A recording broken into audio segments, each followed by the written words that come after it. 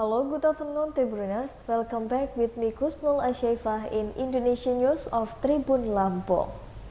We will present you an updating and interesting information from every place in Indonesia. And here are the complete news. The first news is, Social Minister distribute BLT at the Banda Aceh Post Office. Minister of Social Affairs Tri Risma Haryani distribute direct cash assistance or BLT full to oil or BBM to underprivileged community at the PT Pos Indonesia branch office in Banda Aceh. The Minister of Social Affairs said the risk distribute of BLT Banda Aceh has now reached 99% and Aceh Jaya 60%. Meanwhile, according to Risma, in other district or city in Aceh, the distribute or BLT has reached over 90%. Even so, she said the Minister of Social Affairs, based on information from the Banda Aceh branch of the post office, the risks were significant or obtained distribute to BLT. For the scope of the Aceh, that Social Minister Risma, the benefit of the BLT were 90,000 people.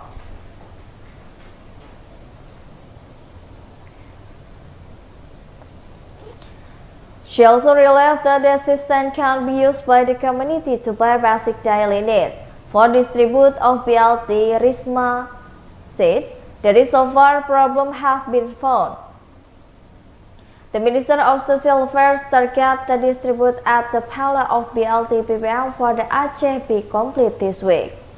For the Aceh, the target this Sunday this week can be finished, Risma said her official statement yesterday. The amount of BLT BBM distributed to KPM told the Post Indonesia. Per month is the given every 2 months for the next 4 months from the September 2022. In the distribution, which may sign divide into the stake, namely the first 100,000 September and the second 300,000 in December 2022.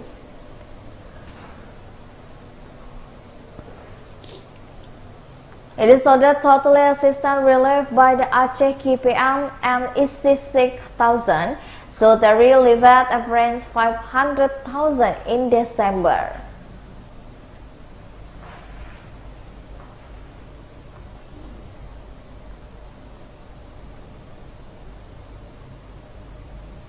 The next news is, branch office at the Indonesia Democratic Party of the struggle in the Medan destroyed. The Medan city government also destroyed the post building of the Indonesia Democratic Party of struggle in Hamdan village, Medan Maimun district, Medan, because it was trending on the Discovery channel. The building is now branch office of the Indonesian Democratic Party struggle, which has been stable for decades, and the branch head of branch of Indonesia Democratic Party of struggle, Hamdan sub-district, Medan Maimun sub-district. Earlier relieved that risk before demolition of the building was carried out. His body is in the relieved at notification letter from the Medan city government. He said that after receiving a letter from the Medan city government, he confirmed the matter to branch leadership council of the Indonesian Democratic Party of the struggle. Ali also that did not know to the branch office is Indonesian Democratic Party of struggle should be removed. He said that the Medan city government police was operated to clean the dirty night location, plus the existence to building mat in the Mataluti Road Naro and the Alton Jamat. Ali explained that the building the branches of the Indonesian Democratic Party of the struggle location was stabilized since the beginning in the information. He also realized that the building was illegal because it was standing on the Dindai Channel. However, hope that the Medan city government will also think about the fate of the traders, whereas also building was also demolished. The risk because apart from the branch office of Indonesian Democratic Party of Struggle and Golkar, there is also building belonging to traders which have not brought under control because there is illegally standing and blocking drainage channel.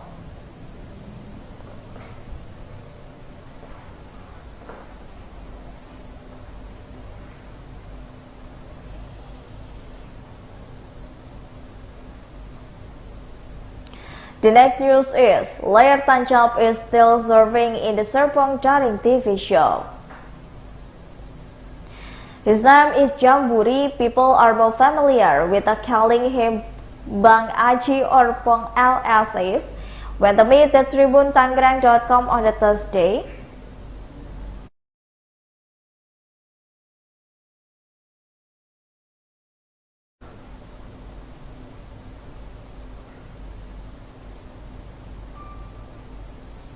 this 43-year-old man was trading with a plug in the screen equipment.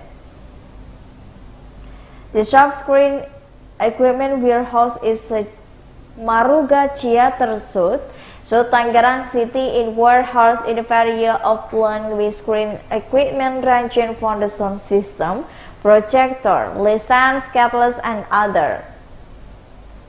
The Bung Haji plan in domestic product, he adjusts the slant checker on the real film castle for the proper rotation. According to him, he really liked watching movie in his joint venture as a crew. He bought a broken projector with a worth million from a friend that fixed it to the project cable to repair a broken projector. Thirdly, he domestic Indian film cassettes in another one to European film. He will return to the customer wishes. Bang Aji set the step-by-step screen remains an idol for the community. Even though people, Thomas already filed to various television programs. One film screening, he charged 600 to 700,000 depending on the location of the film. If also the Tangsel area places many change the screen skit like People Cinema most, ideally instead the year of open mind challenge into wonder change to cinema dispense. In addition, there is also other challenge, namely the harmony of sound and film image. To maintain the Tancap, Layar Tancap, Aji hopes the community will be continue to support domestic Layar Tancap in the world.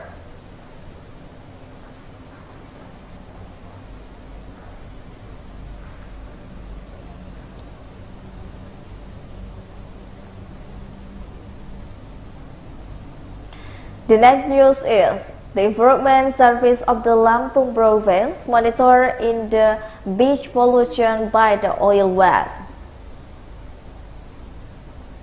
The Lampung Province Environmental Service monitored 3 beaches in East Lampung on Wednesday. The monitoring is ordered to review and location where some time ago is still spoiled and wishes to belonging to PTPHLOC. The first location in the Kerang Mas Beach, Muara Gading Mas Village, Labuhan Maringgai District, is Lampung. The location is one point the bin pollution with style oil by the PHOCs. Monitoring at location at around 10 a.m., the condition of the Kerang Mas Beach look clean. Along the entrance until about 500 meters on the coast, there is no trace oil west. Indah Beach, Labuhan Maringgai District is Lampung. At the second location at the Lampung Province Improvement Surveillance Team arrived at around 10 a.m. It was observed there was still some residual oil wells in this location. The result monitoring almost every 2 meters distant. A found trace will see a rice stacker and the small size. The west is stolen and the sun in the farmer's cell. The route carriers continue monitoring to third location to be accessed at Mutiara Baru Beach. Timber arrived at around 11 p.m. The location there is third beach as well the second beach. There is still some spontaneous former oil waste to the ore skin in the beach. In the review also attended by the head of the Lampung Province Improvement Service Amelia Kusmawati and head of the commercial of CIDPO AIS Indra Darmawan. When improvement at the location, head of the commercial of the CIDPO Indra Darmawan confirmed that the three were still oil spills at the several points on the coast. He also explained that the re-mining oil comes from former leak from the previous oil rebraining. He also represented that of the three were no more leaks from the refinery owned by the PTPHE Oasis.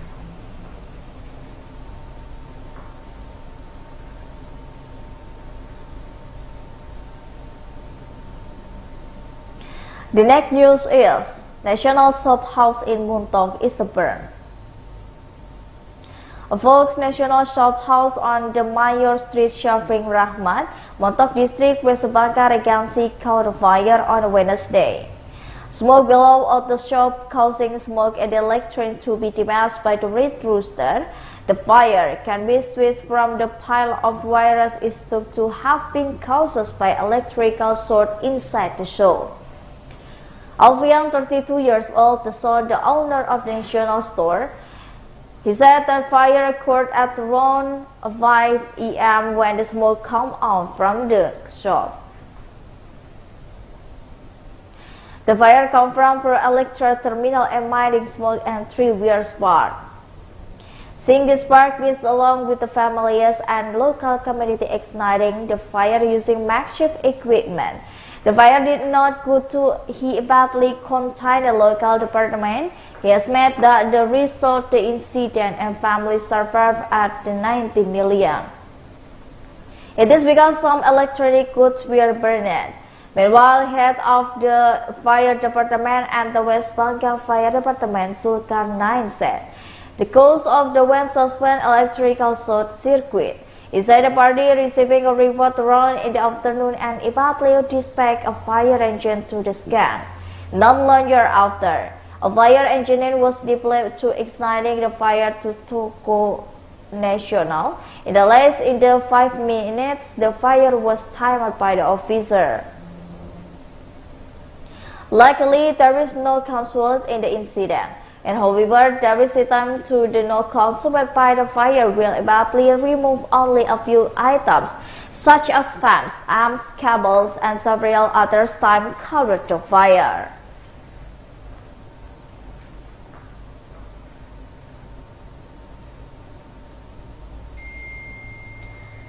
The next news is a passenger stopped a taxi driver online. Passenger show of the taxi online drivers occurred on the Plumpung Samper route, Koja, North Jakarta on Wednesday, 18, 2022 afternoon. Victim Sian, 45 years old, was attacked using a sharp weapon by the VR 17 years old. Was the passenger himself in the arriving destination on Ace Witness incident, Balo said the victim to the pre-status binding attack with a him machine. Blood was pouring in victim car, causing the enclave understand rate. It is not known. Resident who burned screamed with the victim immediately causes pre-status although they had lost track of time. The pre-status will also declare a crushing statement.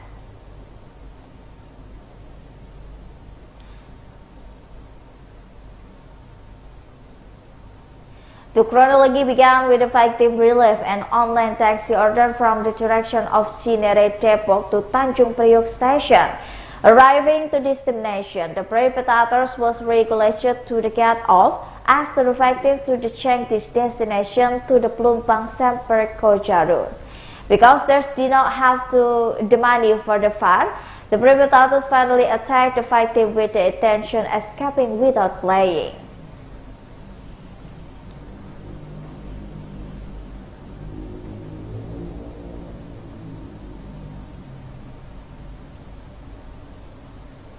The next news is Ardiansyah sentenced to the 20 years in prison. The defendant Ardiansyah was sentenced to the 20 years in prison in trial to Muara Enim District Court on the Thursday. The sentence of the 20 years in prison is lower than the demand the public processor would demand the defendant with a life sentence. The defendant, who is a former police officer, sentenced the defendant, who is a former police officer, was tried in the casing burning his girlfriend, Nancy Molina, by tossing with him, causing to the death on March 10, 2022. Based on the fact of observation, the trial was delayed by the plenary judges considering of the Sally Navrianti, Sarah Riki Suryanti, and Tri Ayu Wulandari. The public processor team considered of the Alik Akbar Suryani. Meanwhile, the defense of the defense Haru and the Prasetya, the trial was closed quartered by the police from the Muara Enim Resort Police.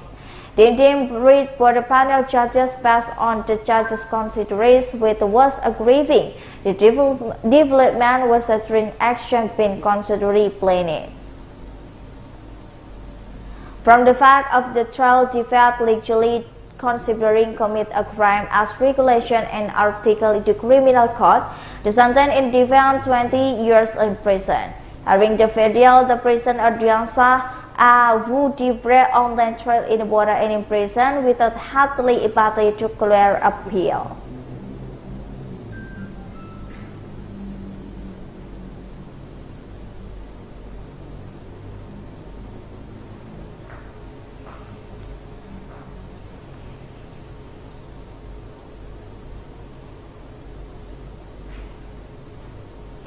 Well, I think those are the news for today with me, Kusala Ashaifa. Don't forget to follow us in Tribun Lampung News Video, Tribun Lampung Facebook, Tribun Lampung Instagram, and Tribun Lampung TikTok for more information. Thank you for watching and have a nice day.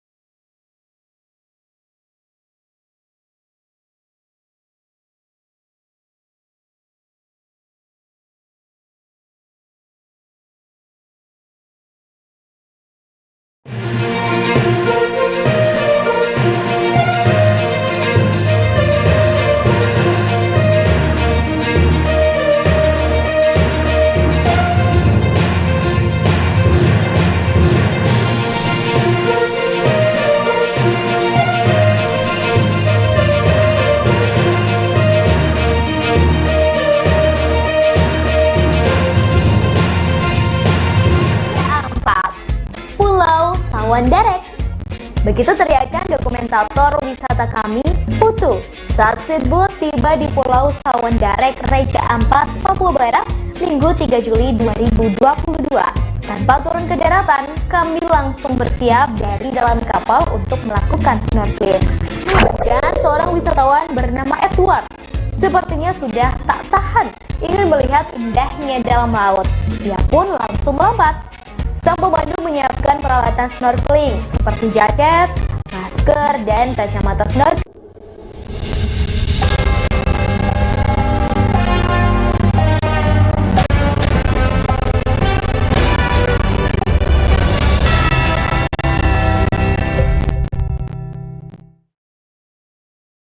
Halo, selamat siang. Tribuners kembali hadir di hadapan Anda live update siang edisi Jumat 16 September 2022.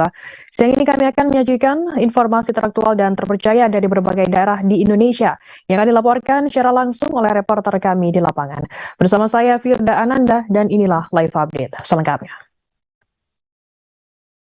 Kita ke berita pertama, Saudara. Mahkamah Kehormatan Dewan atau MKD DPR RI memutuskan untuk tidak menindaklanjuti laporan terhadap anggota Komisi 1 DPR RI fraksi PDI Perjuangan Effendi Simbolon terkait pernyataan TNI seperti gerombolan. Putusan tersebut dibacakan oleh Wakil Ketua MKD Habibur Rahman di ruang MKD Kompleks Parlemen Senayan, Jakarta pada Kamis 15 September. Habibur Rahman mengatakan apa yang disampaikan Effendi terkait isu disharmoni di tubuh TNI merupakan sebuah kritikan yang bersifat membangun.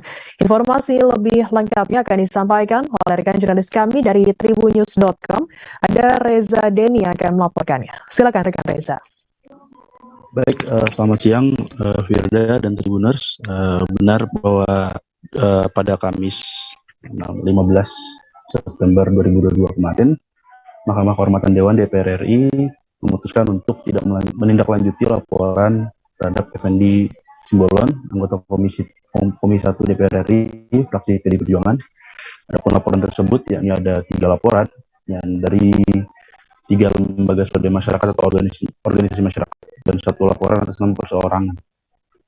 Dalam pembacaan putusan, Wakil Ketua MKD DPR RI Habibur Rahman dengan didampingi oleh Trimedia Panjaitan, kemudian Maman Imanul Haq, anggota MKD, membacakan bahwa memang laporan terhadap Effendi Simbolon tidak dapat ditindaklanjuti karena Effendi Simbolon telah meminta maaf kepada publik melalui fraksinya PDIP Perjuangan pada hari sebelumnya, ini Rabu. Dan karena permintaan maaf itulah MKD tidak dapat menindaklanjuti laporan terhadap Effendi. Selain itu juga menurut Habibur Rahman dalam pembacaan putusannya, anggota DPR memiliki hak imunitas terkait apa yang disampaikan dalam rapat, yakni pada rakersit dengan Kementerian Pertahanan tersebut. Laporan tidak ditindaklanjutinya ini membuat Effendi Simbolon kemudian berterima kasih kepada MKD DPR dan dia mengulangi bagaimana dia sangat tulus meminta maaf kepada TNI dan juga seluruh pihak yang merasa tersakiti. Dia juga kemudian menunjukkan sebuah pesan, yakni sebuah pesan WhatsApp yang dimana di sana ada dirinya dan juga KSAD Jenderal Dudung dan juga Jenderal Panglima TNI Jenderal Andika Perkasa. Dalam pesan tersebut dia menegaskan bahwa tidak ada sama sekali niat untuk menstigmakan TNI seperti gerombolan.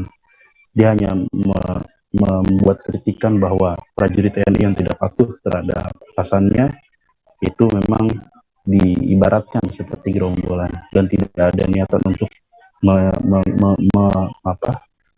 meruncingkan disharmoni antara Panglima TNI dan Jenderal Andika Perkasa dan KSAD Dudung Abdurrahman maksudnya. Namun Effendi Simbolon sangat menyayangkan soal adanya mobilisasi prajurit-prajurit TNI yang kemudian mengintimidasinya lewat berbagai macam cara. Salah satunya yakni dengan menyebarkan nomor ponselnya, kemudian alamat rumahnya juga disebarkan. Bahkan dia mengaku 24 jam ponselnya terus berdering semenjak pernyataan darinya soal TNI seperti gerombolan itu keluar. Dan menurutnya supremasi sipil itu harus terus berada di atas dari segalanya gitu. Namun dia kembali menegaskan bahwa permintaan maaf itu dari lubuk hati yang paling dalam, dan Effendi sangat bersedia jika memang harus bertemu atau menemui KSAD Jenderal Dudung Abdurrahman. Demikian Firda, laporan dapat disampaikan. Baik, terima kasih rekan Reza Denny dari tribunnews.com atas laporan Anda. Selamat bertugas kembali. Akan kami tampilkan Tribuners wawancara dari anggota Komisi 1 DPR RI fraksi PDI Perjuangan Effendi Simbolon. Berikut liputannya untuk Anda.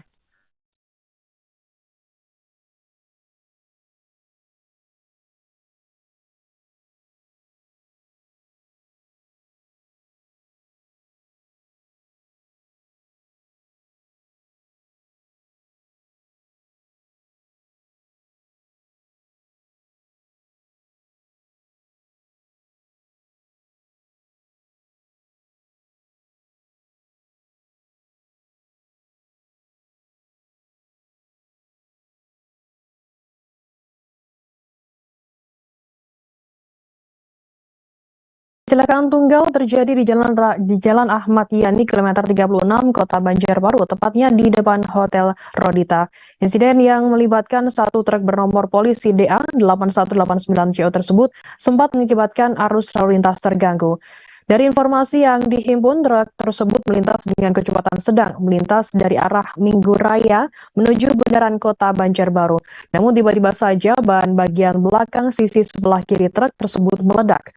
Informasi lebih lengkapnya akan disampaikan oleh rekan jurnalis kami dari Banjarmasin Pos, ada Muhammad Rahmadi yang akan melaporkannya. Silakan rekan Rahmadi.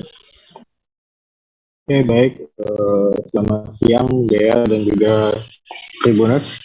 Dapat saya laporkan kemarin sore, tepatnya di Kota Banjarbaru, terjadi kecelakaan tunggal yang mana melibatkan satu unit truk dengan muatan baterai aktif. Truk tersebut menurut saksi di lapangan melintas dengan kecepatan sedang dari arah Kota Banjarmasin menuju Bundaran Simpang 4 Kota Banjarbaru. Sesampainya di lokasi kejadian, ban bagian belakang sisi sebelah kiri truk mengalami kerusakan yang pecah dan sehingga membuat truk tersebut kehilangan kendali. Dari jarak truk tersebut pecah 50 meter kemudian, truk tersebut tidak lagi bisa dikendalikan sehingga terbalik.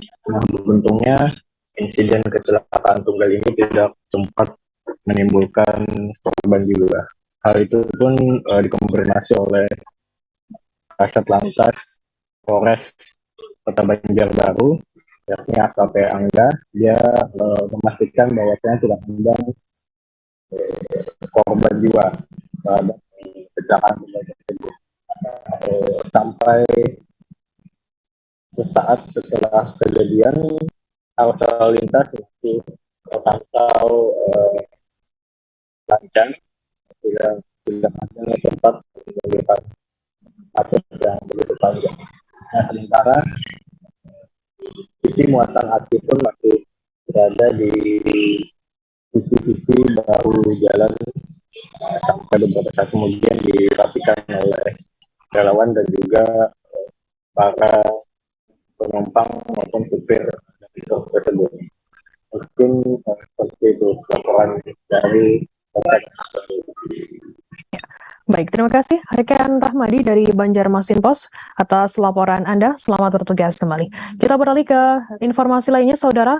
Dinas PUPR Kabupaten Palawan memperbaiki alat berat jenis ekskavator setelah berhasil ditarik dari dalam lumpur di tepi Sungai Kerinci, Kecamatan Pangkalan Kerinci. Ekskavator jenis long arm tersebut terperosok di dalam lumpur saat melakukan normalisasi Sungai Kerinci dekat kompleks perkantoran Bakti Praja. Selama 6 hari terbenam dalam lumpur, berbagai upaya dilakukan oleh Dinas PUPR bersama instansi lain untuk mengeluarkan alat berat tersebut. Informasi lebih lengkapnya akan disampaikan oleh rekan jurnalis kami dari Tribun Pekanbaru, ada Yohanes Tanjung yang akan melaporkannya. Silakan rekan Yohanes. Baik, terima kasih rekan Firda dan selamat siang Tribuners dimanapun Anda berada. Saya Yohanes Tanjung, jurnalis tribunpekanbaru.com yang bertugas di Kabupaten Pelalawan melaporkan bahwasanya proses normalisasi Sungai Kerinci yang terletak di Kecamatan Pangkalan Kerinci, Kabupaten Pelawan kembali dilanjutkan oleh Dinas Pekerjaan Umum dan Penataan Ruang atau dari Dinas PUPR Kabupaten Pelawan. Setelah pihaknya berhasil menarik satu unit eskavator jenis long arm yang terperosok sejak pekan lalu, artinya selama 6 hari. Kemudian proses normalisasi kembali dilanjutkan, namun hanya menggunakan satu unit eskavator jenis amfibi yang buatan Pindad milik Dinas PUPR. Sedangkan eskavator long arm yang berhasil ditarik masih dalam keadaan rusak dan proses perbaikan sedang dilakukan oleh Dinas PUPR. Nah, konfirmasi kami dengan Kepala Dinas PUPR bahwasanya perbaikan yang dilakukan yaitu meliputi mesin dan juga penggantian baterai serta juga mengganti oli maupun bagian-bagian yang rusak akibat terendam air dan juga terperosok di dalam lumpur. Sedangkan proses normalisasi tetap dilanjutkan dengan menggunakan eskavator amfibi, di mana target normalisasi atau pelebaran Sungai Kerinci ini yakni sepanjang 502 meter dengan luas atau penambahan lebar sepanjang 20 meter. Sampai saat ini memang proses normalisasi masih berjalan 30%, sempat terhenti selama 1 pekan akibat insiden terperosoknya alat berat jenis long arm tersebut. Sebenarnya dalam proses evakuasi memang Dinas PUPR melibatkan berbagai instansi termasuk Dinas Perkebunan dan Peternakan yang meminjam 2 alat berat mereka, kemudian melibatkan juga dengan Dinas Pemadam Kebakaran untuk menyedot lumpur dan air yang berada di sekitar eskavator. Dinas PUPR sampai saat ini masih menargetkan proses normalisasi atau mengeruk dan memperlebar Sungai Kerinci sepanjang 502 meter selesai dalam jangka 1 bulan ke depan. Hal itu dilakukan untuk mengantisipasi banjir yang terjadi di Kota Pangkalan Kerinci yang merupakan ibu kota Kabupaten Pelawan. Diketahui sebagai informasi bagi Anda Tribuners, selama ini Kota Pangkalan Kerinci selalu dilanda banjir di berbagai tempat. Genangan air selalu muncul di beberapa titik termasuk di fasilitas umum seperti jalan raya maupun pemukiman masyarakat. Akibat dari drainase dan parit yang tidak lancar ataupun yang tersumbat, sehingga dibutuhkan pelebaran Sungai Kerinci sebagai pembuangan akhir sebagian besar daripada drainase maupun parit yang ada di Pangkalan Kerinci. Program ini merupakan salah satu langkah daripada Satgas Banjir yang dibentuk oleh Pemkab Pelawan. Demikian laporan saya, kembali ke rekan Firda di studio. Baik, terima kasih rekan Yohanes Tanjung dari Tribun Pekanbaru atas laporan Anda. Selamat bertugas kembali. Tribuners, kita beralih ke informasi lainnya, saudara. Sebuah truk bermuatan tembakau Bojonegoro dibakar oleh ratusan masyarakat di lapangan Desa Bulai, Kabupaten Pamekasan, Madura pada Kamis 15 September sekitar pukul 3 dini hari. Truk bernomor polisi S8413D tersebut dibakar di tengah lapangan Desa Bulai, Kecamatan Galis, Kabupaten Pamekasan, Madura. Sedangkan sejumlah tumpukan tembakau kering juga ikut dibakar oleh sejumlah orang di tengah lapangan tersebut. Informasi lebih lengkapnya akan disampaikan oleh rekan jurnalis kami dari Tribun Madura.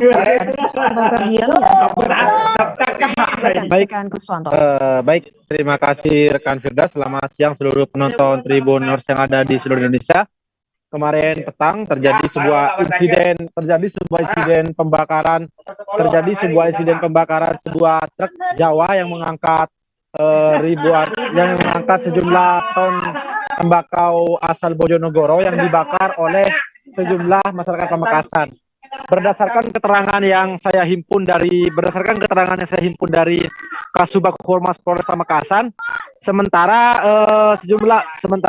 warga yang membakar truk itu berjumlah sekitar 200 orang. Namun hal berbeda disampaikan oleh Kapolsek Galis, Ibtu Jupriyadi, bahwa jumlah massa yang membakar truk tersebut sekitar 50 orang. Nah, sementara ini berdasarkan update terbaru, polisi sudah mengantongi sejumlah alat bukti berupa rekaman CCTV, di mana di sebuah rekaman CCTV itu memperlihatkan sejumlah mobil pickup dan juga mobil APV yang mengikuti truk tersebut sebelum dibakar. Ada sekitar 3 mobil pickup dan 3 mobil APV yang mengikuti truk tersebut ketika hendak dihadang oleh masyarakat. Nah, rekaman CCTV ini sekarang dijadikan sebagai alat bukti oleh polisi untuk mengungkap siapa dalang dibalik pelaku pembakaran ini. Nah, pada saat itu semulanya sebelum terjadi pembakaran, awalnya terdapat 2 truk Jawa yang mengangkut sejumlah tembakau ke Pamekasan, melintasi Kabupaten Pamekasan. Setiba di Jalan Asem Manis, truk tersebut dihadang oleh sejumlah orang yang mengendarai mobil pickup. Nah, namun tak berhenti di situ, mereka juga mengejar truk tersebut hampir sampai di depan gudang garam yang berada di Kabupaten Pamekasan. Sesampainya di depan gudang garam itu, warga langsung mencegah dan menyuruh sopirnya untuk keluar. Di situ juga ada salah satu masyarakat yang menyuruh salah satu sopir agar segera menuju ke Polres Pamekasan untuk mengamankan diri. Namun satu truk sisanya diambil oleh warga, dibawa ke tengah lapangan di Desa Pulei. Nah, sesampainya di tengah lapangan Desa Pulei itu, warga yang diperkirakan berdasarkan keterangan dari Kasubag Humas Polres Pamekasan sekitar ratusan orang itu langsung membakar truk tersebut. Yang alat buktinya sekarang polisi mengamankan 1 jerigen yang diduga berisi bensin. Nah, jerigen itu diduga sebagai dijadikan masyarakat untuk membakar seluruh bodi truk dan membakar sejumlah tembakau yang kering itu yang hendak dikirim ke Kabupaten Sumeneb. Nah, informasi yang saya himpun sementara ini, Polres Pamekasan sedang memeriksa 6 orang saksi yang meliputi 2 sopir truk dan 4 saksi lainnya adalah seseorang yang dimungkinkan ada dalam video yang sekarang sedang beredar viral. Untuk sementara ini, proses sementara masih dalam tahap penyelidikan dan Kasat Reskrim tadi menyampaikan akan melanjutkan proses penyelidikan. Untuk sementara ini masih mengumpulkan sejumlah barang bukti dan juga mengumpulkan keterangan dari para saksi. Begitu rekan Firda, kembali ke studio. Baik, terima kasih rekan Kuswanto Ferdian dari Tribun Madura atas laporannya. Selamat bertugas kembali. Kita beralih ke informasi lainnya, saudara. Jalan penghubung antara Krayan Induk dengan Krayan Selatan di Nunukan Kaltara terputus akibat longsor. Longsor yang terjadi sejak pekan lalu dan diikuti dengan longsor susulan tersebut mengakibatkan sekitar 300 meter ruas jalan yang merupakan jalan provinsi tersebut tertimbun material longsor. Menurut Dinas Pekerjaan Umum dan Penataan Ruang, Perumahan dan Kawasan Permukiman Kaltara, pergerakan tanah dan longsor masih terus terjadi hingga Rabu kemarin. Tim Dinas PUPR Perkim Kaltara yang dipimpin oleh Kepala Dinas Datu Iman telah melakukan monitoring dan evaluasi terhadap ruas jalan yang tertimbun longsor tersebut. Informasi lebih lengkapnya akan disampaikan oleh rekan jurnalis kami dari Tribun Kaltara. Ada Maulana Ilhami Faudi yang akan melaporkannya. Silakan rekan Faudi. Baik, rekan Firda, dapat dilaporkan bahwa jalan penghubung antara Kecamatan Krayan Induk dengan Krayan Selatan yang berada di daerah Krayan, Kabupaten Nunukan, Kalimantan Utara, longsor sejak pekan lalu. Longsor ini mengakibatkan jalan milik Provinsi Kaltara itu putus sepanjang kurang lebih 300 meter. Pihak Dinas Pekerjaan Umum atau DPUPR Perkim Kaltara telah melakukan monitoring dan evaluasi langsung ke lapangan di titik longsor di jalan penghubung tersebut. Berdasarkan hasil monitoring dan evaluasi, dinyatakan bahwa pihaknya tidak dapat memperbaiki atau membangun jalan di lokasi longsor tersebut. Ini diakibatkan karena longsor susulan hingga hari Rabu Selasa kemarin masih terus terjadi dan kondisi tanah di sana juga cukup labil sehingga untuk dilakukan perbaikan di titik lokasi longsor sampai saat ini tidak memungkinkan. Karena itu pihak Dinas Pekerjaan Umum Kaltara akan membuat rute atau jalur baru yang nantinya menghubungkan Kecamatan Krayan Induk dengan Krayan Selatan. Proses pengerjaan jalan baru ini nantinya tidak akan melalui lokasi yang ada saat ini, namun akan menggunakan rute baru di mana tidak lagi di daerah tepian gunung, melainkan akan menanjak begitu atau membelah gunung. Jalur sepanjang 300 hingga 400 meter ini nantinya akan dibangun dengan lebar jalan 5 meter untuk melancarkan jalur distribusi yang selama 2 pekan terakhir ini terganggu akibat putusnya jalan penghubung tersebut. Menurut Kepala Dinas Pekerjaan Umum Kaltara, Datu Iman, proses pengerjaan jalur baru itu nantinya akan membutuhkan waktu 1 hingga 2 bulan. Pihaknya kini tengah menunggu kucuran dana dari pemerintah provinsi maupun dari pemerintah kabupaten yang telah menetapkan status tanggap darurat akan bencana longsor tersebut. Jika nantinya dana telah dikucurkan, diharapkan dalam waktu 2 bulan mendatang, jalur baru yang menghubungkan dua daerah di perbatasan Indonesia-Malaysia itu nantinya dapat segera terhubung sehingga masyarakat yang selama ini terganggu pasokan distribusinya akan kembali normal. Demikian rekan Firda laporannya. Baik, terima kasih rekan Maulana Ilhami Faudi dari Tribun Kaltara atas laporan Anda. Selamat bertugas kembali. Tribuners, akan kami tampilkan wawancara dari Kepala Dinas PUPR Perkim Kaltara, Datu Iman. Berikut liputannya untuk Anda. Karena tinggal kita satu. Tapi kalau yang longsoran pertama ini tidak ada alternatif lain. Kita harus memindahkan jalan. Perasa jalan kita pindah. Jadi mau jalan baru. Penanganannya kita bikin jalan baru. Karena perasa jalan yang longsor itu sudah tidak bisa kita gunakan. Membuat trase baru, sodetan kayak sodetan gitu. Jadi untuk menyambungkan jalan itu, ya mau tidak mau kita dari sisi gunung sebelahnya. Jadi ini gunung yang longsor di jalan ini, kita menyusuri kumpul gunung sebelah. Berarti Dia macam gunung-gunungnya Pak ya? ya, Pindah sebelah. ya. Jadi kalau kita lihat itu memang gunung itu yang longsor di sisi yang ada jalan. Kita cari alternatif lain, kita akan bikin jalan baru menyusuri kumpul gunung sebelahnya. Jalan baru itu aman Pak, kondisi tanahnya atau gimana? Aman. Karena dia tidak tebing, karena yang kita belah di gunung. Jari-jari payung mendominasi temuan dalam operasi ranjau dilakukan jajaran Satpol PP di Jalan Jenderal Ahmad Yani, Kecamatan Matraman, Jakarta Timur. Kasatpol PP Kelurahan Utan Kayu Utara, Eman Sulaiman mengatakan jari-jari yang sengaja disebar yang untuk membuat ban pengendara bocor tersebut ditemukan pada sisi kiri jalan. Operasi ranjau paku di Jalan Jenderal Ahmad Yani ini digelar setelah adanya aduan warga melalui aplikasi Jakarta Terkini atau Jaki yang ban kendaraannya terdampak ranjau. Informasi lebih lengkapnya akan disampaikan oleh rekan jurnalis kami dari Tribun Jakarta. Ada Bima Putra yang akan melaporkannya. Silakan rekan Bima. Ya, dapat saya sampaikan bahwa pada hari Kamis 15 September 2022 kemarin, jajaran Satpol PP Kecamatan Matraman mengadakan operasi ranjau paku di sepanjang Jalan Jenderal Ahmad Yani, Jakarta Timur. Operasi ini diadakan setelah adanya aduan warga yang melaporkan bahwa dalam satu pekan terakhir sudah 4 kali ban kendaraannya bocor terdampak ranjau paku. Dan menurut korban yang melapor melalui aplikasi Jakarta Terkini tersebut, bahwa bukan hanya dia pengendara yang menjadi korban ranjau paku, melainkan ada banyak pengendara lain yang setiap harinya menjadi korban dari ranjau paku tersebut. Menurut Kasatpol PP Kelurahan Utan Kayu Utara, Eman Sulaiman, dalam operasi ranjau tersebut yang dilakukan dengan menggunakan magnet, pihaknya mendapati bahwa ranjau yang paling banyak mendominasi adalah jenis jari-jari payung.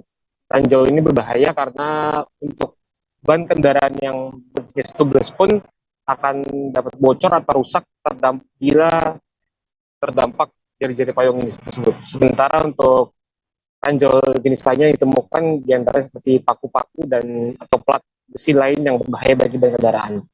Tidak hanya di Kecamatan Matraman, pada hari Kamis kemarin, jajaran Satpol PP Kecamatan Jatinegara juga mengamankan sebanyak 1,4 kg ranjau paku dan 1 gerobak tukang tambal ban yang sudah ditinggal oleh pemiliknya.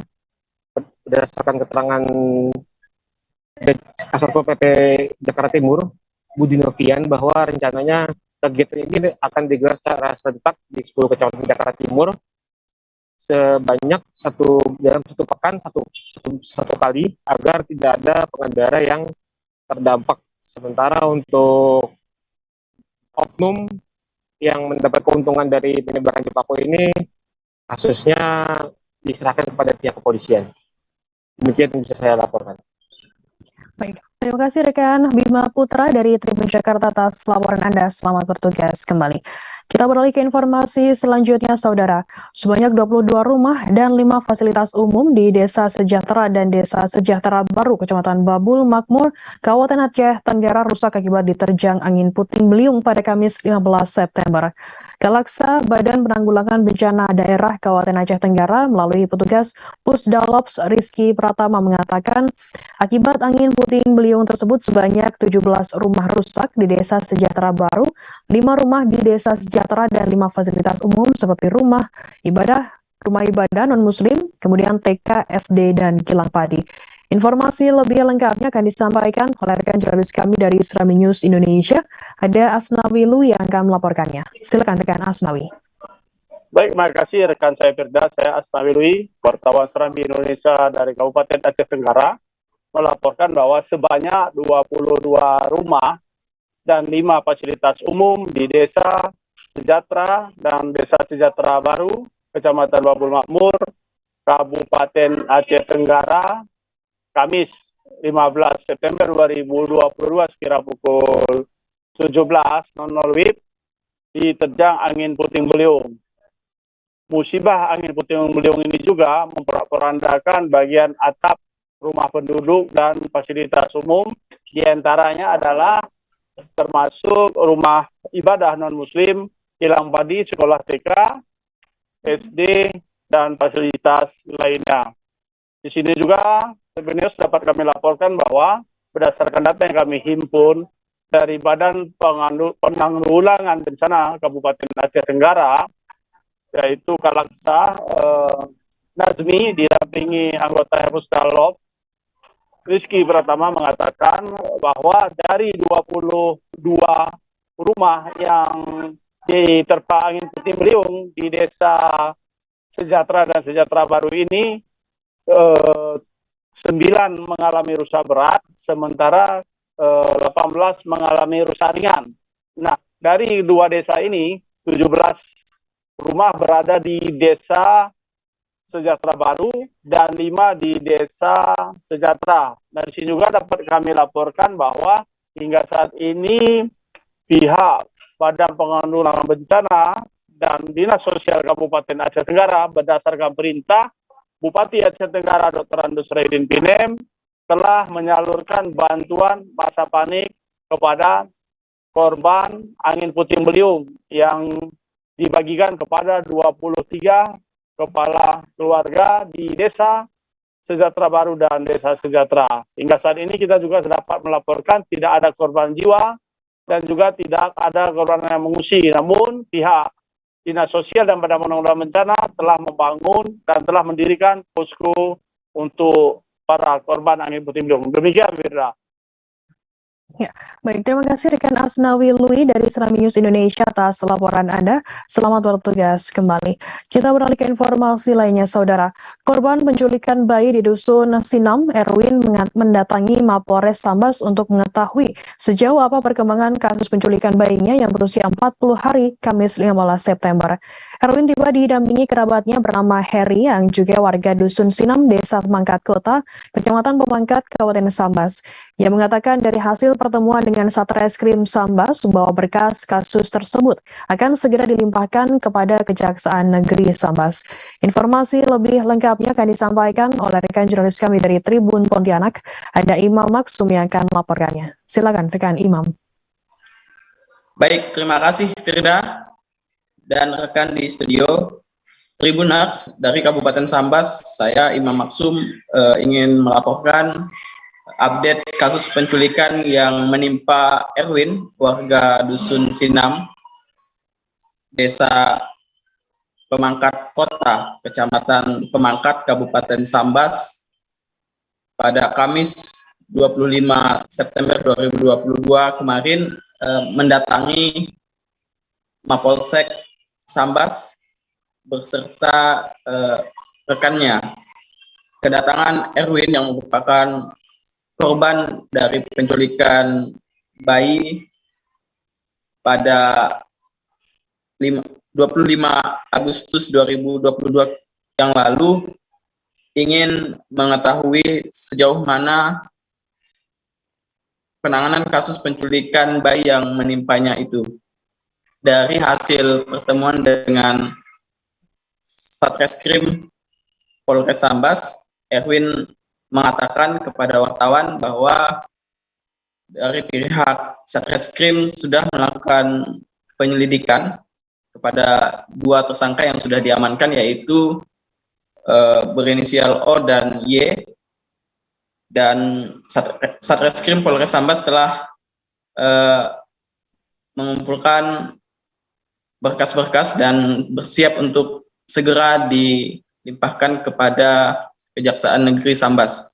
Nah, Erwin sendiri berharap semoga penanganan kasus penculikan bayi yang menimpanya itu dapat dilakukan atau dapat diproses dengan cepat, karena menurutnya sudah terlampau cukup lama dari tanggal 25 Agustus 2022 yang lalu.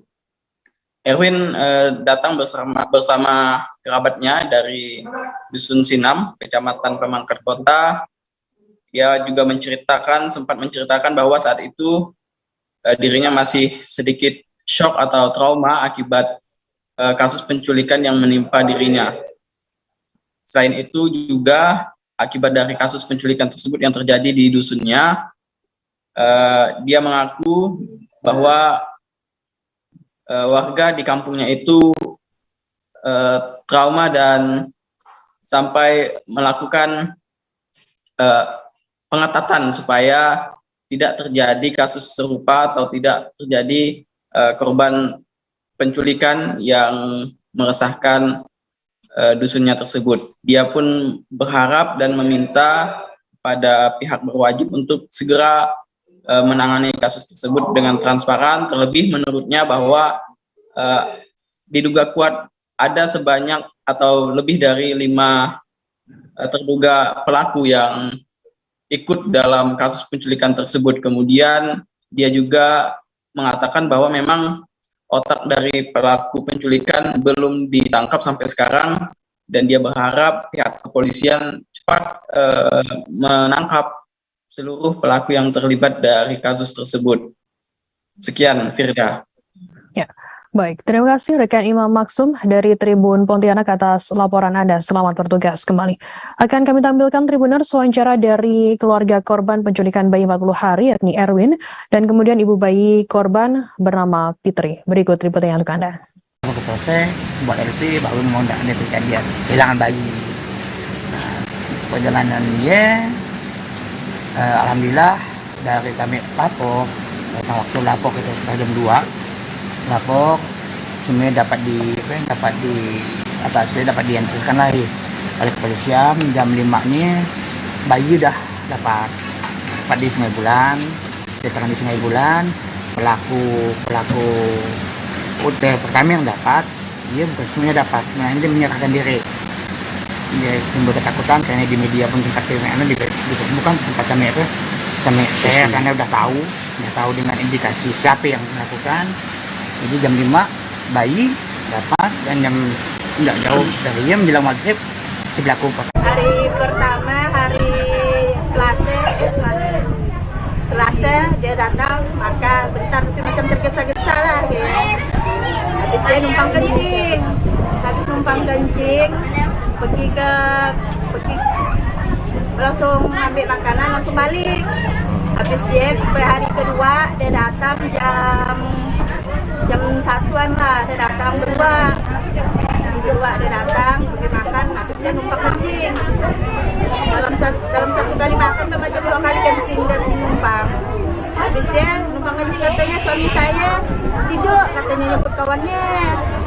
Habis dia langsung dia pun dah lama langsung pergi. Habis dia hari itu dia datang ke orang 3, 1 cowok 2 cewek. Seorang santri Pondok Pesantren Al-Falah di Kelurahan Pasar Krui, Kecamatan Pesisir Tengah, Pesisir Barat Lampung meninggal dunia dianiaya rekan sesama santri. Korban berinisial DN 17 tahun mengalami luka akibat senjata tajam saat perkelahian sesama santri Pondok Pesantren Al-Falah di Kelurahan Pasar Krui, Kecamatan Pesisir Tengah, Pesisir Barat Lampung. Dalam perkara tersebut, korban berinisial DN mulanya berkelahi dengan sesama santri Pondok Pesantren Al-Falah berinisial RZ 15 tahun. Menurut keterangan Kasat Reskrim Polres Lampung Barat, M. Ari Setiawan, peristiwa nahas tersebut terjadi pada Kamis 15 September sekira pukul 00:20 waktu Indonesia Barat. Informasi lebih lengkapnya akan disampaikan oleh rekan jurnalis kami dari Tribun Lampung.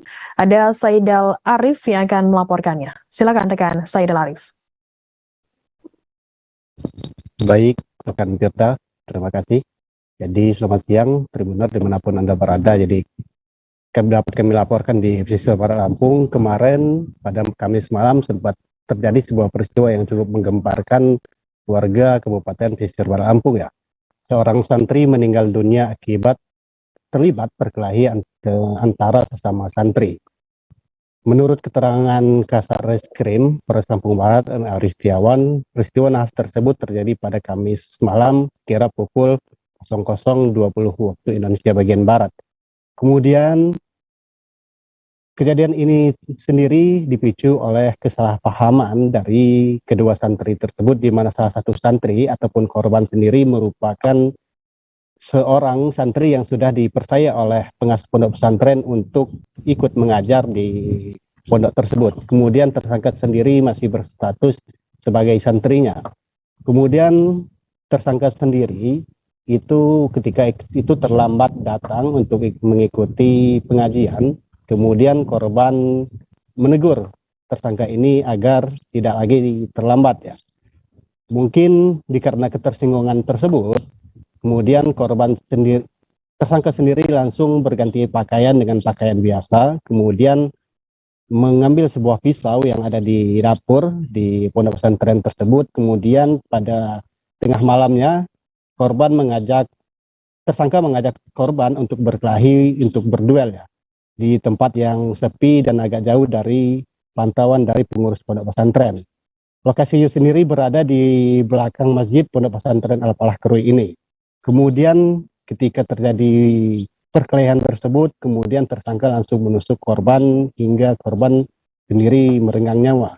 Menurut dari keterangan dari pengasuh pondok pesantren Al-Falah ini, yaitu Kiai Haji Nur Hadi, pada saat itu pihaknya sedang tidak berada di lokasi kejadian sebab ada seorang santri yang memang sedang mengalami sakit di Puskesmas Pesisir Tengah, Pesisir Barat Lampung. Nah, kemudian pada saat itu setelah pulang dari menjenguk anak santri yang sakit itu, kemudian dia duduk di depan rumah, kemudian ada seorang santri yang berlari, kemudian yang mengatakan ada santri yang tertusuk.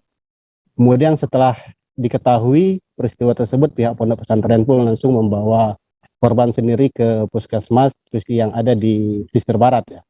Kemudian mungkin nahas ya nasibnya, tidak lama berselang korban sendiri meregang nyawa. Saat ini jasad korban pun sudah dikebumikan oleh pihak keluarga. Kemudian tersangka sendiri saat ini sudah diamankan oleh Polres Lampung Barat, dan pada siang tadi sudah dilakukan rekonstruksi ulang ya. Kemudian untuk hari ini suasana di pondok pesantren masih tetap normal sebagaimana biasanya, aktivitas belajar pun masih tetap berjalan.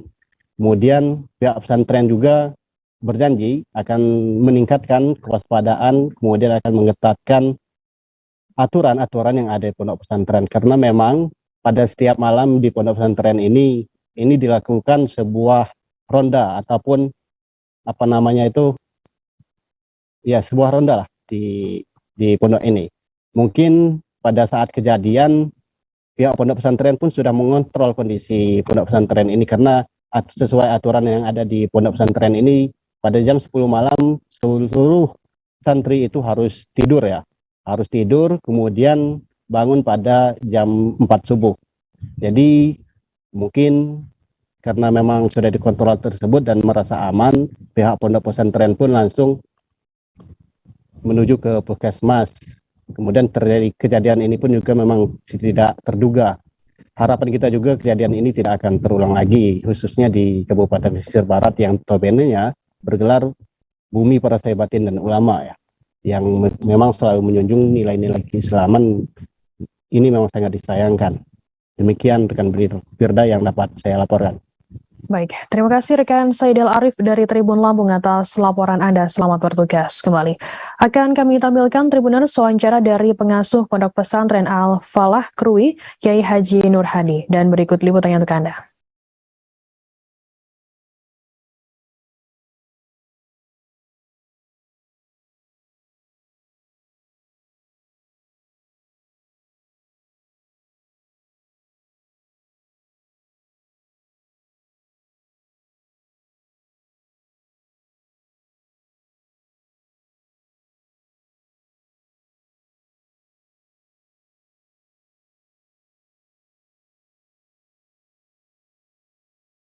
Lima orang mendatangi Reskrim Polres Serang untuk melaporkan dugaan kasus penipuan penyaluran tenaga kerja di Kecamatan Cikande, Kabupaten Serang pada Kamis 15 September. Para korban ini mengaku dijanjikan mendapatkan pekerjaan dalam waktu 1 minggu dan dimintai uang sekitar 3 juta hingga 9 juta rupiah. Mereka dijanjikan bekerja di sebuah perusahaan di kawasan industri modern Cikande. Kasih Humas Polres Serang, Ibtu Dedi Jumhaidi mengatakan pihaknya sudah mendapatkan laporan tersebut. Menurut Dedi, pelapor memberikan bukti kwitansi pembayaran penerimaan kerja. Selengkapnya akan disampaikan oleh rekan jurnalis kami dari Tribun Banten, ada Desi Purnamasari yang akan melaporkannya. Silakan rekan Desi. Ya, baik. Terima kasih rekan Firda dan juga selamat siang Tribuners. Sebelumnya memang korban penipuan penyaluran tenaga kerja ini di Kecamatan Cikande, Kabupaten Serang mulai melakukan laporan dan memang korbannya saat ini terus bertambah dan laporan tersebut memang telah masuk ke Polres Serang pada Kamis 15 September 2022. Dan pada saat itu sebanyak 5 orang korban mendatangi unit Reskrim Polres Serang guna melakukan laporan terkait kasus penipuan penyaluran tenaga kerja tersebut. Para korban ini juga mengaku memang telah dijanjikan akan mulai mendapatkan pekerjaan dalam waktu yang sangat singkat, yakni 1 minggu. Selain itu, korban juga dimintai sejumlah uang dengan nilai yang cukup bervariasi, yakni di antara 3 sampai 9 juta rupiah. Hal itu uang tersebut diberikan korban kepada penyalur tenaga kerja tersebut, yakni untuk dapat masuk ke salah satu perusahaan yang memang telah dijanjikan oleh penyalur tersebut, yakni di wilayah industri modern Cikande. Dan hal ini juga dibenarkan oleh Kasih Humas Polres Serang, Ibtu Dedi Jumhaidi. Ia mengatakan bahwa memang laporan dari ke-5 korban kasus penipuan penyaluran tenaga kerja ini benar adanya telah diterima oleh pihak unit Reskrim Polres Serang pada Kamis 15 September 2022. Dan Dedi juga mengatakan bahwa atas laporan tersebut pihak Polres Serang mengaku akan segera melakukan penyelidikan atas laporan itu. Ia juga mengaku bahwa akan segera melakukan tindak lanjut atas laporan yang memang terkait penyalahgunaan penipuan penyaluran tenaga kerja ini. Sedangkan Dedi juga mengatakan bahwa untuk barang buktinya sendiri yang dibawa oleh ke-5 korban ini diantaranya yakni bukti kwitansi pembayaran atas penerimaan kerja tersebut. Dan menurut salah satu korban yakni berinisial DA, ia mengatakan bahwa memang telah memberikan uang sebesar 9 juta rupiah kepada penyalur tenaga kerja tersebut, dan ia juga mengatakan bahwa dijanjikan akan segera masuk dan dipanggil kepada salah satu perusahaan yang ada di industri modern Cikande itu setelah melakukan administrasi dengan selang waktu hanya 1 minggu saja. Dan ia juga mengatakan bahwa awalnya tidak menaruh curiga karena memang menurutnya dari selang waktu ia mengasih uang tersebut kepada tenaga penyalur pekerja itu hanya menunggu 1 minggu saja, namun selama 2 bulan ia menunggu dan juga tidak kunjung ada kabar dari pihak penyalur tenaga kerja tersebut, ia pun terus melakukan koordinasi dan juga mendatangi tempat penyalur tenaga kerja tersebut untuk memastikan kebenaran tempat bekerjanya itu. Namun memang selama 5 bulan hingga sampai saat ini belum juga ada konfirmasi dari pihak penyalur tenaga kerja sendiri kebenarannya untuk bekerja di tempat yang sudah dijanjikan tersebut. Hal ini juga yang membuat DA merasa curiga dan merasa tertipu. Maka pihaknya pun memutuskan untuk melaporkan kasus ini kepada pihak Polres Serang. Dan ia juga mengatakan bahwa berharap kasus ini segera dapat ditangani dan pelakunya segera ditangkap. Begitu rekan Firda. Baik, terima kasih rekan Desi Purnamasari dari Tribun Banten atas laporan Anda. Selamat bertugas kembali. Kita beralih ke informasi selanjutnya, Saudara. Niat hati menjadi artis dan bintang iklan terkenal, seorang gadis asal kota Samarinda bernama Tiara justru menjadi korban penipuan oleh seorang pria asal Jakarta bernama Riki. Tak tanggung-tanggung, pria yang bernama Pangguh Ahitanov Lanza ini berhasil menipu Tiara dan juga keluarganya hingga 600 juta rupiah. Informasi lebih lengkapnya akan disampaikan oleh rekan jurnalis kami dari Tribun Kaltim, ada Rita Lavenia yang akan melaporkannya. Silakan rekan Rita. Ya, selamat siang rekan Firda dan Tribuners dimanapun berada.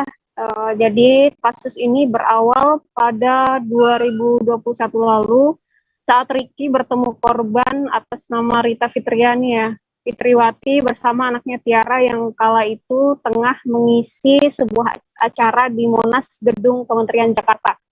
Keesokan harinya, setelah pertemuan itu pelaku mengirimkan pesan melalui Instagram Cita Fitri dan menawarkan Tiara untuk mengikuti audisi iklan dan diterima oleh korban. Nah, benar saja 6 bulan kemudian korban bersama sang ibu melakukan pemotretan iklan di Tanjung Duren, Jakarta, lalu kembali ke kota Samarinda. Namun saat itu belum mendapatkan fee atas pemotretan itu. Tetapi ketika kembali itu, Riki kembali menghubungi korban atau Rita ini dan meminta sejumlah uang dengan dalih untuk biaya photoshoot dan syuting iklan. Nah, padahal kegiatan tersebut jelas hanya alasan pelaku atau fiktif belaka untuk mendapatkan uang dari korban. Nah, untuk meyakinkan korban, Riki melampirkan beberapa surat untuk mencairkan fee yang dibuat sendiri atau palsu pastinya. Hingga akhirnya korban mulai merasa curiga setelah mengirimkan sejumlah uang, pelaku mendadak tidak dapat dihubungi. Dan akhirnya karena pelaku tidak dapat dihubungi, pihaknya korban melakukan pelaporan ke Mapolresta Samarinda. Nah, mendapatkan laporan tersebut, unit Jatanras Satreskrim Polresta Samarinda langsung melakukan penyelidikan hingga berhasil mengamankan pelaku di kediamannya, yakni pada Minggu 11 September lalu di Jalan Kalianyar, RT 015 Kelurahan Kalianyar, Kecamatan Tambora, Jakarta Barat, Provinsi DKI Jakarta, Firda dan Tribuners. Nah, ketika diamankan pelaku sudah tidak dapat berkutik dan langsung mengakui perbuatannya.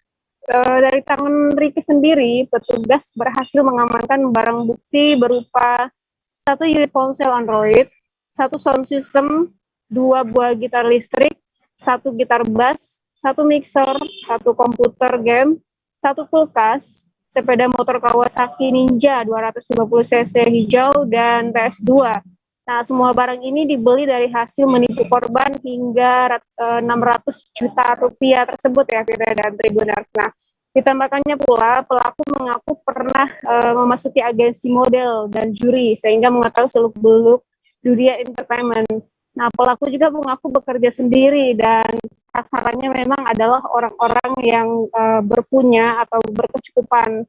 Dan ini atas perbuatannya pelaku dijerat pasal 378 KUHP tentang tindak pidana penipuan dengan ancaman 4 tahun penjara. Demikian Firda dan Tribuners. Baik, terima kasih rekan Rita Lavenia dari Tribun Kaltim atas laporan Anda. Selamat bertugas kembali. Kita beralih ke informasi lainnya, Saudara. Kelompok supporter PSM Makassar Red Gang unjuk rasa di depan kantor Komite Olahraga Nasional Indonesia atau KONI, Sulawesi Selatan pada Kamis 15 September siang.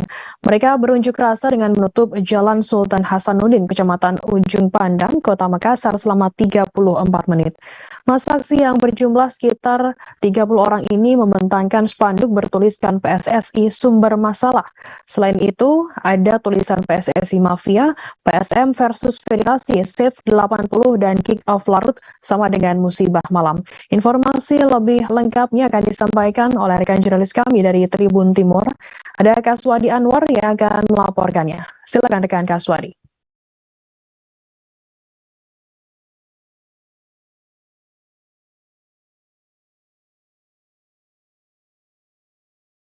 Ya.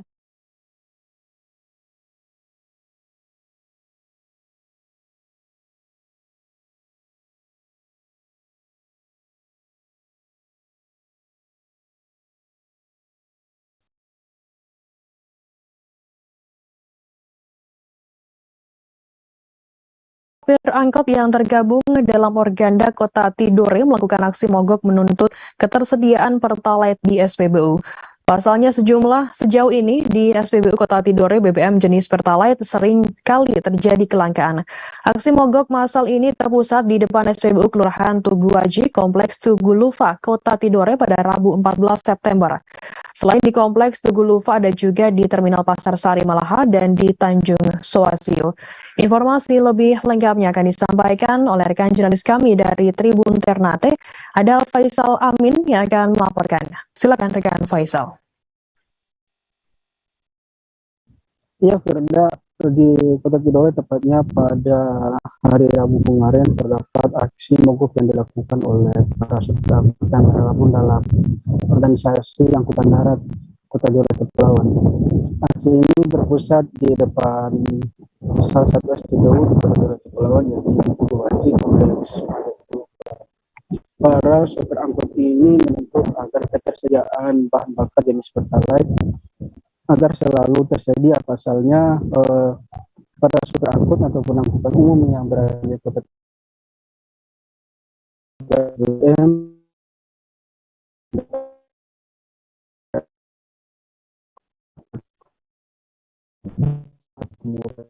Nah, selain itu mereka juga menuntut agar apabila ketersediaan Pertalite di SPBU tidak selalu ada, maka mereka memberikan opsi agar menaikkan tarif angkutan yang sebelumnya ke tarif yang baru.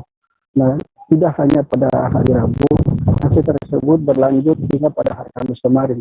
Yakni para supir angkut ini mendatangi kantor DPRD Kota Tidore Kepulauan dengan menyampaikan tuntutan mereka yang sama, yakni ketersediaan jenis Pertalite juga kenaikan tarif.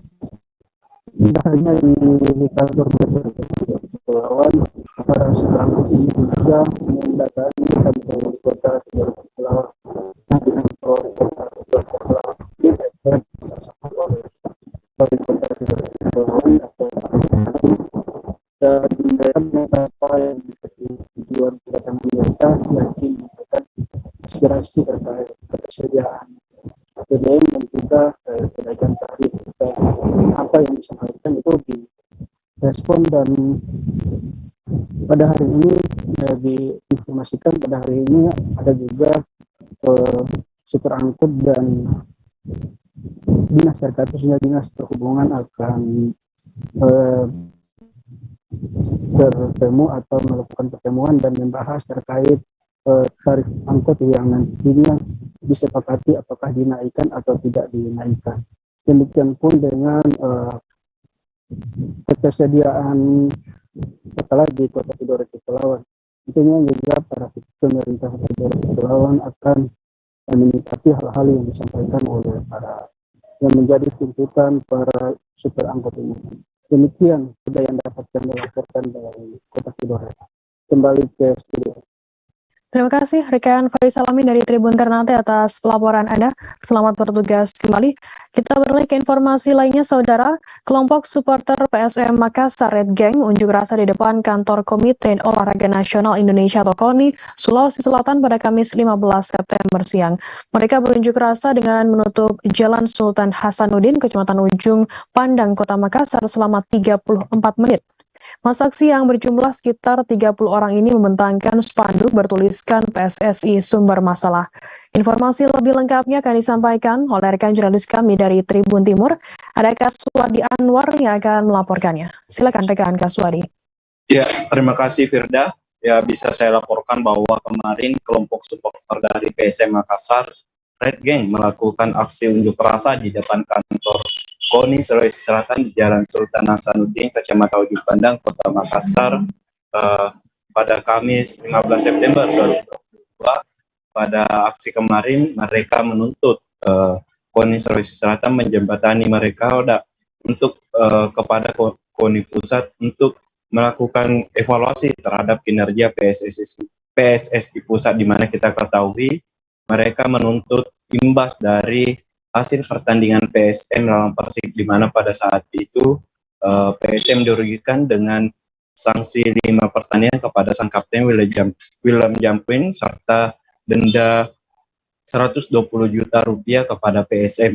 Denda itu tersebut terdiri dari aksi protes yang dilakukan pemain PSM Willem Jampin yang harus mendapatkan kartu merah, kemudian sanksi akibat dari teriakan mafia yang dilakukan oleh supporter PSM yang hadir di Stadion Brawijaya, kemudian 50 juta lagi karena keterlambatan PSM masuk ke lapangan setelah jeda babak pertama. Mereka masuk 120 detik lebih, padahal di aturan hanya diperbolehkan paling lambat 90 detik. Selain itu, mereka juga menuntut terkait masalah jadwal pertandingan PSM, di mana kita ketahui jadwal pertandingan ada yang hingga larut malam sekitar pukul 9 waktu Indonesia Tengah, di mana jarak tempuh antar kabupaten kota tempat lokasi pertandingan PSM yang berada di Stadion B.J. Habibie harus menempuh jarak hingga 3-4 jam. Itu pun baru dari kota Makassar, sementara dari kota-kota lainnya juga membutuhkan waktu 3-4 jam, bahkan ada yang sampai 8 jam. Maka dari itu mereka juga meminta ada evaluasi yang dilakukan oleh KONI Pusat kepada PSSI Pusat sebagai KONI sebagai representasi dari induk olahraga nasional, dan melalui KONI Provinsi Sulawesi Selatan para supporter menyampaikan aspirasinya tersebut, dan mereka mengancam akan melakukan aksi yang lebih besar jika memang tuntutan mereka tidak akomodir oleh KONI Sulsel pada 1 minggu ke depan. Sekian rekan Firda. Baik, terima kasih rekan Kaswadi Anwar dari Tribun Timur atas laporan Anda. Selamat bertugas kembali. Akan kami tampilkan Tribuners wawancara dari Dani, Jenderal Lapangan Aksi. Berikut liputannya untuk Anda. Kita kembali ke tim PSM. Awal bicara saya, ini bukan aksi politik, ini bukan aksi individu, ini bukan aksi siapapun, ini kepentingan aksi tim kebanggaan kami PSM Makassar. Aksi kami itu menuntut KONI untuk bisa mendesak PSSI agar sanksi William Pluin bisa dipertimbangkan, bisa dikurangi. Dan yang kedua itu mendesak KONI Sulsel untuk PSSI agar kick off larut malam bisa dirubah, direvisi. Ya, jika 1 minggu ke depan KONI Sulsel tidak bisa kasih kita kepastian, kami akan turun kembali aksi dengan massa. Tim penyidik Kejaksaan Negeri Sika telah menetapkan tersangka dan melakukan penahanan terhadap RDB selaku Persero Komanditer atau Persero Diam CV Hesti Indah. RDB ditahan dalam perkara dugaan tindak pidana korupsi dalam pembangunan ruang rawat jalan Puskesmas WIGT tahun anggaran 2019 pada Kamis 16 September. Informasi lebih lengkapnya akan disampaikan oleh rekan jurnalis kami dari Tribun Flores. Ada Nofri Fuka yang akan melaporkannya. Silakan rekan Nofri.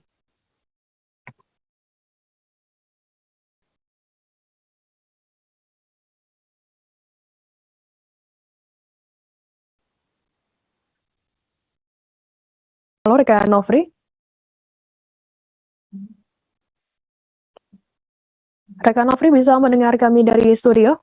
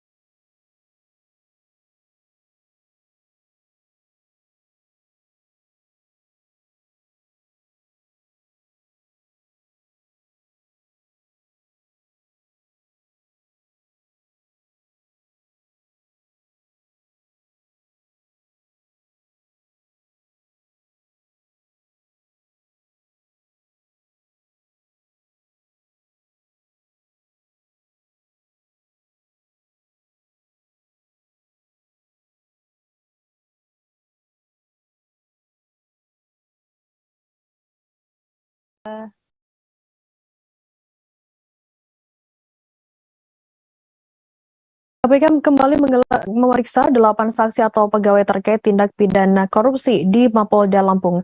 Kabag Pemberitaan ke KPK Ali Fikri, Kamis 19 September melalui pesan WhatsApp mengatakan pada hari ini dilakukan pemeriksaan saksi TPK suap oleh penyelenggara negara atau yang mewakilinya terkait penerimaan calon mahasiswa baru Universitas Lampung tahun anggaran tahun 2002 yang menyeret mantan Rektor Unila Profesor Karomani. Informasi lebih lengkapnya akan disampaikan oleh rekan jurnalis kami dari Tribun Lampung. Ada Bayu Saputra yang akan melaporkannya. Silakan rekan Bayu. Iya, selamat siang rekan Firda dan Tribuners dimanapun berada. Betul, kemarin tim penyidik dari Komisi Pemberantasan Korupsi (KPK) mendatangi Mapolda Lampung untuk melakukan serangkaian pemeriksaan yang dilakukan oleh KPK terhadap para saksi-saksi atas dugaan tindak pidana korupsi yang dilakukan oleh mantan Rektor Unila Universitas Lampung, Bapak Profesor Karomani. Ada sebanyak 5 profesor atau dekan yang diperiksa oleh KPK, diantaranya yang pertama keluar dari ruang pemeriksaan yakni Profesor yakni Dekan Fakultas Pertanian Profesor Irwan Sukri Banua, kemudian Dekan Fakultas Hukum Bapak M. Fakih, kemudian Bapak Dekan Fakultas Teknik Bapak Helmi Fitriawan, kemudian Ibu Diah Kusuma, kemudian Dekan Fakultas Kedokteran Ibu Diah, dan satu lagi yakni Dekan Fakultas Ekonomi dan Bisnis yakni Bapak Nairobi. Pemeriksaan dilakukan pada pukul 10 kemarin dan berakhir pada pukul 19 atau setelah maghrib. Perlu diketahui bahwasannya Tribun sempat mewawancarai salah satu dekan dan beberapa dekan lainnya, yakni Profesor Irwan Sukri Banua. Diungkapkannya bahwasannya dirinya tidak tahu menahu terkait penerimaan mahasiswa baru yang ada di Fakultas Kedokteran karena bukan tanggung jawabnya sebagai panitia pelaksana. Itu yang ditanyakan oleh pihak KPK. Kemudian dipastikan sendiri olehnya tidak ada cincai-cincai atau pengamanan di Fakultas Pertanian. Dan sampai saat ini, pada hari ini juga kembali dilakukan pemeriksaan beberapa pejabat yang saat ini sedang diperiksa, yakni Wakil Rektor Bidang Umum dan Keuangan Bapak Asif Kohar, kemudian Bapak Wakil Rektor Unila Bidang Kemahasiswaan Bapak Yulianto, dan ada juga Dr. Ruskandi yang di luar dari Unila juga diperiksa. Begitu rekan Firda dan Tribuners dimanapun berada, saya Bayu Saputra dari Bandar Lampung, Provinsi Lampung melaporkan. Kembali ke studio. Terima kasih rekan Bayu Saputra dari Tribun Lampung atas laporan Anda. Selamat bertugas kembali. Dan kita akan beralih ke informasi selanjutnya, Saudara. Wali Kota Medan bersama Dirjen Kementerian Cipta Karya meninjau permukiman masyarakat yang menjadi kawasan banjirop di Kelurahan Belawan Bahari, Medan Belawan pada Kamis 15 September. Bobi Nasution, Wali Kota Medan bersama Diana Kusumastuti, Dirjen Kementerian Cipta Karya, meninjau kawasan permukiman kumuh di Belawan Bahari untuk mencari solusi dalam mengatasi banjirop yang sering terjadi. Informasi lebih lengkapnya akan disampaikan oleh rekan jurnalis kami dari Tribun Medan. Ada Aprianto yang akan melaporkannya. Silakan rekan Aprianto. Ya, terima kasih Firda dan selamat siang untuk Tribuners. Pada hari Kamis, tanggal 15 September 2022, Wali Kota Medan Bobi Nasution bersama dengan Dirjen Kementerian Cipta Karya Diana Kusumastuti belusukan ke Belawan Bahari, kawasan banjirop yang sering terjadi setiap bulannya di Belawan. Belusukan tersebut untuk mencari solusi dan mengatasi penataan permukiman kumuh padat penduduk. Bobi Nasution menyebutkan untuk masalah banjirop ini dari pihak BWS atau Balai Wilayah Sungai akan memperbaiki pintu air yang ada di Sungai Deli yang menjadi salah satu penyebab banjirop meluap ke permukiman warga.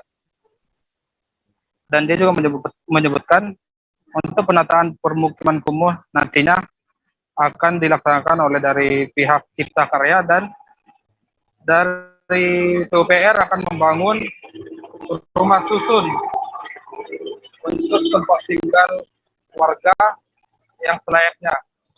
Dan di sela waktu yang bersamaan, Bobi Nasution menyempatkan diri untuk berbaur dengan masyarakat Belawan Bahari sembari memberikan support dan memberikan sembako kepada nelayan dan ibu-ibu yang ada di sana.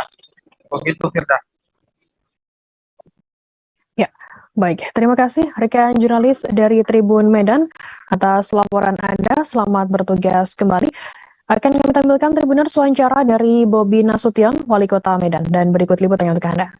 Ini salah satu agenda yang bersama dengan Ibu Dirjen Cipta Karya untuk melihat pemenahan pemukiman kumuh. Nah, ini pemukiman kumuh mengasalnya salah satunya dengan cara menghilangkan roknya, penataan kawasan dan perapian pemukimannya. Nanti ada nanti ada penanggulangan banjiropnya dari BWS, dari Cipta Karya juga nanti ada pemenahan kawasan pemukiman, dipercantik, diperbaik dengan sistem standar kesehatan dan juga tidak ada balai perumahan juga ada mudah-mudahan. Ketua Umum Dharma Pertiwi Diah Erwiani Trisnamurti Hendrati melakukan roadshow ke Kabupaten Manggarai Barat, Provinsi NTT. Kunjungan istri Panglima TNI Jenderal Andika Perkasa bersama Badan Kependudukan dan Keluarga Berencana Nasional atau BKKBN tersebut dalam rangka percepatan penurunan stunting di Kabupaten Manggarai Barat. Kegiatan tersebut merupakan kerjasama antar TNI bersama BKKBN serta pemerintah daerah untuk mempercepat penurunan angka stunting demi mewujudkan sumber daya manusia yang unggul. Informasi lebih lengkapnya akan disampaikan oleh rekan jurnalis kami Pos Kupang, ada Berto Kalu yang akan melaporkannya. Silakan rekan Berto. Baik, terima kasih rekan Sira dan Tribuners dimanapun Anda berada dari Labuan Bajo, Kabupaten Manggarai Barat. Saya melaporkan bahwa istri Panglima TNI Jenderal Andika Perkasa, Ibu Diah Erwiani Trisnamurti Hendrati yang juga merupakan Ketua Umum dari Dharma Pertiwi melakukan roadshow ke Kabupaten Manggarai Barat, Provinsi Nusa Tenggara Timur. Kunjungan istri Panglima TNI ini bersama dengan BKKBN dalam rangka percepatan penurunan angka stunting di Kabupaten Manggarai Barat yang terlaksana pada Kamis kemarin, 15 September 2022. Kegiatan ini merupakan kerjasama antara TNI bersama dengan BKKBN serta pemerintah daerah untuk mempercepat penurunan angka stunting demi mewujudkan sumber daya manusia yang unggul. Dalam kunjungan tersebut, Tribuners yang lebih tampak didampingi Bupati Manggarai Barat, Rizka Endi, Ketua Dekranasda Provinsi Nusa Tenggara Timur, Ibu Juli Lekser, dan juga Kepala BKK PN Pusat, Dr. Hasto Wardoyo. Dalam kegiatan yang berlangsung di kantor Bupati itu, Heni tampak menyapa ibu hamil dan juga anak balita, dan juga melakukan demo mas laki seimbang untuk pencegahan stunting. Ada juga kuis dan juga pembagian hadiah dan juga kegiatan lainnya. Nyonya Heti tampak akrab menyapa ibu-ibu dan juga balita yang sambil berbincang singkat dengan mereka. Selanjutnya Ibu Heti juga tampak mengunjungi beberapa stand UMKM milik Mitra Nasda, dan juga ia terlihat membeli beberapa oleh-oleh untuk dibawa pulang kembali ke Jakarta. Kepada awak media, Nyonya Heti yang diwakili oleh Aster Panglima TNI Majen Purwo mengatakan bahwa roadshow ini bertujuan untuk mempercepat penurunan angka stunting di 7 provinsi yang angka stuntingnya masih tinggi, salah satunya Provinsi Nusa Tenggara Timur. Majen Purwo menambahkan bahwa TNI sangat berkomitmen membantu pemerintah dalam mempercepat penurunan angka stunting dengan melibatkan seluruh personil baik yang TNI Angkatan Darat, Angkatan Laut maupun TNI Angkatan Udara. Sementara itu Bupati Manggarai Barat Elizabeth Endi menyambut baik kegiatan ini. Menurutnya ini merupakan satu dorongan kepada pemerintah daerah untuk terus bekerja keras menurunkan angka stunting di Kabupaten Manggarai Barat. Demikian. Ya, baik. Terima kasih rekan Berto Kalu dari Poskupang atas laporan Anda. Selamat bertugas kembali. Kita beralih ke informasi lainnya, Saudara. Dampak pengeringan irigasi Kelingi Tugu Mulyo yang dilakukan oleh Balai Besar Wilayah Sungai Sumatera. 8 puluhan hektar lahan persawahan di Kabupaten Musirawas, Sumatera Selatan kini mangkrak. Dampak pengeringan sendiri terjadi di beberapa kecamatan di Kabupaten Mura, seperti di Kecamatan Tugu Mulyo, Purwodadi, Sumber Harta, dan Kecamatan Muara Beliti. Hanya saja ada beberapa petani yang memilih beralih fungsi dari biasanya tanam padi menjadi menanam jagung dan juga sayur-sayuran. Informasi lebih lengkapnya akan disampaikan oleh rekan jurnalis kami dari Sriwijaya Pos. Ada Eko Mustiawa yang akan melaporkannya. Silakan rekan Eko. Baik, rekan Firda melaporkan langsung dari Kabupaten Musirawas, Provinsi Sumatera Selatan. Untuk saat ini memang masih dalam pengerjaan tahap revitalisasi daerah irigasi Kelingi Tugu Mulyo, di mana irigasi ini menjadi salah satu sumber pengairan bagi petani padi di beberapa wilayah di Kabupaten Musirawas seperti Tugu Mulyo, Muara Beliti, dan Purwodadi termasuk Sumberata. Namun karena masih dalam pengerjaan perbaikan irigasi, maka irigasi tersebut dikeringkan mulai dari BK0 yang berada di wilayah Kota Lubuk Linggau. Akibat dari pengeringan itu sendiri, puluhan hektar lahan persawahan di beberapa kecamatan banyak yang tidak diolah oleh petani, namun ada beberapa petani yang beralih menanam jagung, sayur-sayuran, dan lain sebagainya. Hal itu dilakukan terpaksa agar lahan persawahan mereka tetap produktif. Namun ada juga beberapa petani yang memang masih nekat menanam padi, karena memang beberapa hari terakhir di wilayah Kabupaten Musirawas, khususnya Kecamatan Tugu Mulyo ini terjadi hujan dengan intensitas sedang dan rendah. Untuk itu para petani di wilayah tersebut nekat untuk menanam padi. Namun juga rekan Firda dilaporkan bahwasanya lahan yang persawahan milik petani yang tidak difungsikan ini ada di beberapa kecamatan termasuk Tugu Mulyo dan Muara Beliti. Selain juga lahan persawahan, juga ada banyak kolam milik masyarakat yang tidak dioperasikan. Nah, untuk informasi pengeringan sendiri dijadwalkan selesai hingga awal Januari 2023 mendatang. Untuk itu para petani sendiri berharap agar pemerintah pusat melalui Balai Besar Wilayah Sungai Sumatera 8 agar pengeringan ini bisa tepat waktu atau dipercepat agar para petani padi di Musirawas ini bisa kembali produktif. Begitu rekan Firda. Ya, baik. Terima kasih rekan Eko Mustiawa dari Sriwijaya Pos atas laporan Anda. Selamat bertugas kembali. Akan kami tampilkan Tribuners wawancara dari Giono, petani di Desa F. Trikoyo, Kecamatan Tugu Mulyo, Kabupaten Musirawas. Berikut liputannya untuk Anda. Ini kan yang mau tanam baik, mau namanya nekat Pak. Yang nggak nekat ya ditinggal. Nah, itu. Ngapa itu Pak kok ditinggal itu? Nah, itu kan kemauan inisiatif sendiri-sendiri lah. Tapi biasanya ini sini tanam galau. Tanam padi semua ya Pak? Ya, biasanya. Ini tidak ditanam karena apa, Pak? Karena ini ada yang nekat itu lah. Ada pengeringan ini? Ada pengeringan. Oh, jadi tidak dapat airnya ya Pak ya? Kalau sebelumnya memang tanam terus Pak ya? Ya, sebelumnya nih tanam terus, kompak ya. Jadi harapan kita sama mana Pak? Harapan kita kalau ini kan katanya kan 6 bulan kering. Kalau harapan petani ini tepat waktu. Oh, tepat waktu ya Pak. Kalau bisa dipercepat juga Pak. Lebih cepat lebih baik. Tim penyidik Kejaksaan Negeri Sika telah menetapkan tersangka dan melakukan penahanan terhadap RDB selaku Persero Komanditer atau Persero Diam CV Hesti Indah.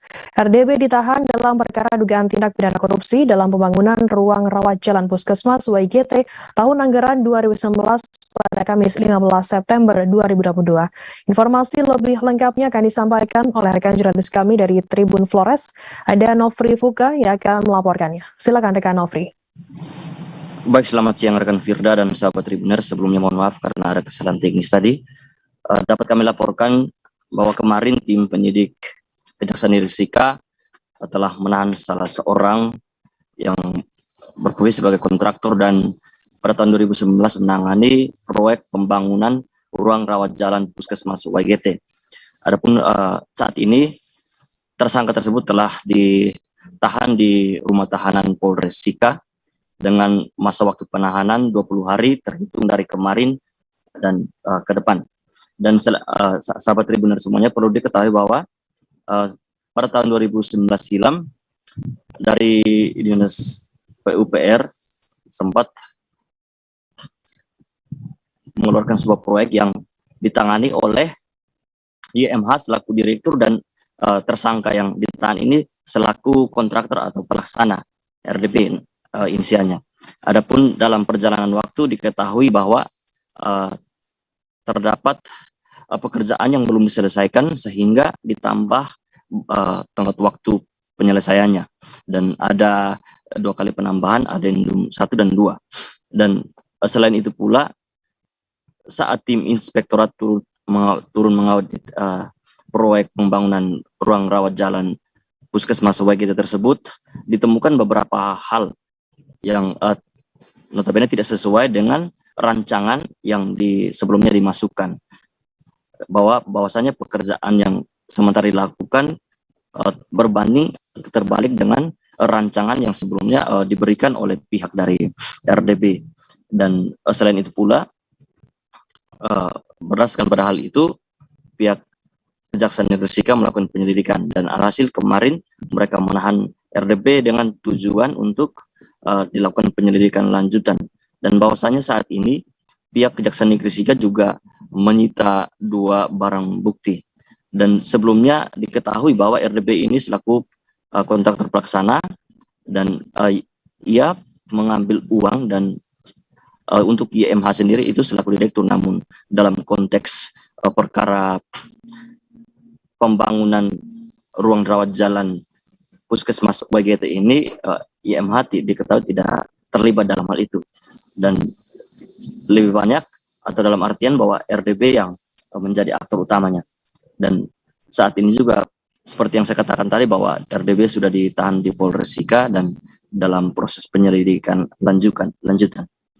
Demikian sahabat Tribuners. Ya, baik. Terima kasih rekan Nofri Fuka dari Tribun Flores atas laporan Anda. Selamat bertugas kembali. Kita beralih ke informasi lainnya, saudara.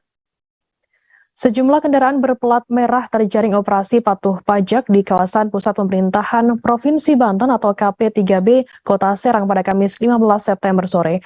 Operasi patuh pajak dilakukan oleh Badan Pendapatan Daerah Provinsi Banten bersama tim gabungan Ditlantas Polda Banten dan Jasa Raharja.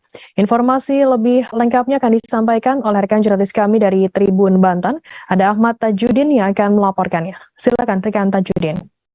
Baik rekan Firda dan Tribuners, perlu diketahui bahwa Badan Pendapatan Daerah atau Bapenda Provinsi Banten bersama tim gabungan Ditlantas Polda Banten serta menggelar operasi patuh pajak di sekitar Jalan Raya Sinawawi Banten Serang pada Kamis kemarin. Di mana operasi itu dilakukan tepatnya di kawasan pusat pemerintahan Provinsi Banten. Di sana ada sekitar ratusan kendaraan yang jam pulang kerja. Kegiatan tersebut diselenggarakan sekitar pukul 3 sore dan dalam operasi itu ada sejumlah kendaraan baik roda 2 maupun roda 4 terjaring operasi patuh pajak, di mana dari beberapa puluhan tersebut ada juga beberapa kendaraan berplat merah yang juga itu terjaring operasi patuh pajak. Salah satunya ada juga dari Dinas PUPR Provinsi Banten, kemudian ada Dinas Pertanian dan beberapa dinas lainnya. Untuk Dinas PUPR ini ketika Tribun Banten berada di lokasi dijelaskan bahwa menurut tugas untuk kendaraan tersebut telah diminta pajak sekitar 1 tahun, sementara untuk kendaraan plat merah lainnya mereka lebih kepada SIM atau surat izin mengemudi mereka pada luarsa. Dalam operasi itu juga dihadiri langsung oleh Kepala Bapenda Provinsi Banten, ada Bapak Opat Sohari, kemudian juga ada Kapolri Lantas Polda Banten, AKBP Joko, dan juga dihadiri oleh Kepala PT Jasara Harja Cabang Banten, Aldi Putranto. Di mana menurut Opar bahwa pelaksanaan operasi patuh pajak ini dilakukan di sejumlah tempat di Provinsi Banten, namun untuk jadwalnya itu bisa random, tidak diberitahu kepada masyarakat. Di mana tujuan dari kegiatan ini sendiri untuk masyarakat Banten supaya masuk dalam administrasi dan juga dalam berlalu lintas. Mana kegiatan ini dilakukan di Provinsi Banten supaya masyarakat di Banten agar taat pajak. Menurut Opar bahwa pihaknya sedang melakukan operasi tersebut di beberapa tempat, tujuannya agar para wajib pajak bisa membayar pajaknya dan segera dibayarkan. Baik, terima kasih rekan Ahmad Tajudin dari Tribun Banten atas laporan Anda. Selamat bertugas kembali. Akan kami tampilkan Tribuners wawancara dari Kepala Badan Pendapatan Daerah Provinsi Banten, Opar Sohari, dan juga Kabak Bin Ops Ditlantas Polda Banten AKBP Sujoko. Berikut liputannya untuk Anda. Pak, harapannya Pak dengan ini saja pajak? Ya, harapannya kalau dari kami, dari Bapenda, selain juga untuk para wajib pajak membayar pajak sesuai dengan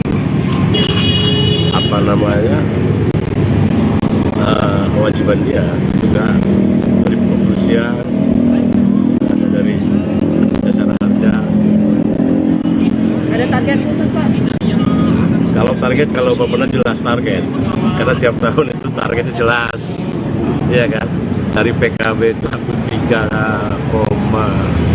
bukan kan ya? Kita yang harus bayar itu ya, kita itu target 2022 ini 3,3 T. 3,3 T. 3,38 hampir 3,4. Dari berapa juta kendaraan tuh Pak? Dari yang target kita itu kalau semuanya, kalau jumlah kendaraan secara keseluruhan kita sekitar 5,2. Bahwasanya kami melaksanakan operasi gabungan dengan Bapenda dengan tujuan yaitu kita secara kasat mata kita meningkatkan kedisiplinan masyarakat di dalam berlalu lintas, kepatuhan masyarakat berlalu lintas. Begitu juga dengan gabungan dengan Bapenda, intinya kita untuk bersinergi di dalam rangka untuk meningkatkan atau mengoptimalisasikan pendapatan daerah. Kalau untuk lokasi tempat, setiap operasi kami berbeda-beda, dan untuk hari ini kebetulan kita berada di KP3B. Boleh ditanyakan lagi? Untuk personil sendiri ada berapa nih yang dilibatkan? Untuk personil sendiri kami melibatkan sekitar 20 personil. Pak, ini yang terkena razia bisa langsung bayar pajak? Atap bangunan milik warga di kawasan Sungai Lulut, Kelurahan Sungai Lulut, Kabupaten Banjar, hancur akibat diterpa angin puting beliung pada Kamis 15 September. Dari pantauan di lapangan terlihat sebuah bangunan 2 pintu yang atapnya disapu oleh angin. Warga yang terdampak pun langsung mengamankan barang-barang mereka dengan menutupinya menggunakan terpal. Informasi lebih lengkapnya akan disampaikan oleh rekan jurnalis kami dari Banjarmasin Pos, ada Nur Masrida yang akan melaporkannya. Silakan rekan Rida.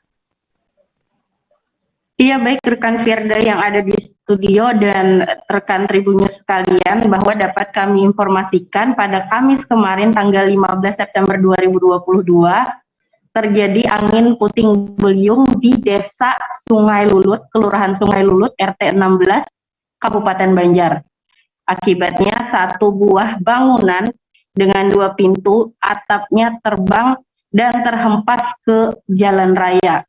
Akibat kejadian ini, bangunan yang ditempati oleh saudara Halimah, yakni korban yang pertama, dan juga korban yang kedua adalah Rahmadi, di mana di bangunan tersebut ditempati warga sebagai toko spare part, juga toko sembako, begitu.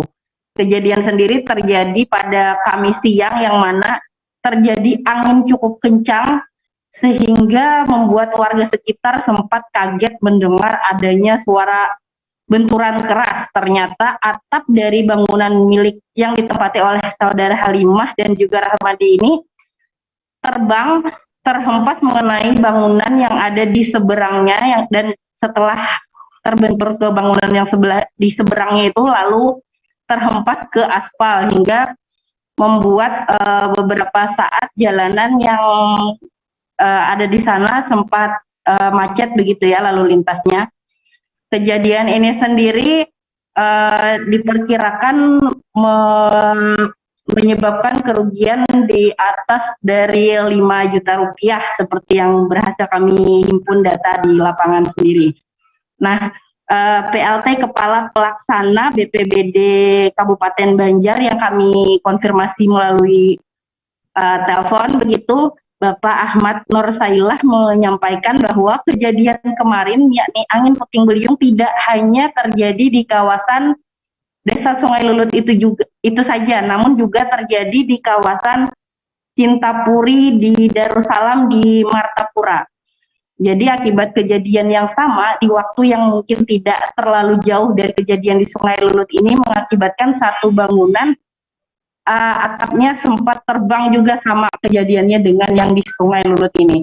Sebagaimana diinformasikan bahwa kawasan Kabupaten Banjar dan juga Kota Banjarmasin khususnya beberapa hari terakhir memang mengalami hujan dengan intensitas cukup tinggi, dari sedang hingga tinggi yang disertai dengan angin yang bertiup cukup kencang pada siang hingga sore hari. Demikian rekan Firda yang bisa kami laporkan dari Kabupaten Banjar. Baik, terima kasih rekan Nur Masrida dari Banjarmasin Pos atas laporan Anda. Selamat bertugas kembali. Tribuners, informasi tadi sekaligus menutup perjumpaan kita dalam live update siang hari ini. Setelah ini masih ada program live update sport yang akan dipandu host Yesi Wineta. Dan akhirnya saya Fernanda bersama tim petugas pamit undur diri. Terima kasih dan sampai jumpa.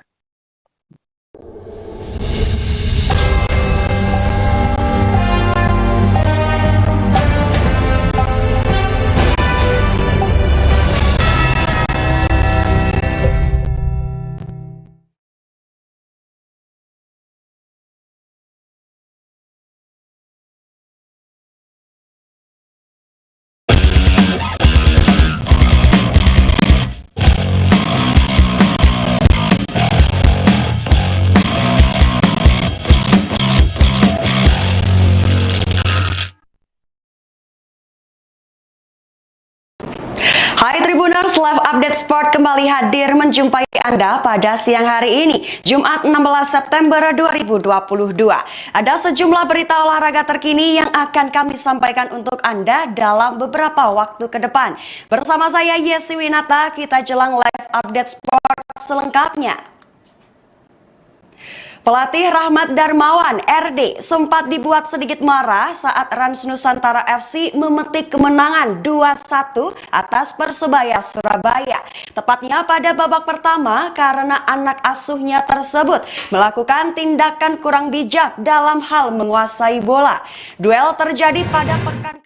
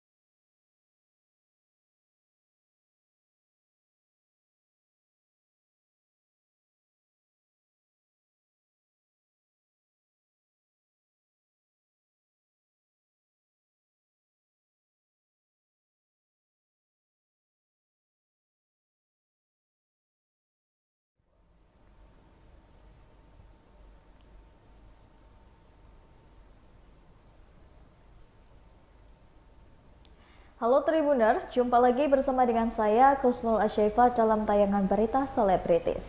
Kami akan menyajikan informasi menarik seputar selebritas tanah air untuk Anda, dan inilah berita selebritis selengkapnya.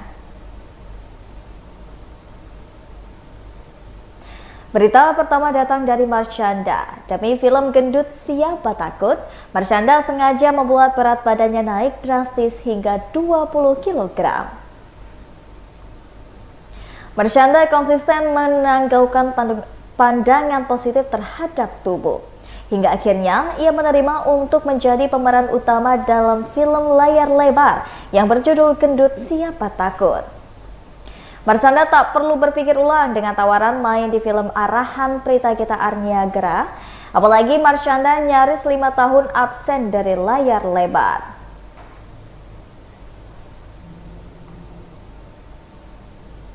Demi menekuni karakter Moza dalam film itu, Marshanda rela membuat bobot tubuhnya melonjak naik. Marshanda membuat bobotnya melonjak 20 kg hingga 74 kg. Sambil tertawa, ia pun mengungkapkan bagaimana cara ia menaikkan bobotnya sehingga bisa melonjak. Berikut wawancara dengan Marshanda. Ya.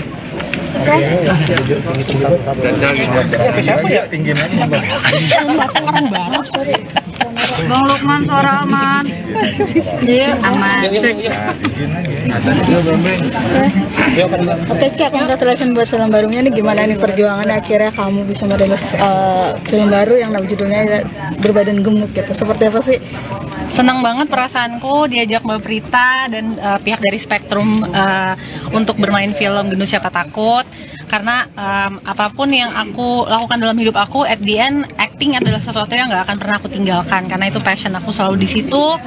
Aku akan selalu terus mau belajar untuk mendalami lagi kemampuan aku dalam dunia seni peran gitu. Cukup berat nggak sih ketika kamu harus menaikkan berat badan gitu ya sampai 10 kilo lebih?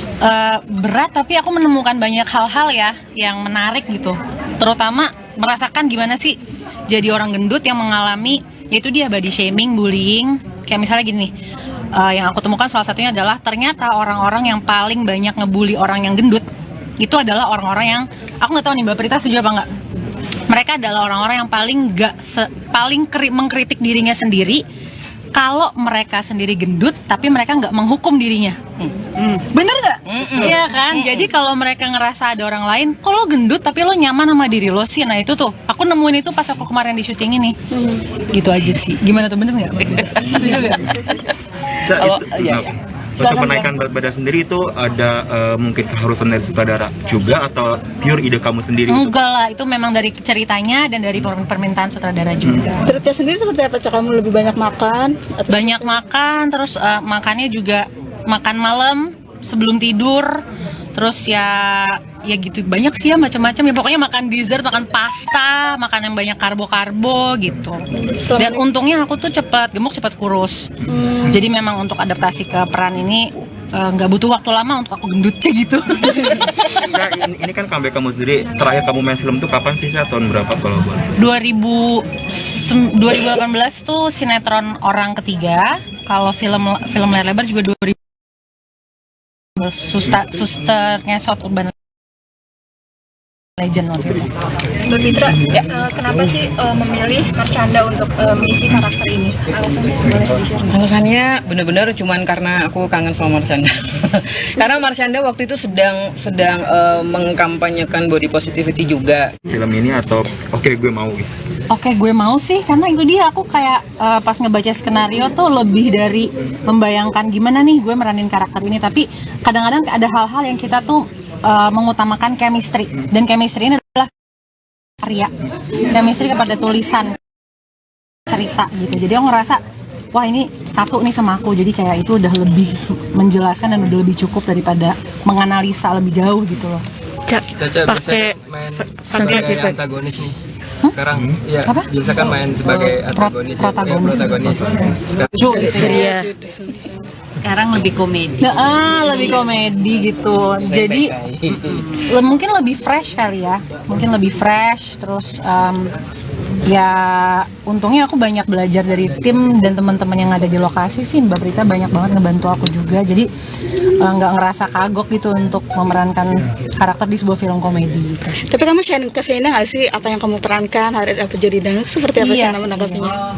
Iya, aku cerita dan dia kayak, oh ibu sekarang lucu banget karakternya gimana gitu, ceritanya apa gitu. Melihat perubahan berat badan kamu, Sienna sendiri berkomentar nggak? Enggak sih, dia anak yang tidak body shaming orang tua. Mana juga enggak lah, dia masih kecil. Sensasi pakai fat suit gimana sih, berapa lama dalam sehari syuting itu? Kalau itu nggak boleh. Iya, itu nggak bisa ditanya nih, Mbak. Ada pertanyaan lain. Oke. Cut ini kan di film ini mengenai peran sebagai ibu ya. Terus ibu itu bagaikan mungkin lebih ke sosok support sistemnya juga ya gitu untuk karakter utama ini. Kalau menurut sendiri memandang isu sendiri itu bagaimana terus di kehidupan sehari-hari itu bagaimana dari perspektif orang tua? Ya, yang pasti yang namanya body shaming ya orang tua ya dengar anaknya dibully atau bagaimana pasti nggak ada yang setuju ya itu. Tapi ya orang tua selalu enggak gitu. Cantik itu apa adanya gitu. Jadi yang diperankan Moze itu kenyamanan dan apa adanya. Dan sebagai orang tuanya juga yang menerima anaknya apa adanya, emang anak gue seperti itu gitu. Tapi dia mempunyai pribadi yang luar biasa yang bisa membawa keluarga ini menjadi lebih terlihat lebih nyaman dan lebih bukan karena kurus tinggi menawan yang diberikan. Berita selanjutnya, Jessica Iskandar dan Vincent Verhaeghe kini digugat kembali. Christopher Stefanus Budiado alias Stefan lewat kuasa hukumnya mengajukan gugatan perdata terhadap artis Jessica Iskandar dan juga suaminya Vincent. Stefan menggugat secara perdata perihal perbuatan melawan hukum ke Pengadilan Negeri Jakarta Selatan pada Rabu 14 September 2022.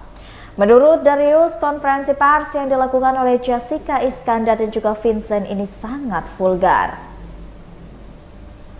Pasalnya di situ Jessica dan Vincent secara terang-terangan menyebut Stefan sebagai penipu. Pengacara Stefan lainnya, Gonggom Shihab, mengatakan dalam perjanjian kerjasama antara perusahaan rental mobil Trip.id yang dikelola oleh Stefan dengan Jessica hanya disebutkan satu mobil Mercedes-Benz. Sementara dalam press conference-nya, Jessica dan Vincent menyebut bahwa ada 11 mobil miliknya yang disewakan kepada Stefanus di perusahaannya.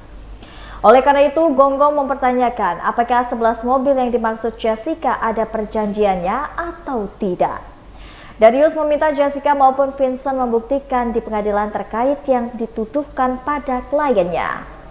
Berikut wawancaranya. Tetapi di situ kami cuma diberikan surat tanda penerimaan, di mana dalam surat tanda penerimaan mobil tersebut tidak ada sprint sita. Harusnya mengambil barang bukti itu didahului oleh sprint sita juga, dan itu dilakukan dalam rangkaian penyidikan, bukan penyelidikan. Tapi di sini hanya berdasarkan surat perintah lidik. Artinya kita memohon adanya due process of law.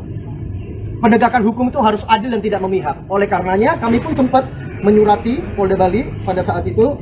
Nah, ini fotonya ya, kami tunjukkan fotonya Polda Bali pada saat mengamankan Alphard B73 DAR. Kami sengaja, kami masih kami masih menghargai, jadi kita masih sensor di sini. Ini fotonya ya. Bang, ulang lagi nih bang. Oke, saya lanjutkan. Pada tanggal 22 Agustus, kita menyurati Polda Bali menanyakan permohonan informasi dan klarifikasi terkait pengamanan mobil tersebut. Tetapi kita tunggu lebih dari 7 hari tidak pernah ada tanggapan. Sehingga tanggal 1 September kita menerbitkan pengaduan di Propam Mabes Polri. Telah diterbitkan pengaduan tersebut. Dan setelah kita melaporkan tanggal 1 September, baru ada jawaban dari Polda Bali. Yaitu tanggal 8 September. Di mana di situ surat daripada Polda Bali menjawab permohonan informasi dan klarifikasi pihak kami, menyatakan bahwa mobil B73 DAR milik klien kami telah dipinjam pakaikan terhadap seseorang yang inisialnya IKS. Dan di sini yang perlu kami sesalkan, harusnya klien kami selaku pemilik ini dikonfirmasi dulu sebelum itu diizinkan izin pakai tersebut diminta oleh seseorang. Karena harus diingat, digarisbawahi, ngambil barang tersebut pun ada di pekarangan klien kami, tapi klien kami tidak pernah hak hukumnya. Oleh karena kami melapor di Propam Mabes Polri. Dan begitu kan, nah tanggal 8 baru ditanggapi oleh mereka. Dan hari ini juga kami dari Divpropam Mabes Polri dikasih info bahwa sudah ditangani juga, dilimpahkan ke Karwasidik Bareskrim Polri. Jadi kita akan menindaklanjuti proses pengaduan kami ini yang sudah kami ajukan di Divpropam Mabes. Oke, sebagaimana yang kita tanggal 15 Juli 2022 yang kita laporkan di Polda Metro Jaya. Nah, informasi yang kita dapat bahwasannya terlapor. Berita selanjutnya, AMI Award ke-25 segera digelar, banyak kategori baru. Ajang Anugerah Musik Indonesia atau AMI Award ke-25 tahun segera digelar pada 13 Oktober 2022. AMI Award ke-25 memilih tema Recovery Together atau Recover Strong Talk to Music. Yang ini selaras dengan presidensi G20. Ketua Umum AMI Award Chandra Darusman mengatakan ada beberapa kategori baru yang ditambahkan untuk AMI tahun ini. Di antara kategori baru adalah ada artis solo, pria atau wanita R&B, kontemporer terbaik dan juga album metal terbaik. Adapun sebab ajang ini terus berdiri hingga saat ini, Chandra mengungkapkan bahwa acara ini digelar sebagai bentuk apresiasi untuk musisi Indonesia. Gita Gutawa yang turut hadir saat jumpa pers hari ini juga sependapat dengan Chandra. Dalam ajang ini, Gita Gutawa diapuk sebagai Board of Director Yayasan Anugerah Musik Indonesia.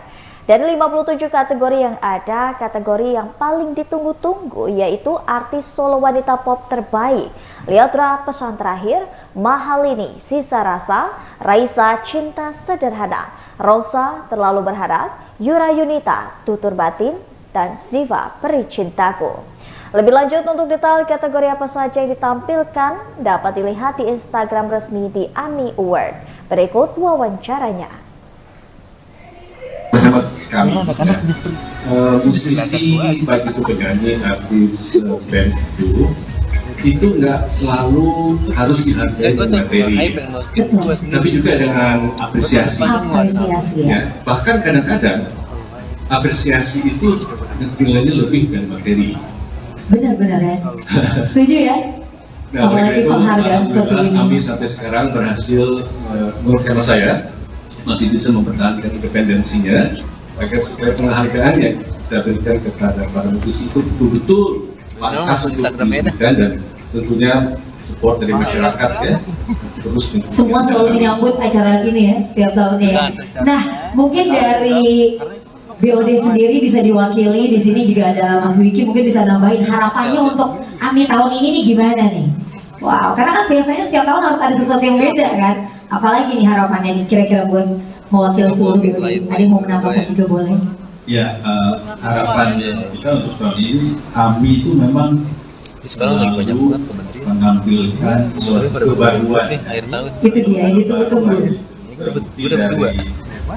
Lalu ada bertambahnya kategorisasi itu karena musik Indonesia juga musik Indonesia sangat dinamis, berkembang terus, dan saya sangat bangga karena insan musik Indonesia justru di masa pandemi, apalagi lepas masa pandemi berkaryanya luar biasa banyak, dan harapan kita terus memunculkan kebaruan dari AMI.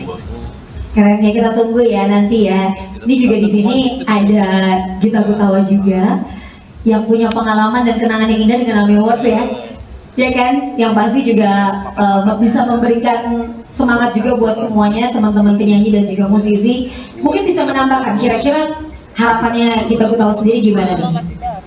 Aduh, ya pertama-tama pastinya senang dan bangga sekali juga bisa ada di sini. Terima kasih juga untuk Om Chandra ya, untuk Om Chandra ngasih kesempatan buat aku di sini untuk memberikan opini, memberikan sudut pandang juga gitu, dan aku merasa memang AMI ini dari dulu memang selalu sesuatu yang penting dan selalu yang ditunggu-tunggu. Mungkin tadi Om Chandra ngomong sebagai musisi nggak hanya butuh materi gitu ya, tapi kalau mungkin dari aku bisa menambahkan sendiri juga, buat aku musik itu kan memang sangat subjektif gitu, bagus atau tidak sebuah karya gitu, tapi memang kalau sekarang kita mungkin ngelihat jumlah views dan segala macam, tapi penting juga ada ajang-ajang seperti AMI ini untuk benar-benar memberi ruang buat musisi-musisi yang mungkin juga di luar mainstream. Itu aja sih. Aku setuju banget ya. Jadi sekali lagi mungkin ini jadi semangat juga buat teman-teman musisi untuk bisa terus berkarya dan memberikan karya terbaiknya. Nah, bedanya apa nih? Ada sesuatu yang berbeda nggak di AMI Awards ke-25 tahun ini? Siapa yang akan menjawab kira-kira?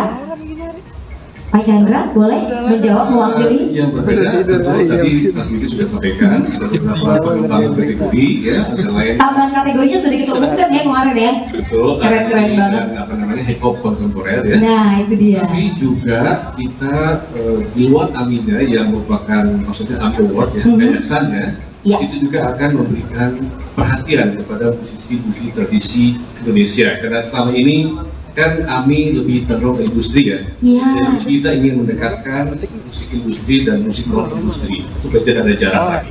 Luar biasa. Oke, boleh kita kasih tepuk tangan dulu dong. Sukses pastinya untuk ajang AMI Award 2022. Nah, sekarang nih saya punya pertanyaan buat Mbak Inal sendiri. Mungkin bisa kasih tahu kejutannya apa sih nanti yang akan ditayangkan. Ini penting nih buat seluruh pemirsa yang pengen menyaksikan kejutannya seperti apa. Terus apakah tahun ini juga penonton AMI yang hadir sudah bisa full capacity dengan kondisi seperti sekarang? Mungkin bisa dijawab nih tadi. Oke, terima kasih. Selamat sore semuanya. Chandra, sore ini teman-teman dari Yayasan Anak Muda Musik Indonesia, juga teman-teman yang sudah hadir di sore hari dan pemirsa yang menyaksikan streaming ini untuk AMI Awards 2022 ya. Ini sebuah penghargaan yang sangat dinantikan oleh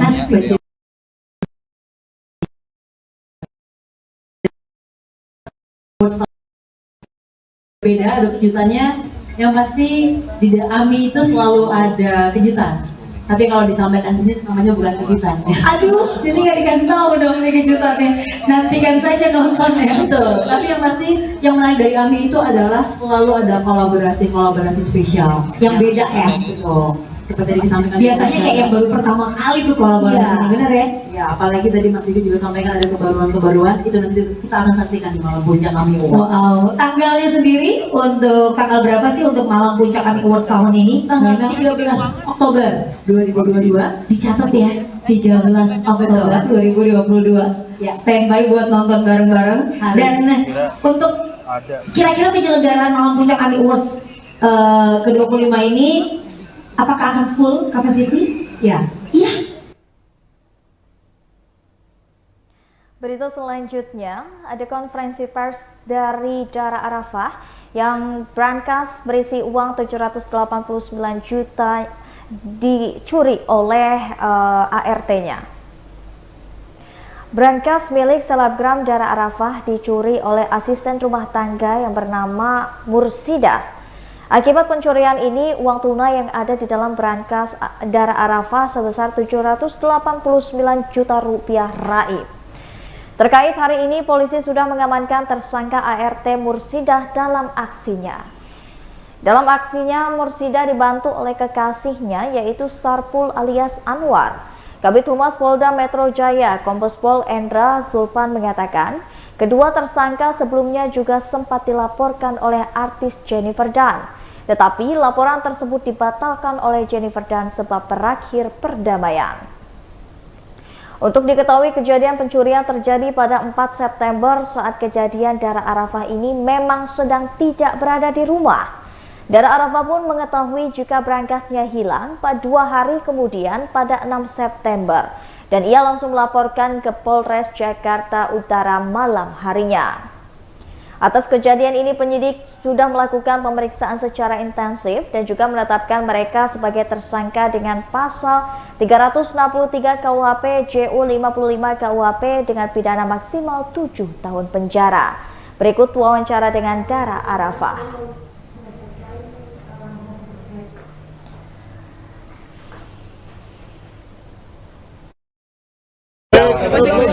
Cek. Awan. Iya, alhamdulillah senang banget. Ini juga berkat masyarakat Indonesia juga, media juga yang udah mau bantu nemenin kasus ini juga. Makasih semuanya ya sebelumnya. Tadi bisa dibilang ini residivis ya? Gimana? Residivis. Awalnya. Kejadiannya gimana? Awal kejadiannya itu tanggal 4 ya yang udah dijelaskan. Oh gitu. Kenapa? Enggak apa-apa, kan soal itu kronologi biar jelas. Iya, kurang lebih kejadian tanggal 4 dia bawa berangkas saya dari kamar ke daerah mana Kak? Bawa berangkasnya ke daerah mana? Cilacap. Iya, ke daerah Cilacap, di mana dia ternyata naik ojek online ya, entah ojek online atau ojek pengkolan, dikirim lagi pakai travel langsung ke Cilacap. Jadi yang menerima berangkasnya itu yang laki-lakinya tadi, pacarnya itu. Dan ternyata si Mbak Mursida ini dia udah dapat kerjaan langsung di daerah Cibubur kayak gitu. Jadi ya kurang lebihnya kayak gitulah. Apa aja isinya ada apa aja di dalam? Awal pertama tahu berangkas itu dicuri. Aku tahunya tuh tanggal 6, Mbak. Tanggal 6 karena kan ya pasti sadar dong apa aja yang hilang di kamar tuh. Pas kita selidiki di CCTV komplek, ternyata emang ya dia yang bawa kabur. Ada curigaan sebelumnya? Curigaan sih ada ya, cuma kita nggak expect bakal kejadian sejauh ini gitu. Ada kecurigaan kayak dia misalnya minta cowoknya tuh datang buat ke rumah, tapi nggak dibolehin sama ibu saya. Terus kecurigaan saya juga terakhir kali tuh waktu dia minta uang cash ke saya total 5 juta, tapi saya nggak kasih karena dia katanya mau keperluan apa gitu. Terus saya bilang, yaudah saya transfer aja Mbak. Dia bilang pakai cash aja Mbak, saya butuh cash, dia bilang gitu. Terus saya nggak pernah megang cash di rumah, saya bilang gitu kan. Terus kata dia, emang di kamar nggak ada cash? Kayaknya sih emang dia udah mengintai dari 2 bulan yang lalu, udah mengintai dia. Jadi saya udah mulai curiga di situ, kok dia tahu ada uang cash di kamar saya gitu. Tapi emang ini kan berapa lama juga? 3 bulan kurang lebih. Padahal ini kan sempat juga kena kasus juga dengan salah satu artis, kamu tuh ada curiga. Pernah bekerja juga dengan salah satu artis yang katanya juga mencuri. Kamu tapi di mana tidak ada informasi seperti itu? Kamu tahu? Oh enggak, saya nggak tahu menau. Saya tahunya dia kerja sama artis setelah ada kejadian ini. Jadi ada laporan ke saya. Kenal dari mana? Dari sosial media. Itu aja. Nanti kita ada preskon lagi di LBH Yusuf, nanti bisa menyusul jadwalnya ya, karena kan kita sesuai jadwalnya Dara juga nih gitu. Dara setelah ketemu tadi damai ya, nggak ada ya, biar ada efek jerah juga. Tapi tadi setelah ketemu ya tadi kan sempat ketemu sama pelaku. Iya, nggak ada obrolan apa-apa sih. Kalau tadi di dalam cuma lihat-lihatan aja. Tapi katanya ada keluarganya datang, bener nggak sih? Oh, saya kurang tahu kalau itu malah. Ada keluarga dari korban, dari pelaku. Iya. Oh, saya nggak tahu sih. Kejadiannya itu kapan sih Mbak? Ketemu lagi maksudnya sama orang yang bisa dibilang menyakiti kamu juga. Merasa minta maaf atau kalau merasa bersalah atau enggaknya kan itu dari pihak dia. Berita selanjutnya, tak ada ruang sidang, Majelis Hakim tolak saksi AD Charles Medina Zain. Terdakwa kasus dugaan pencemaran nama baik dan juga pengancaman oleh Medina Zain kembali menjalani sidang di Pengadilan Negeri Jakarta Selatan pada Kamis 15 September 2022. Sidang lanjutan istri Lukman Azhari ini beragendakan keterangan saksi ADE Chart dari Kurnia yang didatangkan oleh kuasa hukum Medina Zain. Diketahui sebelumnya Adi Kurnia merupakan seorang dokter yang merawat Medina Zain ketika mengidap bipolar. Namun saksi tersebut dihadirkan secara daring sehingga hakim ketua menolak untuk memeriksa dokter Adi Kurnia. Sebab menurut majelis hakim, saksi harus dihadirkan secara langsung di ruang sidang. Apabila berhalangan, saksi bisa memberikan keterangan di kejaksaan ataupun juga pengadilan terdekat. Hakim ketua pun meminta pendapat dari jaksa penuntut umum apakah saksi yang dihadirkan melalui Zoom tersebut bisa memberikan keterangan. Dengan demikian, hakim ketua menjelaskan apabila hanya ingin menjelaskan masalah kesehatan, saksi tersebut hanya bisa membuat membuat surat keterangan kondisi medinazen selama menjalani perawatan. Ini sehingga sidang kasus dugaan pencemaran nama baik dan juga pengancaman ditunda hingga pekan depan, yaitu Senin 19 September 2022 dengan agenda tuntutan. Berikut wawancaranya.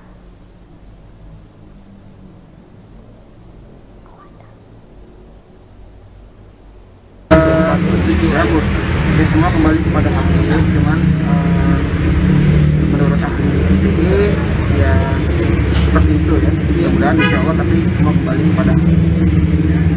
Kami cukup senang karena ahlinya menguasai sekali. Yang puas dengan keterangan ahli? Ya, kita senang interaksi dengan ahli, sangat lancar, komunikasinya juga lancar. Pasal-pasal yang kami tanyakan, penjelasannya, tafsir-tafsirnya, ahli menguasai. Jadi keterangannya bisa dibilang meringankan dari terdakwa nggak? Insya Allah lah, mudah-mudahan. Insya Allah mudah-mudahan.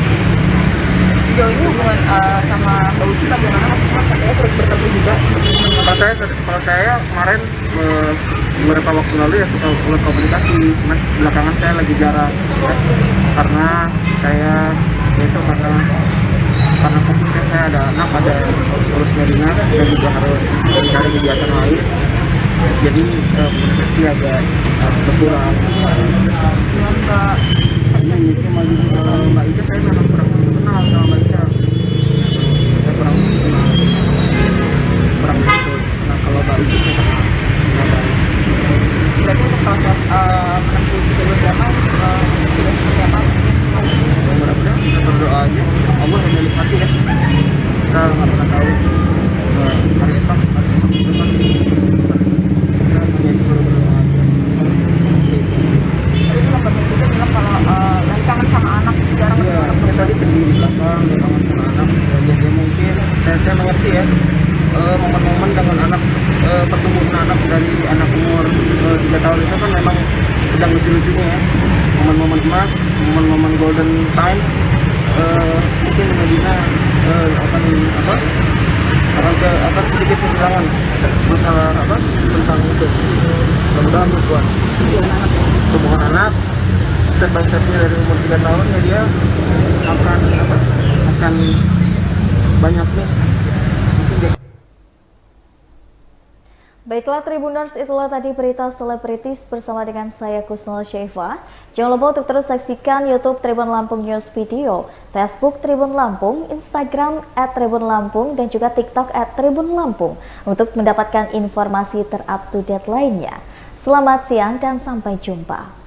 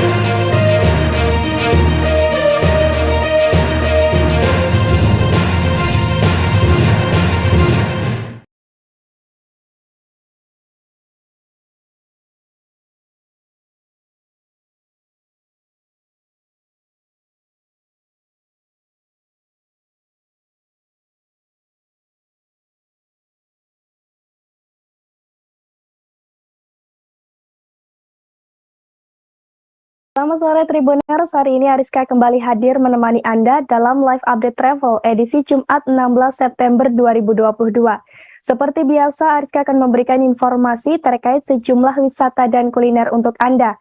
Tentunya akan disampaikan secara langsung oleh reporter kami yang ada di berbagai daerah.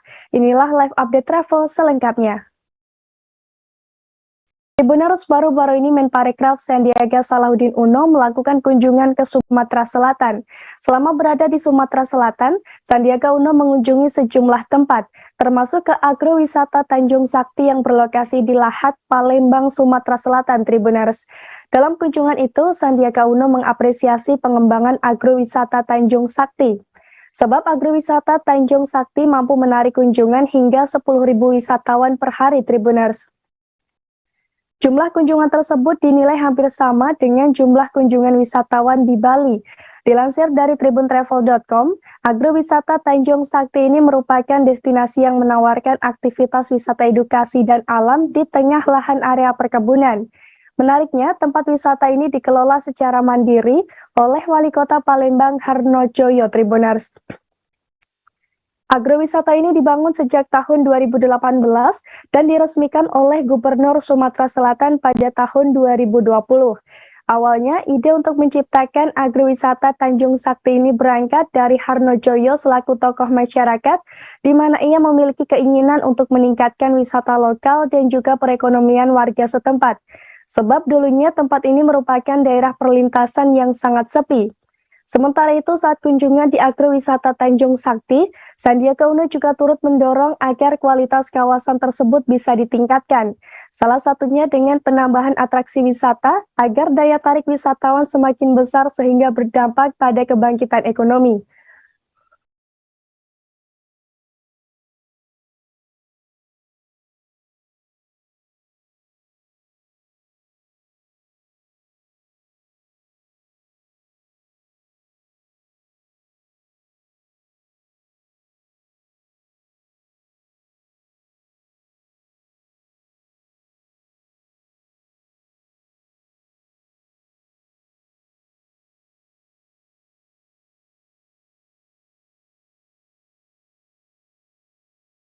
Tribuners, meski dikenal memiliki banyak wisata pantai, namun Bali juga memiliki wisata lain yang tak kalah menawan, yakni Taman Dedari, Tribuners. Tempat wisata yang diresmikan pada tahun 2021 ini lokasinya berada di Jalan Raya Kedewetan, Kecamatan Ubud, Kabupaten Gianyar, Bali. Dilansir dari kompas.com, nama Dedari ini memiliki makna bidadari, Tribuners. Pasalnya nama ini diambil dari legenda Resi Markandeya yang melihat turunnya bidadari di Sungai Ayung tak jauh dari Taman Dedari. Saat mengunjungi Taman Dedari, Anda akan menyaksikan atraksi berupa patung berukuran besar di Taman Dedari. Taman Dedari juga memiliki sejumlah daya tarik, Tribuners, seperti patung raksasa setinggi 10 meter, restoran hingga penginapan. Tak tanggung-tanggung, Tribuners, patung di Taman Dedari ini ada sekitar 50 patung dan 4 diantaranya berukuran raksasa. Terdapat pula 4 patung berukuran sedang dengan ketinggian 5-6 meter. Selain itu, ada juga 42 patung kecil yang dibangun sepanjang Sungai Ayung. Untuk menuju ke lokasi Taman Dedari ini, Anda tak perlu khawatir, Tribuners, sebab lokasinya cukup strategis. Anda hanya perlu berkendara selama 40 menit sampai 1 jam dari Bandara Ngurah Rai. Fasilitas di Taman Dedari ini pun cukup lengkap, mulai dari lahan parkir yang luas, toilet, musola, hingga pura. Untuk tiket masuknya pun gratis, Tribuners. Hanya saja Anda harus memesan makanan dan minuman saat berkunjung ke Taman Dedari. Harga menu makanan utama di Taman Dedari ini dibanderol mulai dari 33.000, sedangkan untuk menu minuman dimulai dari 15.000 saja, Tribuners.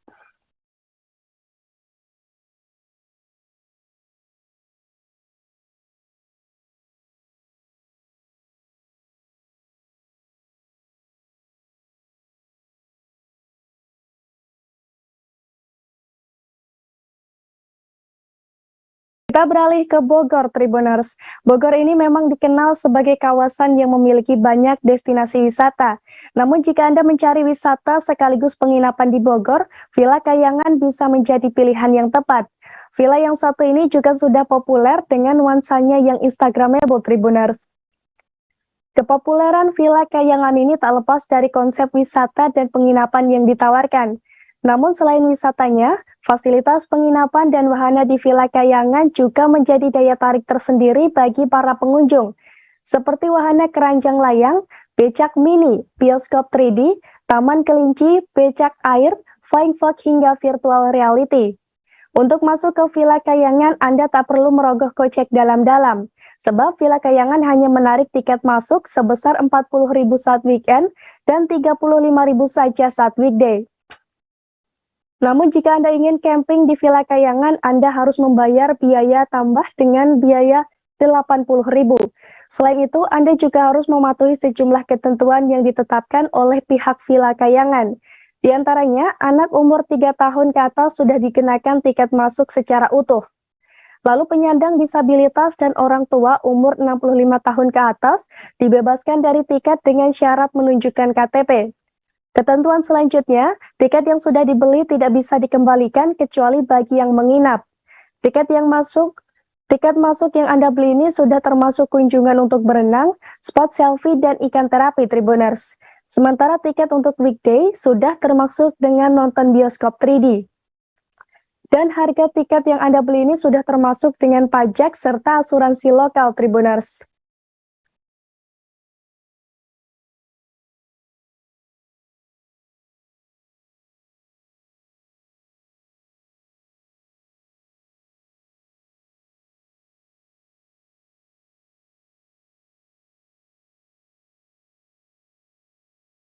Tribuners, selanjutnya kami punya rekomendasi tempat wisata untuk Anda yang berada di Malang, Jawa Timur, yakni Flora Wisata Santera Tribuners. Tepatnya Flora Wisata Santera ini berlokasi di Jalan Raya Madya, Jurangrejo, Padasari, Kecamatan Pujon, Kabupaten Malang, Jawa Timur. Saat berada di tempat wisata ini, Anda akan dimanjakan dengan beragam spot ala Eropa dan spot Instagramable lainnya Tribuners.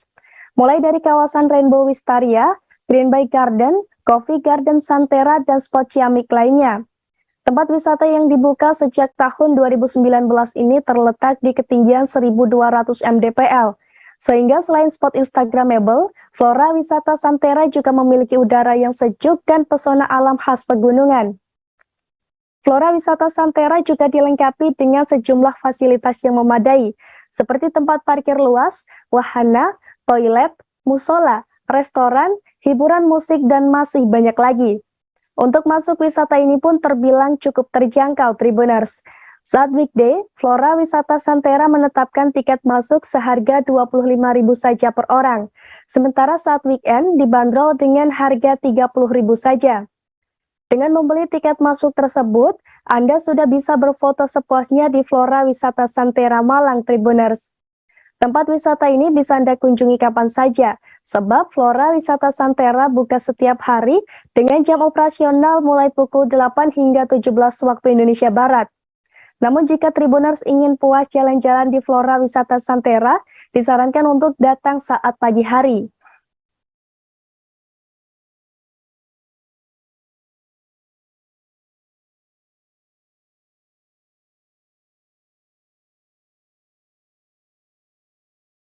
Tribuners, selain wisata air, Klaten juga memiliki tempat wisata Girpasang yang tak kalah menarik. Tempat wisata yang berada di Desa Tegal Mulyo Kemalang, Klaten, Jawa Tengah ini wajib dikunjungi oleh pecinta alam dan spot Instagramable. Sebab di tempat ini Anda bisa menemukan jembatan gantung dan gondola yang menawarkan panorama Gunung Merapi Tribuners. Jembatan gantung ini juga telah melewati uji coba dan diresmikan pada bulan Januari 2022 silam, sehingga keamanannya akan terjamin. Menurut anggota kelompok sadar wisata atau Pokdarwis Eka Aryanta, jembatan gantung ini diresmikan oleh Ketua Dewan Perwakilan Rakyat atau DPR RI Puan Maharani.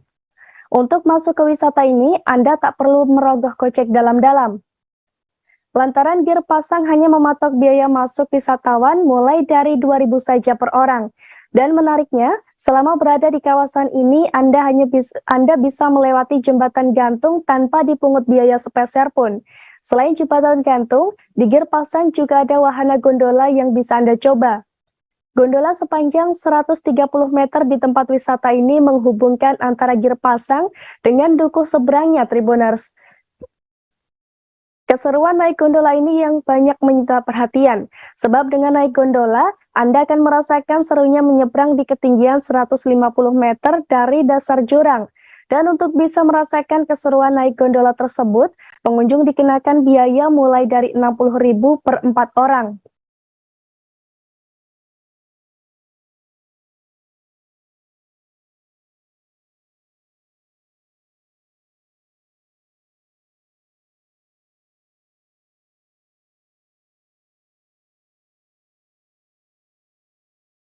kuliner daging sapi, Anda wajib mampir ke Balungan Dinosaurus Tribuners. Tepatnya di Jalan Raja Wali Raya, RT 3 RW 2 Nilagraha Gonilan, Kecamatan Kartasura, Kabupaten Sukoharjo, Jawa Tengah. Tempat makan yang satu ini menawarkan beragam olahan daging sapi yang bisa memanjakan lidah Anda. Mulai dari sup balungan super jumbo, sate sultan, sate sugeh, iga cobek bakar, sop daging sapi, sop buntut, dan masih banyak lagi. Dari beragam menu tersebut, iga bakar dinosaurus yang paling menjadi andalan di tempat ini, Tribuners. Adapun penyajiannya, tulang iga yang berukuran jumbo ini diberikan bumbu kecap dan potongan bawang merah serta bawang putih. Mengingat ukurannya yang jumbo, satu porsi iga bakar dinosaurus ini bahkan bisa Anda nikmati bersama 3 hingga 4 orang. Selain menunya yang menggugah selera, pelayanan di tempat makan ini pun cukup cepat, Tribuners. Jadi untuk mencicipi kenikmatan daging sapi Balungan Dinosaurus, Anda tak perlu menunggu lama. Tak heran, meski baru beberapa bulan dibuka, Balungan Dinosaurus sudah banyak diburu oleh para pecinta kuliner. Saat berburu kuliner di Balungan Dinosaurus, Anda bisa memilih tempat sesuai dengan keinginan Anda. Sebab Balungan Dinosaurus memiliki 2 tempat makan yang sama-sama menarik, Tribuners. Pertama, ada di bagian bangunan berbentuk rumah joglo. Kedua, ada tempat makan yang menggunakan tenda di outdoor, Tribuners. Jadi buat Anda yang penasaran, langsung saja datang ke Balungan Dinosaurus. Tempat makan ini buka mulai pukul 10 waktu Indonesia Barat hingga pukul 22 waktu Indonesia Barat.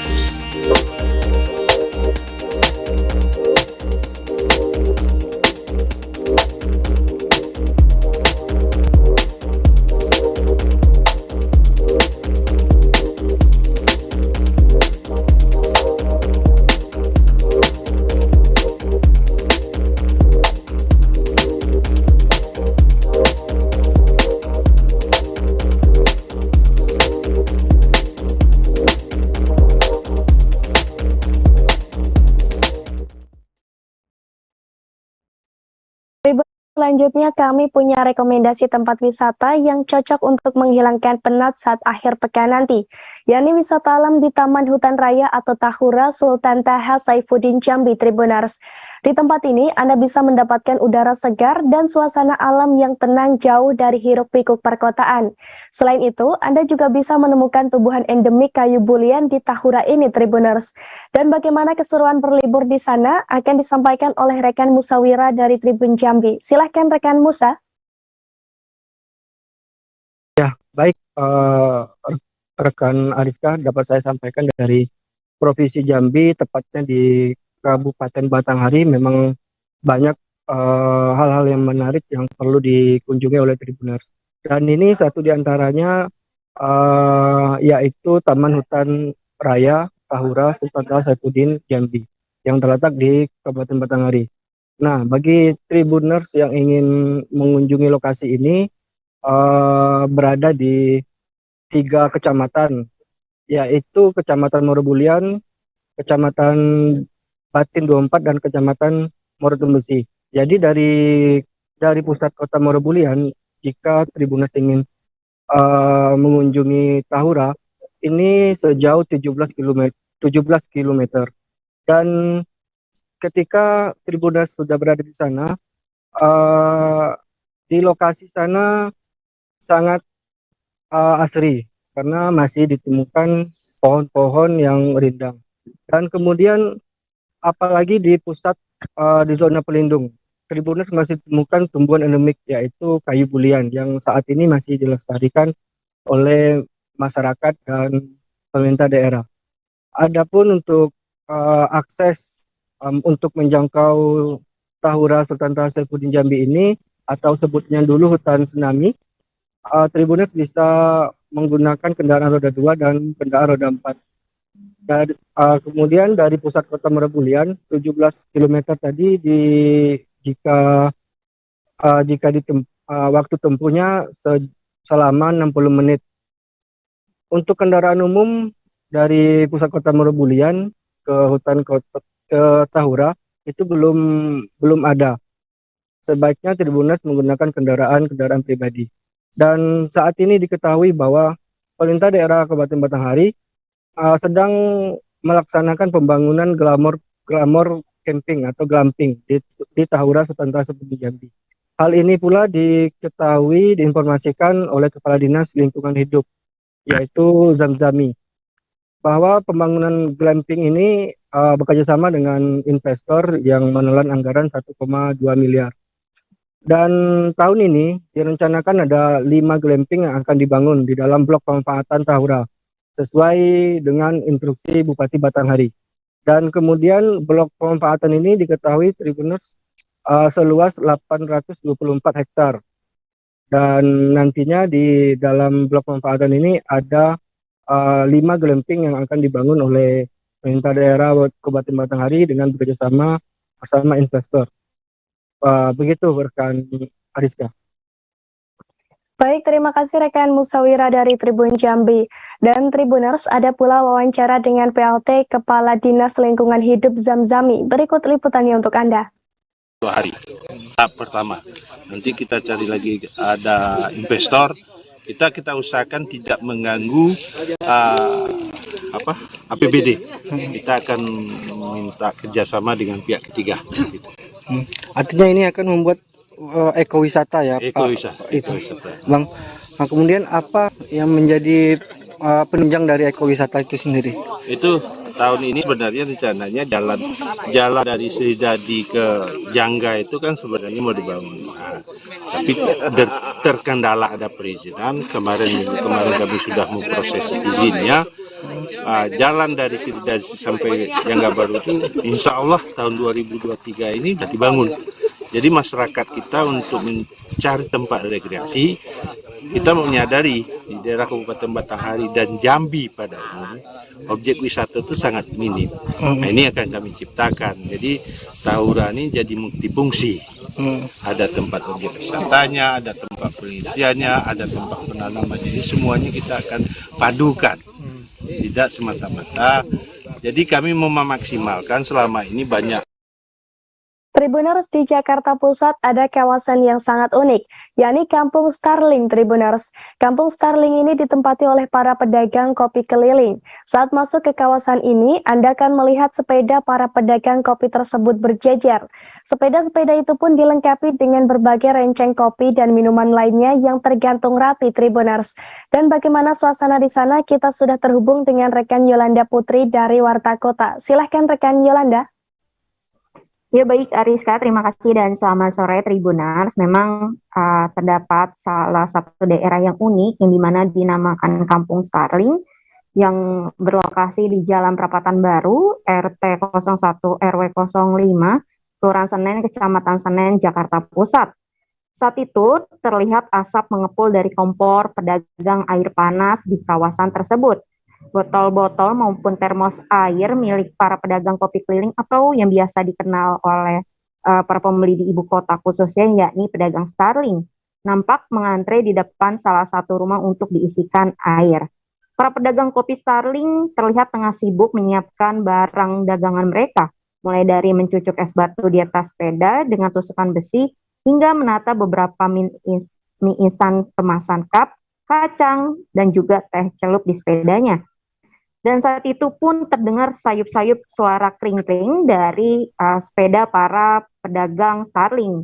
Rupanya para pedagang Starling lainnya pun turut ikut serta untuk segera mempersiapkan dagangannya karena dibagi menjadi dua shift, di mana saat itu saat saya berada di lokasi yakni shift siang dimulai biasanya dari jam 1 siang hingga malam hari. Lalu ditemui wartakotalive.com, salah satu pemilik agen yakni Sonia mengatakan bahwa ia memang menjual kebutuhan para pedagang Starling sehingga dia sampai saat ini memiliki 30 pelanggan setiap harinya. Ia juga menuturkan adapun kebutuhan pedagang Starling yang ia jual yakni kopi saset, rokok, makanan ringan, mie instan, sedotan maupun gelas. Dari pantauan wartakotalive.com di lokasi, memang ketika memasuki kawasan tersebut, Ariska dan Tribuners, kita bisa langsung disambut dengan gapura merah yang bertuliskan "Selamat datang di kawasan pedagang kopi keliling". Gang ini berada tak jauh dari kawasan Tugu Tani dan diapit oleh markas marinir serta Hotel Arya Duta. Lalu Tribuners, jika ingin berkunjung ke sana tak perlu berjalan jauh, hanya sekitar 50 meter melewati gapura. Nantinya Tribuners sudah melihat sepeda-sepeda para pedagang kopi keliling yang diletakkan secara berjejeran. Nampak renceng kopi dan berbagai minuman masih tergantung rapi di masing-masing sepeda. Tepatnya saat itu sebenarnya pukul jam 1 siang, gang tersebut nampak masih sepi karena hanya ada 1-2 orang yang mulai beraktivitas.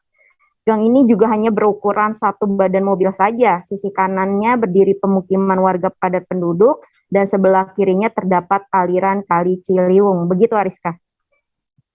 Baik, terima kasih rekan Yolanda Putri dari Warta Kota. Dan Tribuners, rekan Yolanda juga sempat melakukan wawancara dengan Sonia, pemilik agen. Berikut liputannya untuk Anda. Selamat siang Kak Sonia. Siang.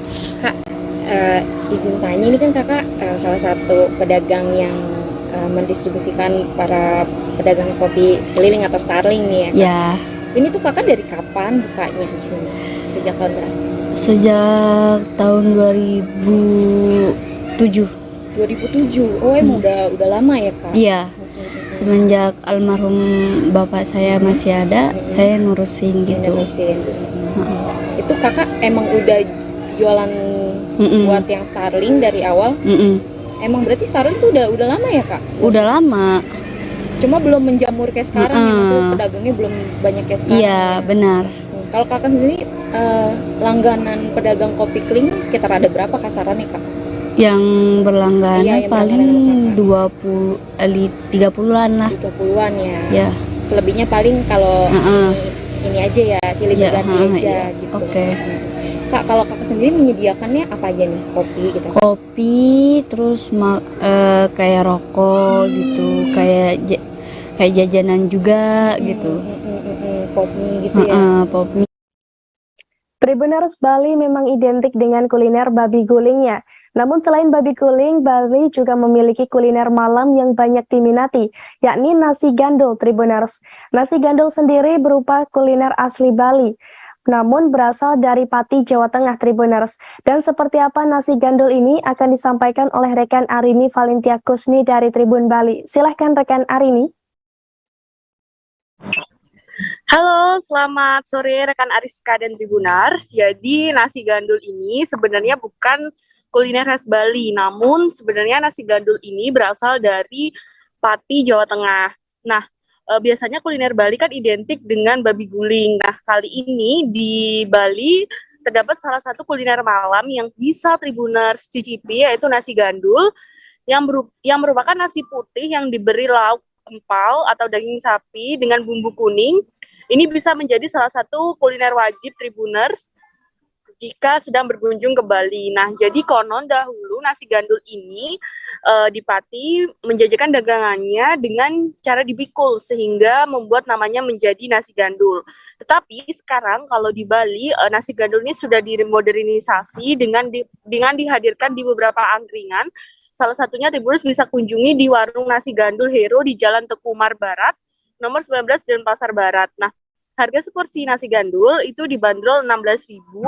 Tribuners sudah bisa menikmati nasi kuah pindang ayam juga di sini dan juga pastinya nasi gandul dan beberapa menu-menu lainnya rekan Ariska seperti aneka indomie, aneka susu jahe, kemudian roti bakar dan lain sebagainya. Dan harganya pun di warung tersebut, di warung nasi gandul Hero ini cukup terjangkau, yaitu mulai dari 10.000 hingga 14.000. Sekian rekan Ariska yang bisa saya laporkan. Baik rekan Arini Valentia Kusni dari Tribun Bali, terima kasih dan selamat bertugas kembali. Tribuners, baru-baru ini pemandangan berbeda tampak di halaman depan Hotel Pelangi Kota Malang. Sebab di lokasi tersebut baru saja dibuka Lapidot Cafe and Patisserie Tribuners. Dengan mengusung konsep kafe sejarah, Lapidot Cafe and Patisserie ini memasang foto-foto masa lalu di beberapa sudut dindingnya. Dan seperti apa detail kafe yang satu ini akan disampaikan oleh rekan Silvianita Widiawati dari Surya Malang. Silakan rekan Silvi. Selamat sore Tribuners dan Ariska yang di studio. Di Malang baru saja diresmikan dan sifatnya memang masih soft launching, ada Lapidot Cafe and Patisserie. Lapidot sendiri ternyata adalah nama yang pernah dipakai di Hotel Pelangi saat ini. Jadi nama ini pernah dipakai pada tahun 1800-an. Hotel Pelangi sendiri sudah berganti nama selama 7 kali. Dan untuk menambah nuansa baru di Hotel Pelangi ada kafe ini. Dan yang menarik di dalam kafe ini yang masih linear dengan Hotel Pelangi yang disebut sebagai cagar budaya adalah ditampilkan foto-foto yang menampilkan kota Malang zaman dulunya. Jadi dari pengunjung mungkin sambil menunggu kedatangan menu yang kita pesan, bisa juga sambil melihat tentang foto-foto yang ada di kafe tersebut. Foto tersebut dipajang di kafe yang ada di kanan kiri bagian bartendernya. Dan yang menarik lagi bagi masyarakat dengan keberadaan kafe ini menjadi pilihan untuk dikunjungi. Jadi tergantung kita konsepnya pengen kafe yang bagaimana dan mungkin juga menyesuaikan keuangan yang kita miliki. Untuk kafe ini juga menyasar segala segmen termasuk keluarga sehingga disajikan juga menu-menu untuk anak-anak. Sedang untuk orang dewasa juga ada pilihan kopi juga minuman lainnya. Dan yang menjadi menu andalan adalah menu Ristafel yang berupa menu Nusantara dan untuk harganya yang ditampilkan atau disajikan di kafe ini adalah mulai 25.000 sampai 80.000. Saat ini di kafe ini sedang dibangun untuk rooftopnya sehingga mungkin pada malam hari akan sangat menarik jika menghabiskan waktu di kafe yang berada di dekat alun-alun Kota Malang. Demikian Ariska. Baik, rekan Silvianita Widiawati dari Surya Malang, terima kasih atas laporan Anda. Dan Tribuners, rekan Silvi juga sempat melakukan wawancara dengan Sofyan Edi Jarwoko, Wakil Wali Kota Malang, serta Arda Opita Sabitini, Manajer Hotel Pelangi. Berikut liputannya untuk Anda. Gimana Pak? Ya saya ngopi lah, ini kan ngopi di Lapi.cafe, ya kebetulan di Hotel Pelangi sini. Ini kan memperkuat daripada image Malang Heritage ya. Jadi ikon Malang Heritage yang ada sekarang dengan ide dan gagasan serta investasi yang dilakukan oleh Pelangi justru memperkuat. Saat ini saya di sini selaku manajer Hotel Pelangi Malang. Ini untuk saya juga berterima kasih atas kehadiran Bapak Edi, Bapak Wakil Wali Kota Malang telah hadir dalam soft opening Lapi.cafe. Terima kasih banyak Bapak Sugeng Rawo juga sudah disupport juga, kita membantu juga untuk kawasan Pemkot ini ya, Pemkot untuk kawasan yang heritage untuk agar Tribuners, pemerintah Kota Pangkal Pinang Kepulauan Bangka Belitung menggelar Food Millennial Festival selama 5 hari, yakni sejak tanggal 13 hingga 17 September besok, Tribuners. Kegiatan ini dimeriahkan dengan sekira 250 pelaku UMKM yang menjajakan aneka jajanan kuliner. Selama festival berlangsung, para pelaku UMKM pun mengaku mendapatkan omset yang cukup tinggi. Dan bagaimana kemeriahan di sana akan disampaikan oleh rekan Sela Gustika dari Bangka Pos. Silakan rekan Sela.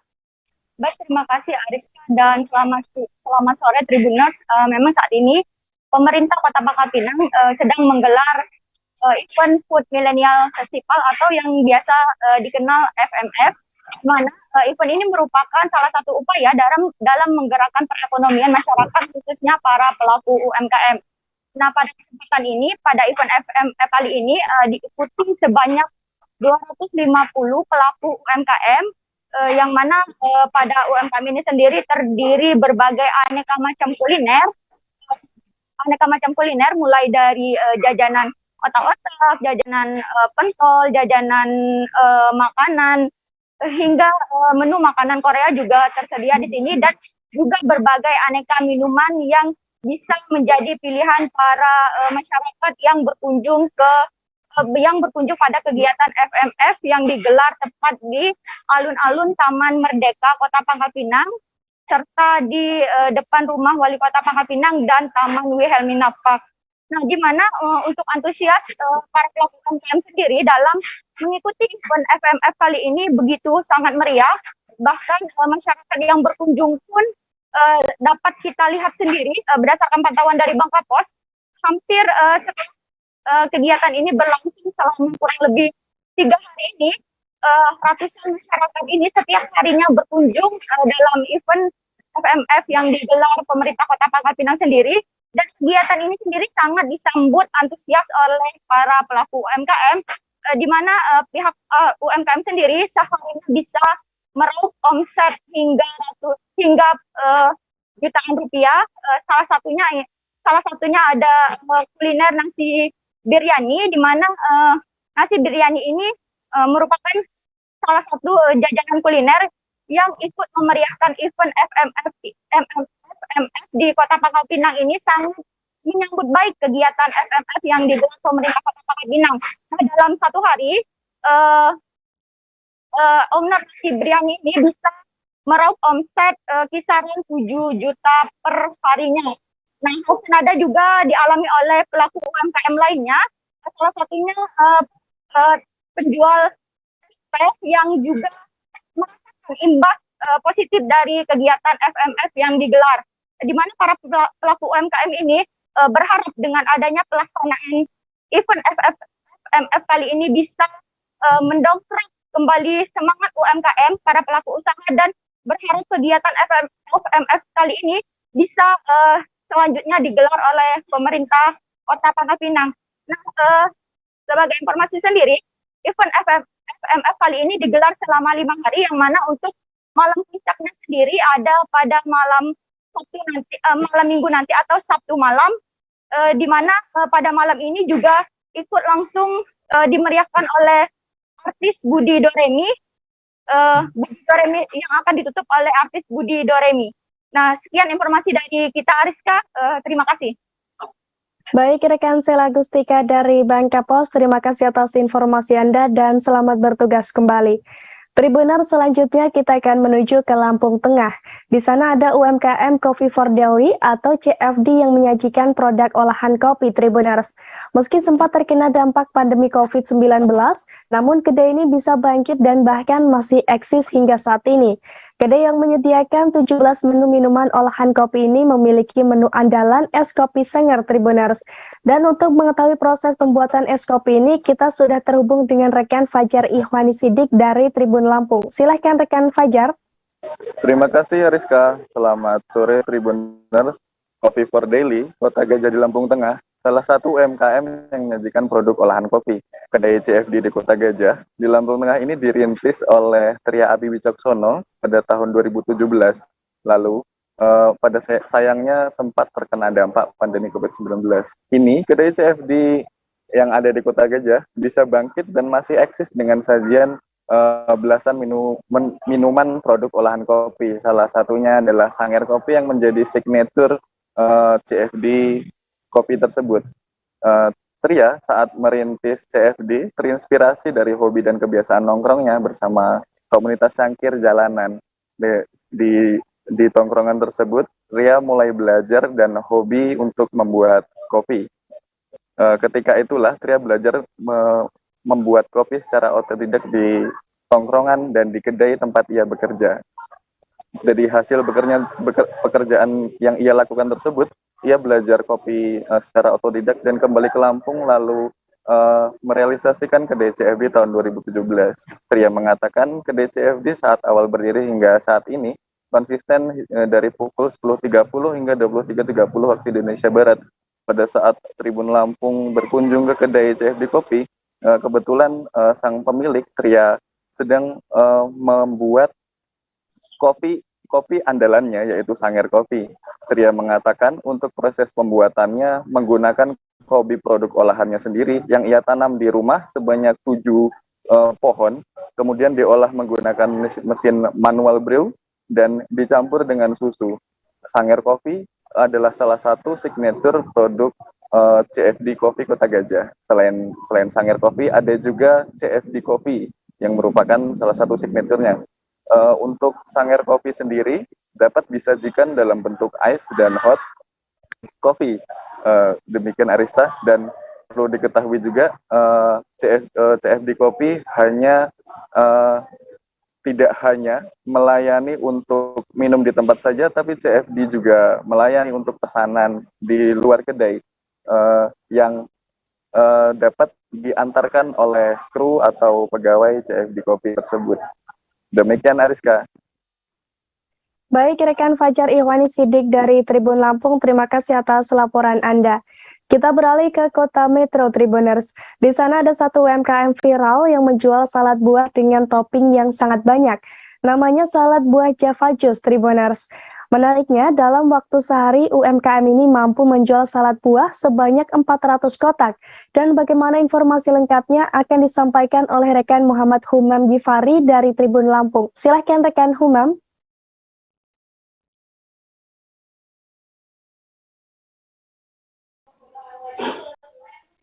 Ya, terima kasih Ariska.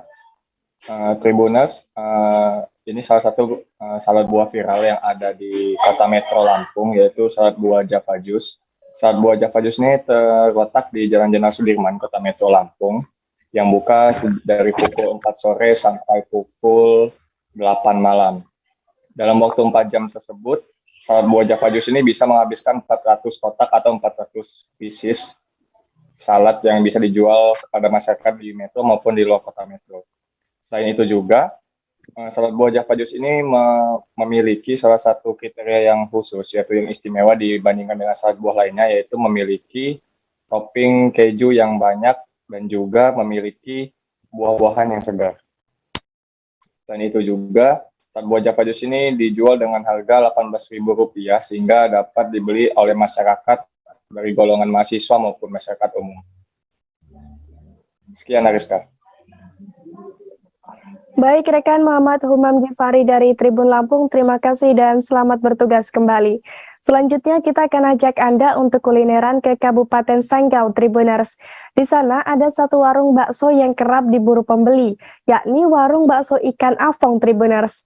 Selain menjual bakso ikan, di warung ini Anda juga bisa menemukan bubur ikan khas rumah makan Serasa. Dan bagaimana cita rasanya akan dilaporkan oleh rekan Hendri Cornelius dari Tribun Pontianak. Ya, Ariska, selamat sore Tribuners. Nah, dapat kami sampaikan bahwa bakso ikan yang ada di rumah makan Serasa yang berlokasi di Jalan Kartini di Kota Sanggau, Kabupaten Sanggau, Kalimantan Barat menjadi menu andalan, salah satu menu andalan di sini. Nah, selain juga bakso ikan di rumah makan Serasa ini juga tersedia bubur ikan atau sop ikan, Tribuners. Nah, untuk buka dari jam 8 pagi sampai jam 8 malam. Nah, untuk harganya sendiri bakso ikan biasa itu Rp25.000, kalau jumbo itu Rp35.000 per porsi. Kemudian sup ikannya Rp25.000 dan sup ikan campur bakso itu Rp35.000. Kemudian bakso telur asin Rp35.000, bakso komplit Rp38.000. Kemudian bakso plus Rp30.000 dan bakso goreng Rp30.000. Kemudian ada juga ekstra yaitu untuk nasi. Nasi itu satu porsinya Rp5.000. Begitu, Ariska. Baik, terima kasih atas informasi Anda dan juga rekomendasi Anda rekan Hendri Cornelius dari Tribun Pontianak. Tribuners, kawasan Lion Hotel Manado menjadi tempat paling favorit untuk berburu durian di kota Manado. Setiap harinya, para penjual durian dari berbagai daerah hadir di kawasan ini. Durian dijual dengan harga yang murah, tapi kualitas rasanya benar-benar nikmat, Tribuners. Dan bagaimana keseruan berburu durian di sana? Kita sudah terhubung dengan rekan Nilton Durado dari Tribun Manado. Silakan rekan Nilton. Terima kasih rekan Ariska. Bagi sebagian besar masyarakat Kota Manado menjadikan kawasan Lion Hotel sebagai kawasan berburu durian di malam hari. Sebenarnya kawasan ini tidak hanya buka pada malam hari saja, dari sore sekitar pukul 15.30 waktu Indonesia Tengah juga sudah buka sebenarnya. Tapi yang paling ramai dikunjungi oleh masyarakat itu terjadi antara pukul 19.00 sampai dengan 22.00 WITA. Nah, durian yang ada di kawasan Lion Hotel Manado ini diambil dari kabupaten kota di Provinsi Sulawesi Utara, mulai dari Kabupaten Minahasa Selatan, hingga ada Kabupaten Bolang Selatan. Untuk harga sendiri, durian di sini dibanderol dengan harga Rp35.000 yang paling murah. Tapi kalau kita beli 3 dapat 100.000 dapat 3. Nah, yang paling mahal itu yang sedikit, yang ukurannya lebih besar itu sekitar 150. Tapi ini duriannya sangat enak, lezat. Selain itu tidak seperti di tempat-tempat lain, durian di tempat lain yang matangnya itu disimpan. Kalau di sini memang matang dari pohon, jadi harum sekali. Dan beberapa pengunjung di sini mengakui bahwa harga durian yang cukup murah dengan rasa yang luar biasa ini menjadi favorit bagi masyarakat Kota Manado. Nah, salah satu penjual yaitu Robi mengatakan bahwa dalam satu hari mulai pukul 15 sampai dengan 22 waktu Indonesia Tengah, dia bisa menjual durian paling banyak itu 75 buah. Paling kalau malam minggu sampai 100, tetapi kalau Senin, Selasa atau hari kerja paling banyak itu 50 dengan keuntungan 50.000. Mereka membeli durian ini dari kabupaten-kabupaten kota yang ada di Sulawesi Utara. Tapi jika stok durian di Sulawesi Utara habis, mereka akan melebarkan sayap ke Gorontalo, Provinsi Gorontalo, Provinsi Sulawesi Tengah dan Sulawesi Selatan untuk mencari durian. Intinya durian di kawasan Lion Hotel tidak akan pernah habis, setiap harinya ada. Tapi kalau durian lagi langka, harganya lumayan mahal, tapi di pantauan kami semalam harga durian masih normal dan murah-murah. Selain itu lasnya juga lezat. Demikian rekan Ariska. Baik, rekan Nilton Durado dari Tribun Manado, terima kasih dan selamat bertugas kembali. Tribuners, informasi tersebut sekaligus mengakhiri perjumpaan kita pada live update travel kali ini. Nantikan informasi lainnya hanya di kanal YouTube Tribun News. Dan saya Ariska Hoirina beserta segenap kru yang bertugas pamit undur diri. Terima kasih dan sampai jumpa.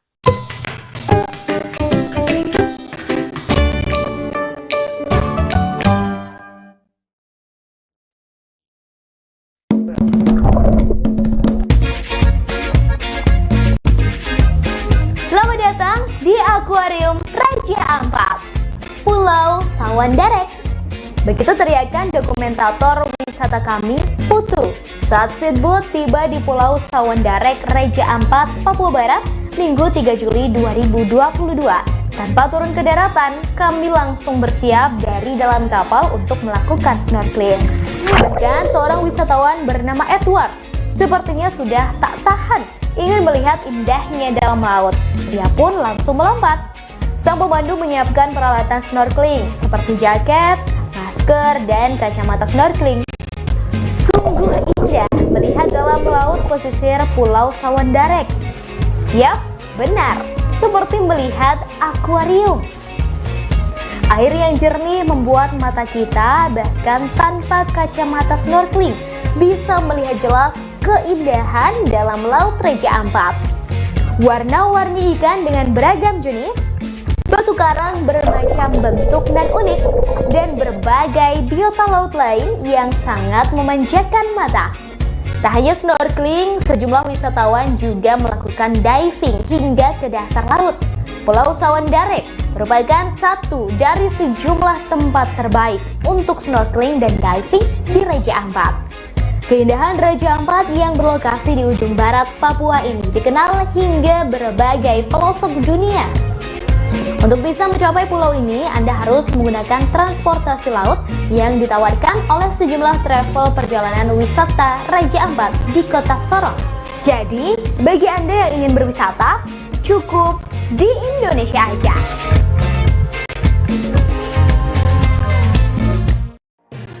Tribun News Live Update. Tanggal 21. Selamat siang Tribuners, selamat sore Tribuners, selamat petang Tribuners, Anda sedang menyaksikan live up. Informasi teraktual dan terupdate dari siang hingga petang kami sajikan untuk Anda. Menewaskan 2 orang penumpang, yang mana kedua penumpang kami perdalam dengan laporan langsung dari lokasi kejadian dan narasumber terpercaya. Benar-benar menghukum mereka-mereka yang terlibat menghentikan terduga pelaku yang ingin laporan terkait peristiwa pompong hilang kontak menabrak sejumlah pemotor yang melintas tepat. Saksikan live update siang, sore, dan petang hanya di channel YouTube Tribun News.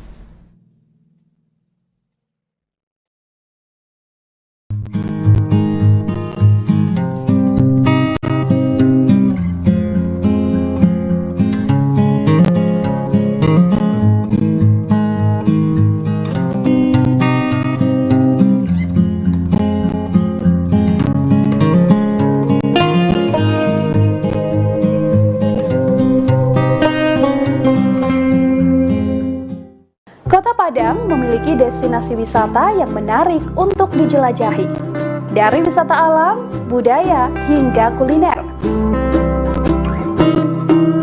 Mengunjungi Kota Padang belum lengkap rasanya kalau belum datang ke Jembatan Siti Nurbaya.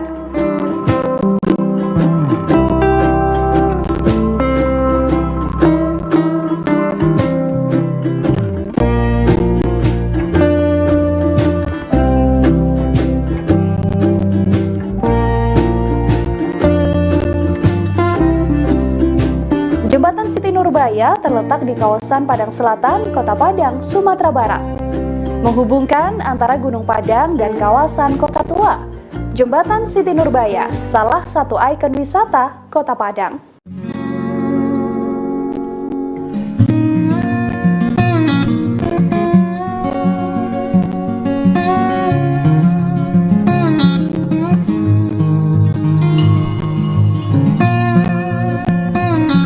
Nama jembatan ini diambil dari satu legenda Minang, yakni Siti Nurbaya. Untuk jembatan Siti Nurbaya ramai dikunjungi saat sore hingga malam harinya.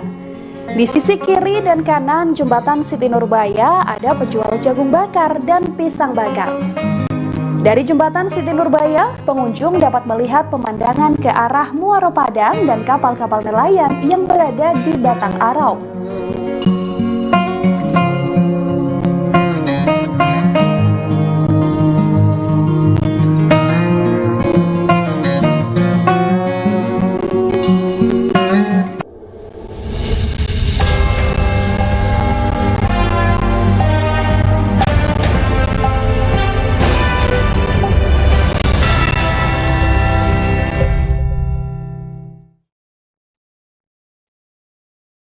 Halo, selamat sore Tribuners. Anda sedang menyaksikan live update Tribun News edisi Jumat 16 September 2022. Sore ini akan kami sajikan informasi teraktual dan menarik yang dilaporkan secara langsung oleh reporter lapangan kami. Bersama saya Meisa Sirait, inilah live update selengkapnya. Kita ke informasi pertama Tribuners. Ketua Badan Pengawasan Pemilihan Umum atau Bawaslu Halmahera Utara, Rafli Kamaluddin mengatakan Bawaslu saat ini resmi membuka pendaftaran calon anggota Panwascam. Untuk rekrutmen pendaftaran panitia pengawas kecamatan atau Panwascam sendiri resmi diumumkan. Bawaslu Halmahera Utara telah membuka calon anggota Panwascam pada pemilihan serentak 2024. Untuk informasi selengkapnya akan disampaikan langsung oleh wartawan Tribun Ternate, Arafik Hamid yang kini sudah terhubung bersama kami. Silakan rekan Arafik. Baik, rekan Mei di studio, saya dapat laporkan langsung dari Kabupaten Halmahera Utara, Maluku Utara. Memang benar Bawaslu Kabupaten Halmahera Utara telah meresmikan pengumuman rekrutmen calon panitia pengawas kecamatan atau Panwascam di Kabupaten Halmahera Utara. Nah, sejak tertanggal 15 September 2022. Nah, untuk rekrutmen pendaftaran panitia pengawas kecamatan Panwascam sendiri resmi diumumkan, bahkan Bawaslu Kabupaten Halmahera Utara tengah melakukan fasilitasi baik melalui media sosial di laman KPU, laman Bawaslu Halmahera Utara atau lewat media online. Untuk rekrutmen Panwascam di Kabupaten Halmahera Utara ini untuk pemilihan bupati atau pemilihan umum pada 2024 mendatang. Kami juga sempat mengonfirmasi Ketua Badan atau Bawaslu Kabupaten Halmahera Utara, Rafli Kamaluddin, membenarkan bahwa sejak 15 September 2022 ini telah meresmikan atau mengumumkan secara langsung rekrutmen anggota Panwascam di Kabupaten Halmahera Utara. Rekrutmen Panwascam di Kabupaten Halmahera Utara ini dalam rangka pemilihan kepala daerah atau pemilihan umum pada 2024 mendatang. Rekrutmen pendaftaran calon anggota Panwascam kata Rafli Kamaluddin pada 16 September 2022. Dikatakan Rafli Kamaluddin selaku Ketua Bawaslu Kabupaten Halmahera Utara untuk syarat pendaftaran sebagai calon anggota Panwascam Kabupaten Halmahera Utara di 17 kecamatan ini, 17 kecamatan dapat dilihat lewat laman Facebooknya Bawaslu Halmahera Utara. Begitu juga untuk informasi pendaftaran serta formulir pendaftaran juga bagi peserta atau calon anggota Panwascam di Kabupaten Halmahera Utara ini bisa diambil langsung mendatangi langsung di kantor Bawaslu Kabupaten Halmahera Utara atau mengunjungi laman dokumen.google.com. Untuk syarat pendaftaran calon Panwascam kecamatan di 17 kecamatan Halmahera Utara ini dapat melihat langsung atau melihat langsung di sekretariat atau kantor Bawadan Bawaslu Halmahera Utara. Nah, diketahui pengambilan berkas atau formulir pendaftaran calon anggota Panwascam di Kabupaten Halmahera Utara ini terhitung selama 7 hari ya, sejak mulainya di tanggal 21 September hingga 27 September. Untuk syarat calon peserta anggota Panwascam untuk syaratnya tentu sebagai warga negara Indonesia. Nah, batas usia minimal maksimal 25 tahun, kemudian pas foto ijazah terakhir yang telah dilegalisir serta surat kesehatan jasmani dan rohani. Sahabat Tribuners, sementara untuk PNS atau program keluarga harapan PKH dan pendamping desa sendiri harus meminta izin dari atasan atau pimpinan. Kemudian syarat selanjutnya yakni pernyataan bebas dari anggota partai politik dan tim pemenang pada 5 tahun terakhir pada pilkada sebelumnya. Demikian rekan Mei yang dapat kami laporkan dari Kabupaten Halmahera Utara, Maluku Utara. Baik, terima kasih rekan Arafik atas laporan Anda, dan Tribuners, wartawan kami juga telah menghimpun wawancara dengan Ketua Bawaslu Halmahera Utara. Berikut tayangannya untuk Anda. Ya Pak Ketua, hari ini kan ada bertanggal 15 ini sebagai pengumuman calon Panwascam di Kabupaten Halmahera Utara. Mau dijelaskan syarat-syarat apa saja yang kemudian menjadi calon Panwascam di Kabupaten Halmahera Utara ini? Iya.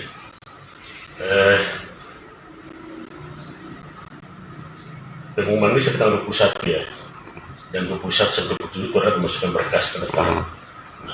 Oleh karena itu, yang merasa diri untuk menjabat diri sebagai Panwascam itu harus disiapkan ya tentunya sebagai warga negara Indonesia. Kemudian harus diingat usia 25 tahun saat berkas ini disampaikan, saat mendaftar. Kemudian ada pas foto juga 4x6, itu 3 lembar dengan latar merah. Kemudian ijazah terakhirnya adalah SMA. Bukan ijazah terakhir tapi Gubernur Daerah Istimewa Yogyakarta Sri Sultan Hamengkubuwono X bersama manajemen baru Malioboro Mall dan Hotel Ibis meninjau langsung kedua aset milik Pemda DIY tersebut pada Kamis 15 September. Peninjauan dilakukan pasca pengambil alihan aset dari manajemen lama, yakni PT Yogya Indah Sejahtera tertanggal 13 September lalu. Untuk informasi selengkapnya akan disampaikan langsung oleh wartawan Tribun Jogja, Yuwantoro, yang kini sudah terhubung bersama kami. Silakan rekan Toro. Ya baik, terima kasih rekan Mei. Jadi benar kemarin Gubernur Daerah Istimewa Yogyakarta Sri Sultan Hamengkubuwono X bersama manajemen baru Malioboro dan Hotel Ibis melakukan peninjauan langsung ke dua lokasi tersebut. Peninjauan ini dilakukan setelah adanya pengambil alihan aset dari manajemen lama, yakni PT Yogya Indah Sejahtera atau YIS, di mana Sri Sultan telah menunjuk manajemen baru, yaitu PT Setia Mataram Tritunggal atau SMT, untuk mengelola dua aset yang memang dimiliki oleh pemerintah daerah setempat. Jadi setelah melakukan peninjauan, Sultan memberikan statement dan menyatakan harapannya kepada PT Setia Mataram Tritunggal selaku manajemen baru untuk dapat melakukan pendataan terhadap karyawan yang sudah bekerja di dua tempat tersebut di bawah naungan manajemen yang lama, karena imbas dari adanya pengambil alihan aset tersebut tercatat ada sekitar 200 karyawan yang mengalami PHK. Seluruhnya itu merupakan karyawan yang bekerja di Hotel Ibis dan Mall Malioboro. Sultan berharap agar mereka bisa direkrut kembali untuk menempati pekerjaan lamanya atau menempati posisi yang baru di dua bangunan tersebut. Kemudian Sri Sultan juga meminta kepada PT SMT untuk mengelola kedua aset milik pemerintah daerah itu dengan sebaik-baiknya sehingga aset tersebut dapat memiliki nilai investasi tambahan. Namun sebelumnya manajemen perlu fokus untuk melakukan perbaikan dan renovasi karena memang kedua bangunan tersebut membutuhkannya agar pemerintah DIY bisa memanfaatkan secara optimal. Selain itu, untuk kondisi mal sendiri saat ini masih beroperasi normal di tengah adanya pergantian manajemen, namun untuk hotel untuk sementara waktu masih tutup dikarenakan pihak manajemen perlu melakukan perbaikan dan renovasi. Demikian informasi yang bisa saya sampaikan. Baik, terima kasih rekan Yuwantoro atas laporan Anda. Selamat bertugas kembali. Kita beralih ke informasi selanjutnya, Tribuners. Kecelakaan lalu lintas terjadi di depan kantor DPC PDIP Lampung Utara, Jalan Lintas Tengah Sumatera, Lampung Utara, pada Kamis 15 September. Menurut informasi yang dihimpun, kecelakaan lalu lintas di Lampung Utara terjadi sekitar pukul 9 waktu Indonesia Barat. Kecelakaan lalu lintas tersebut terjadi antara mobil Suzuki EPV yang melaju dari arah Bukit Kemuning menuju Kota Bumi dengan truk bernomor polisi DE 8083XX dari arah sebaliknya. Untuk informasi selengkapnya akan disampaikan langsung oleh wartawan Tribun Lampung, Anung Bayuardi yang kini sudah terhubung bersama kami. Silahkan rekan Anung. Mei, bisa dijelaskan bahwa pada hari Rabu kemarin terjadi kecelakaan lalu lintas antara mobil Suzuki APV dan truk yang bermuatan pakan ikan. Saat itu mobil Suzuki APV yang merupakan travel bermuatan 6 orang penumpang, di mana supir truk mengalami luka lecet di bagian tangannya, kemudian supir APV ini mengalami patah tangan. Untuk evakuasinya, mobil APV ini dievakuasi oleh warga karena supir tergencet. Kemudian ada juga beberapa penumpangnya mengalami luka berat seperti luka di tangan juga dan patah kaki. Untuk para korbannya dibawa ke rumah sakit terdekat. Demikian rekan Mei. Baik, terima kasih rekan Anung atas laporan Anda, dan Tribuners, wartawan kami juga telah menghimpun wawancara dengan saksi. Berikut tayangannya untuk Anda. Dari sana itu isi penumpang ya Pak ya? Iya, penumpang pada edaran kemana itu penumpang yang EPV itu. Sempat mengenai motor nggak sih Pak? Motor nggak ada. Kejadiannya ini jam berapa Pak? Kurang jelasnya jam berapa, sekitar jam 9 lewat lah. Ada yang meninggal nggak sih Pak? Korban? Kayaknya sekarat satu bapak-bapak. Oh, di mobil APV Pak? Iya.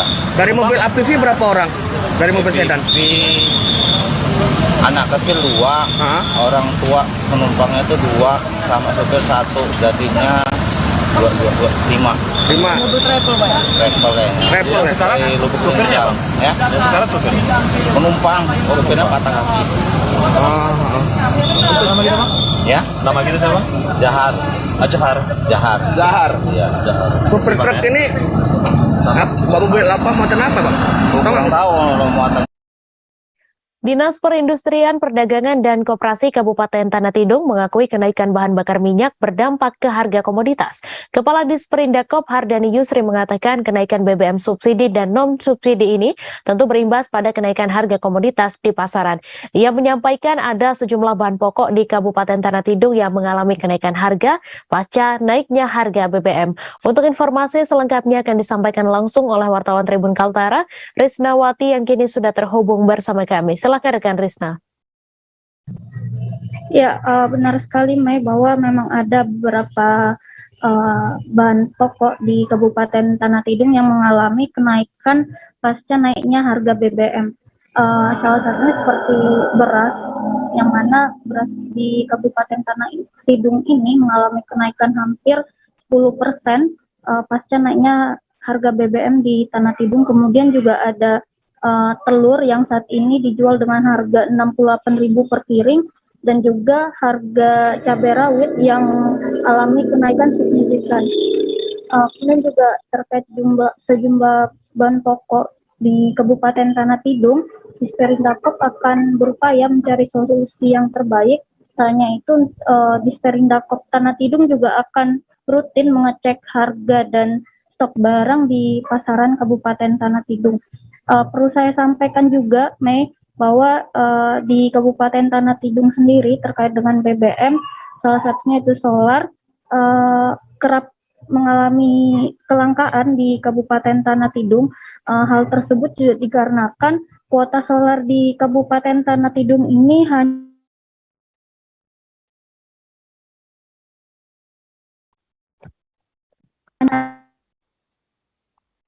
sampai 20 tahun. Kemudian juga belum lagi pendistribusian solar di Kabupaten Tanah Tidung ini hanya ditopang pada satu SPBU saja. Kemudian selain itu lokasi SPBU tersebut juga cukup jauh dari ibu kota Kabupaten Tanah Tidung sehingga pendistribusian pun cukup terkendala. Meski demikian, Bupati Tanah Tidung juga telah meminta Disperindakob untuk memanggil para pengelola SPBU yang ada di Kabupaten Tanah Tidung. Pemanggilan ini dilakukan untuk membahas kendala-kendala apa saja yang dihadapi pengelola SPBU dalam pendistribusian solar di Tanah Tidung. Dari pertemuan yang akan dilakukan dalam waktu dekat ini juga diharapkan nantinya pendistribusian solar di Kabupaten Tanah Tidung dapat tertib dan merata. Seperti itu, Mei. Baik, terima kasih rekan Risna atas laporan Anda. Dan Tribuners, wartawan kami juga telah menghimpun wawancara dengan Kadis Perindakob Tanah Tidung. Berikut tayangannya untuk Anda. Komoditas pangan terutama ada kenaikan. Memang dari pantauan teman-teman di lapangan, ada beberapa komoditas yang terjadi kenaikan harga. Salah satunya telur, beras ada kenaikan, termasuk cabai. Cabai rawit itu ada kenaikan yang sangat signifikan. Tadi disampaikan Pak Bupati, memang untuk Kaltara ini memang tingkat inflasinya memang sudah tinggi. Rakor kemarin arahan Presiden termasuk Kaltara jadi atensi beliau.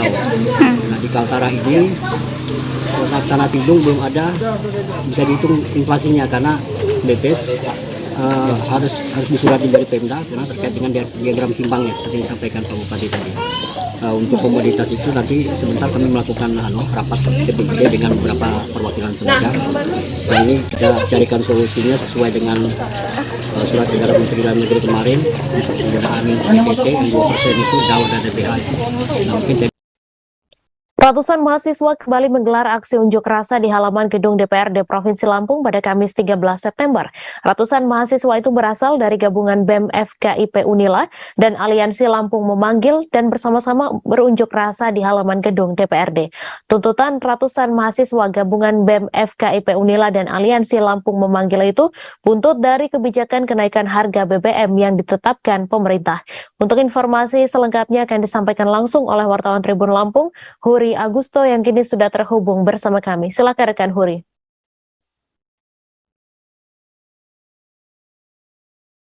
Terima kasih rekan Mei. Benar sekali bahwa kemarin Kamis 15 September 2022 memang benar telah terjadi aksi unjuk rasa yang merupakan gabungan dari aliansi mahasiswa yang ada di Lampung ini, di mana mereka menuntut kebijakan yang telah ditetapkan oleh pemerintah, yakni kenaikan harga BBM, dan tuntutan mereka itu untuk menurunkan harga BBM.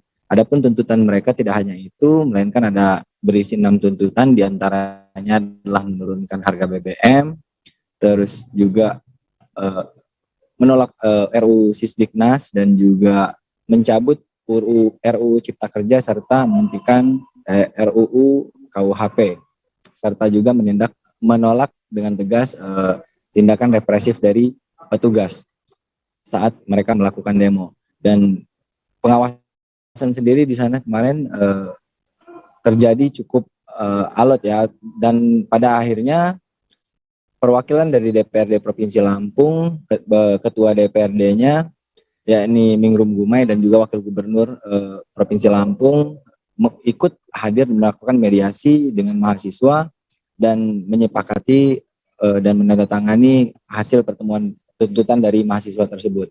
Dan setelah ditandatangani, mahasiswa tersebut memberikan waktu 1 kali 24 jam untuk ditindaklanjuti oleh pemerintah setempat dan juga DPRD.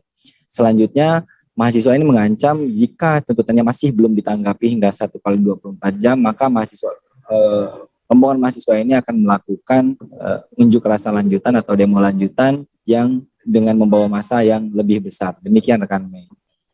Baik, terima kasih rekan Huri atas laporan Anda. Selamat bertugas kembali. Masjid Nurul Ihsan yang berlokasi di Jalan Nagahuta, Kelurahan Setianegara, Kecamatan Siantar, Sitalasari menjadi sasaran maling pada Kamis 15 September dini hari. 2 kotak infak masjid dibobol oleh pelaku yang diperkirakan berjumlah 2 orang. Berdasarkan CCTV yang diperoleh dari Badan Kenaziran Masjid Nurul Ihsan, tampak pelaku adalah 2 pria. Keduanya mencongkel pintu belakang masjid dan menggasak seluruh uang kertas yang berada di dalam kotak infak. Untuk informasi selengkapnya akan disampaikan langsung oleh wartawan Tribun Medan, Alija, yang kini sudah terhubung bersama kami. Silakan rekan Alija. Ya, selamat sore, Nih. Saya laporkan bahwasanya aksi pencurian itu terjadi Kamis dini hari sudah pukul 2:50 dini hari. Nah, aksi pencurian itu diketahui saat Badan Kenaziran Masjid, katanya itu adalah wakil ketua BKS, Bapak Siswa itu sedang membuka pintu, kemudian mengecek keisi dari Indonesia.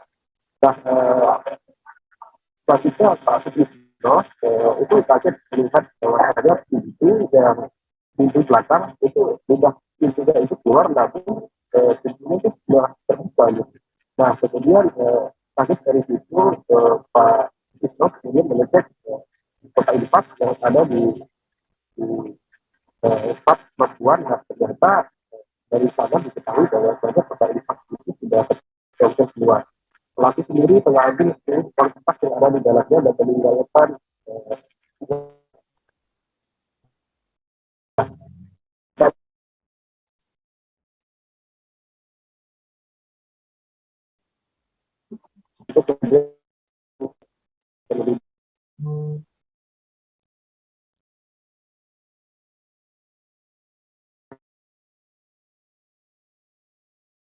DKI sendiri bahwasanya ini adalah wafat dan hanya akan melakukan penanganan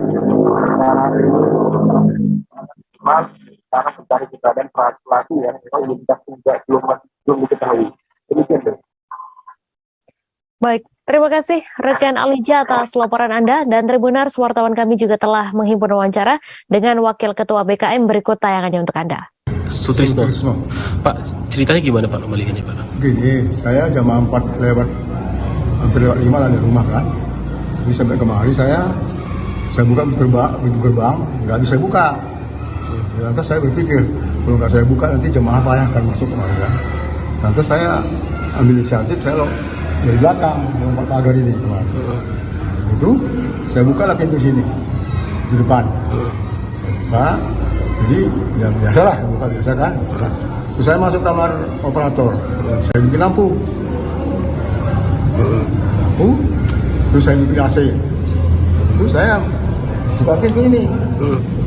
Masalah buka kan, buka pintu ini, tapi saya lihat kok saya buka, cek. Kebuka pintu ini, saya tengok itu kan kalau kunci kan ada lidahnya kan, ada lidah masuk ke dalam kunci kan. WR, bocah 17 tahun pelaku pembacokan sopir taksi online di Jalan Pelumpang Semper Raya Koja, Jakarta Utara, ternyata mantan pedagang tahu bulat. WR sebelumnya berjualan tahu bulat di sekitaran wilayah Pondok Cabe hingga Cinere. Baru-baru ini WR yang merupakan seorang yatim piatu berhenti dari pekerjaan sebelumnya karena merasa tak nyaman dan penghasilannya tak menentu. Untuk informasi selengkapnya akan disampaikan langsung oleh wartawan Tribun Jakarta, Gerald Leonardo, yang kini sudah terhubung bersama kami. Silakan rekan Gerald.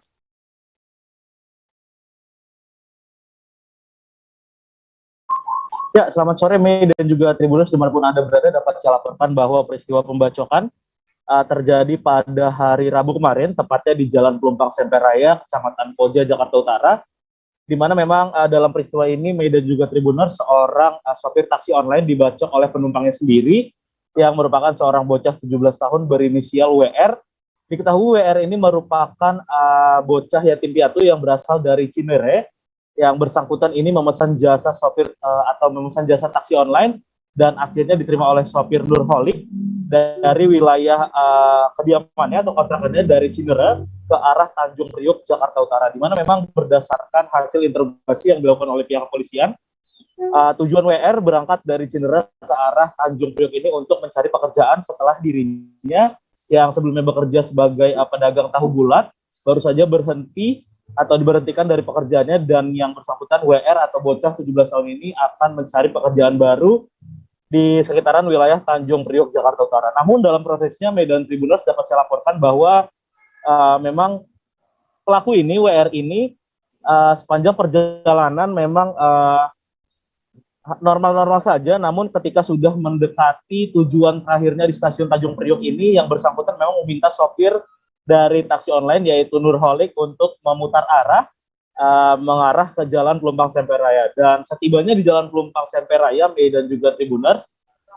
pelaku ini hendak turun namun tak bisa atau enggan membayar ongkos daripada sopir taksi online ini, dan akhirnya yang bersangkutan langsung melakukan pembacokan sebanyak beberapa kali ke tubuh dan juga ke kepala dari korban Nurholik ini, sehingga korban mengalami luka-luka bacok di beberapa bagian tubuhnya seperti di bagian punggung, lengan sebelah kiri hingga di bagian kepalanya.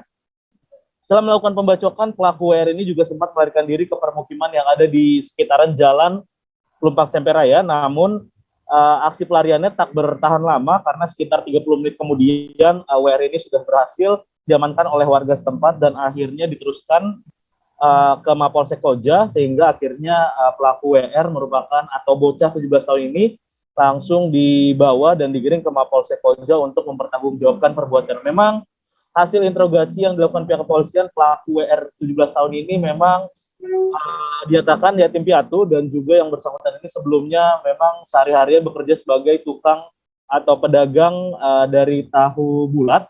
Namun setelah dirinya kehilangan pekerjaan, yang bersangkutan berupaya untuk mencari pekerjaan baru di sekitar Tanjung Priok, namun aksinya malah berujung pembacokan, dan kini akhirnya pelaku WR ditahan dan diproses oleh aparat Polsek Koja, dan polisi menetapkan pasal 351 KUHP tentang penganiayaan kepada WR, dan yang bersangkutan saat ini sudah ditahan di Mapolsek Koja untuk mempertanggungjawabkan perbuatannya. Kembali pada Anda di studio, Mei. Terima kasih rekan Gerald atas laporan Anda. Dan Tribuners, wartawan kami juga telah menghimpun wawancara dengan saksi mata serta Kapolsek Koja. Berikut tayangannya untuk Anda. Kejadiannya yang Mbak lihat seperti apa sih? Ya saya sih nggak tahu, saya mah di seberang, cuman tempat parkir mobil, terus darahnya apa sih bapak supir Grabnya sempat jatuh, terus minta tolong, terus pelakunya lari ke seberang, gara-gara warga nggak kena, terus ngelemparin tas, habis itu dia ngumpet di luar rumah warga, ketangkap sama warga, ditaruh rumah Pak RT, dilindungi sama Pak RT, terus Pak RT-nya ke tempat TKP.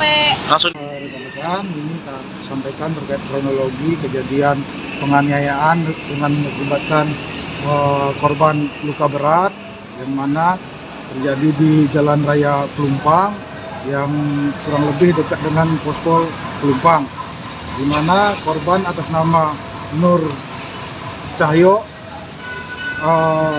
umur kurang lebih 46 tahun, terus asli Jawa Tengah, ya, yang bersangkutan selaku sopir Grab, di mana pelaku atas nama Wendar Ramadhani, umur kurang lebih 17 tahun. Ya, pelaku sementara posisinya ngontrak di Pondok Cabe, Cinere Pondok Cabe. Terus BB yang dapat diamankan berupa sebilah celurit yang mana diperoleh di lokasi di mobil. Jajaran Satres Narkoba Polres Manokwari kembali mengungkap kasus penyelundupan narkotika jenis ganja di Jalan Siliwangi, Kabupaten Manokwari. Kapolres Manokwari AKBP Parasian Herman Gulto mengatakan yang membawa ganja ini adalah satu orang berjenis kelamin laki-laki berinisial AW yang berusia 21 tahun.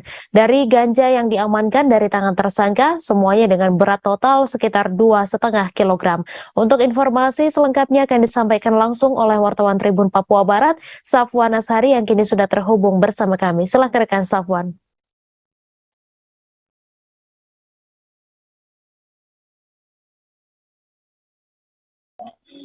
Ya, baik. Mei dan juga Tribuners dimanapun Anda berada, hari ini dapat saya kabarkan dari Kabupaten Manokwari, Provinsi Papua Barat bahwasannya pada minggu kemarin jajaran Satreskrim Narkoba Polres Manokwari tengah melaksanakan penangkapan terhadap seorang pemuda yang mana merupakan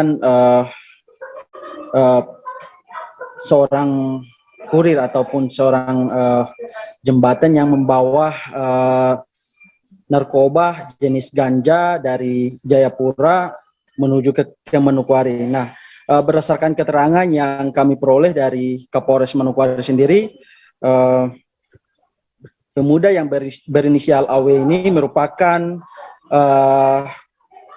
seorang target yang mana berusia 21 tahun dan membawa kurang lebih 107 bungkus berukuran sedang dan sekitar kurang lebih 2 bungkus jenis besar yang mana isinya adalah narkoba kelas 1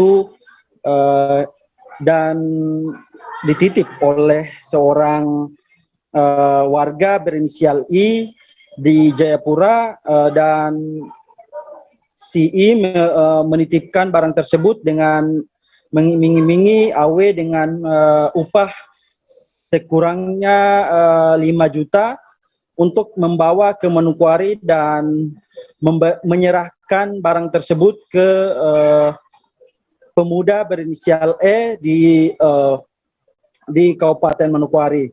Nah, AW ini membawa barang bukti kurang lebih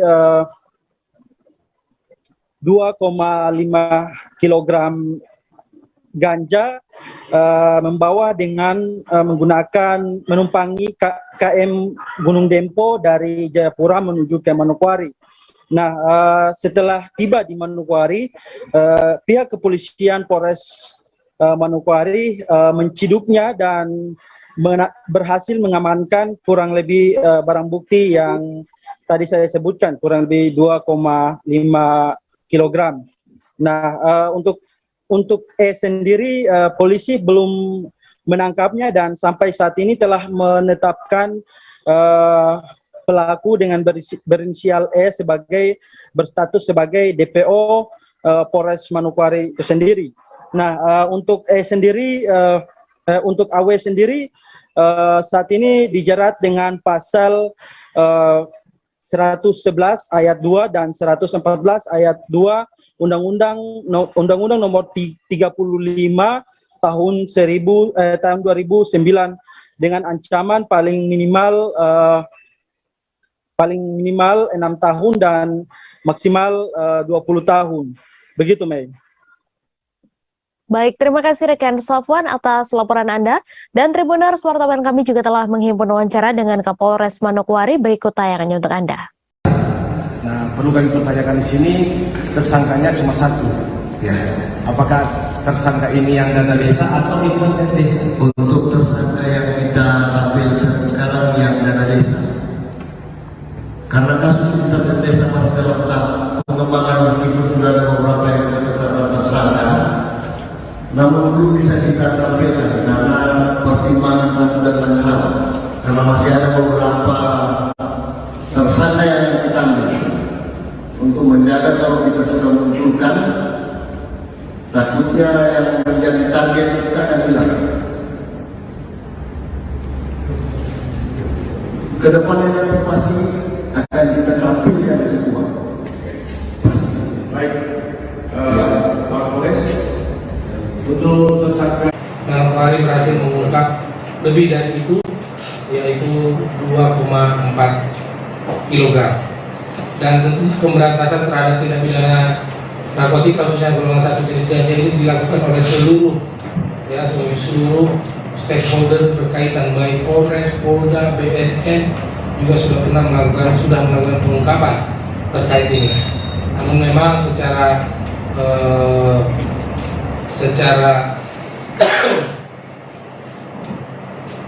supply and demand, ya, secara supply and demand memang kemungkinan demand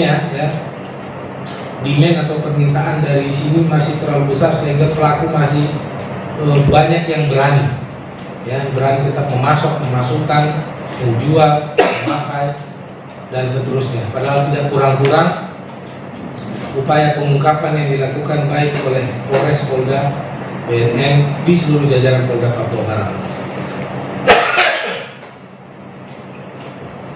Selanjutnya secara kronologis penangkapan dapat disampaikan bahwa tersangka ini membawa seluruh jenis barang bukti ini didapatkan dengan cara si tersangka AW ini. Polres Kepulauan Sangihe, Provinsi Sulawesi Utara berhasil mengungkapkan kasus korupsi internet desa yang sudah kurang lebih 3 tahun ditangani Satreskrim Polres Sangihe.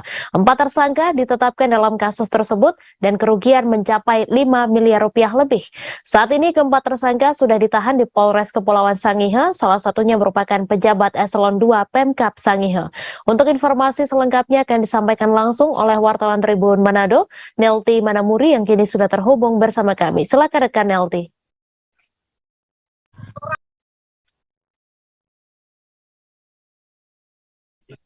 Ya baik Mei, dapat saya laporkan dari Kabupaten Kepulauan Sangihe khusus dengan kasus korupsi yang selama kurang lebih 3 tahun kasus internet desa yang ditangani oleh Polres Kepulauan Sangihe, Sulawesi Utara akhirnya membuahkan hasil. Sebanyak 4 tersangka ditetapkan dalam kasus korupsi internet desa yang mengaitkan petinggi-petinggi di Kabupaten Kepulauan Sangihe. Dalam pemecahan kasus tersebut, pihak kepolisian sudah memeriksa sejumlah saksi, termasuk 99 kapitalau atau kepala desa yang ada di Kabupaten Sangihe. Dalam konferensi pers yang dilakukan di Polres Sangihe pada Kamis 15 September 2022, Kapolres AKBP Denny Welly Walter Tompunus selain menyampaikan ada 4 tersangka inisial RS, B, SI, dan JG, juga langsung melakukan penahanan. Salah satu tersangka merupakan pejabat eselon 2 pemerintah Kabupaten Sangihe. Dan kerugian negara yang itu mencapai 5 miliar lebih. Tompunu pun membeberkan ada 4 tersangka tersebut memiliki peran masing-masing, dimulai dari penyedia barang jasa, penyelenggara negara, pejabat teknis, serta masih ada lagi tersangka yang sementara dikembangkan. Begitupun untuk jeratan hukumnya menurut Kapolres, masing-masing seperti RS akan dikenakan pasal 2 dan pasal 3 Undang-Undang Republik Indonesia nomor 31 tahun 1999 yang telah diubah ke Undang-Undang nomor 20 tahun 2021 tentang pemberantasan korupsi. Dan untuk inisial B dan SI akan dikenakan pasal 2 dan pasal 3 Undang-Undang Republik Indonesia nomor 31 tahun 1999 yang telah diubah ke Undang-Undang nomor 20 tahun 2021 tentang pemberantasan korupsi, junto pasal 55 ayat 1 dan junto pasal 56 KUHP. Demikian Mei laporan kami. Baik, terima kasih rekan Nelti atas laporan Anda, dan Tribuners, wartawan kami juga telah menghimpun wawancara dengan Kapolres Sangihe. Berikut tayangannya untuk Anda. Nah, perlu kami pertanyakan di sini, tersangkanya cuma satu. Ya. Apakah tersangka ini yang dana desa atau internet desa? Untuk tersangka yang kita ambil sekarang yang dana desa. Karena kasus internet desa masih dalam tahap pengembangan, meskipun sudah ada beberapa yang kita tetapkan tersangka, namun belum bisa kita tampilkan karena pertimbangan satu dan lain hal. Karena masih ada beberapa tersangka yang kita ambil untuk menjaga kalau kita sudah munculkan, takutnya yang menjadi target kita yang hilang. Kedepannya nanti pasti akan kita tampilkan semua. Pasti. Baik, Pak Polres. Untuk tersangka kasus internet desa untuk sementara waktu ya, dalam proses ini sampai adanya fungsi pers ada berapa tersangka? Untuk tersangka yang sudah ditetapkan tersangka ada 4 dan itu akan terus berkembang. Seorang warga negara asing hendak mengakhiri hidupnya selesai terlibat cekcok dengan sang istri. Pria itu hendak melompat dari lantai 8 apartemen di kawasan Kembangan, Jakarta Barat pada Rabu 14 September. Petugas damkar pun sempat diserang dengan pisau dapur oleh pria yang dirundung frustasi itu akibat menghalangi aksi nekatnya. Untuk informasi selengkapnya akan disampaikan langsung oleh wartawan Tribun Jakarta, Satrio Sarwo yang kini sudah terhubung bersama kami. Silakan rekan Satrio. Ya, baik rekan Mei. Jadi memang kejadian WNA asal Korea yang hendak melompat dari kawasan dari apartemen di kawasan Kembangan Jakarta Barat ini digagalkan, aksinya digagalkan oleh petugas damkar sektor Kembangan begitu. Dan kejadiannya itu pada sekitar Rabu malam sekitar pukul 7 ya, petugas damkar menerima laporan. Tapi dari security setempat laporan itu diterima, kejadian itu sekitar pukul 5 sore gitu. Jadi memang ketika hendak diamankan, WNA asal Korea Selatan ini dalam pengaruh alkohol begitu, mabuk, dan diduga ya, dia hendak melompat dari apartemen karena frustrasi ya, bertikai atau cekcok dengan istrinya yang kemudian meninggalkan dia dari apartemen gitu. Dan setelah itu petugas damkar awalnya hendak menyelamatkan, yaitu di lantai 18 tempat dia tinggal. Tetapi ketika sudah sampai di lantai 8 di depan unit kamarnya, ternyata WNA Korea ini memberikan perlawanan,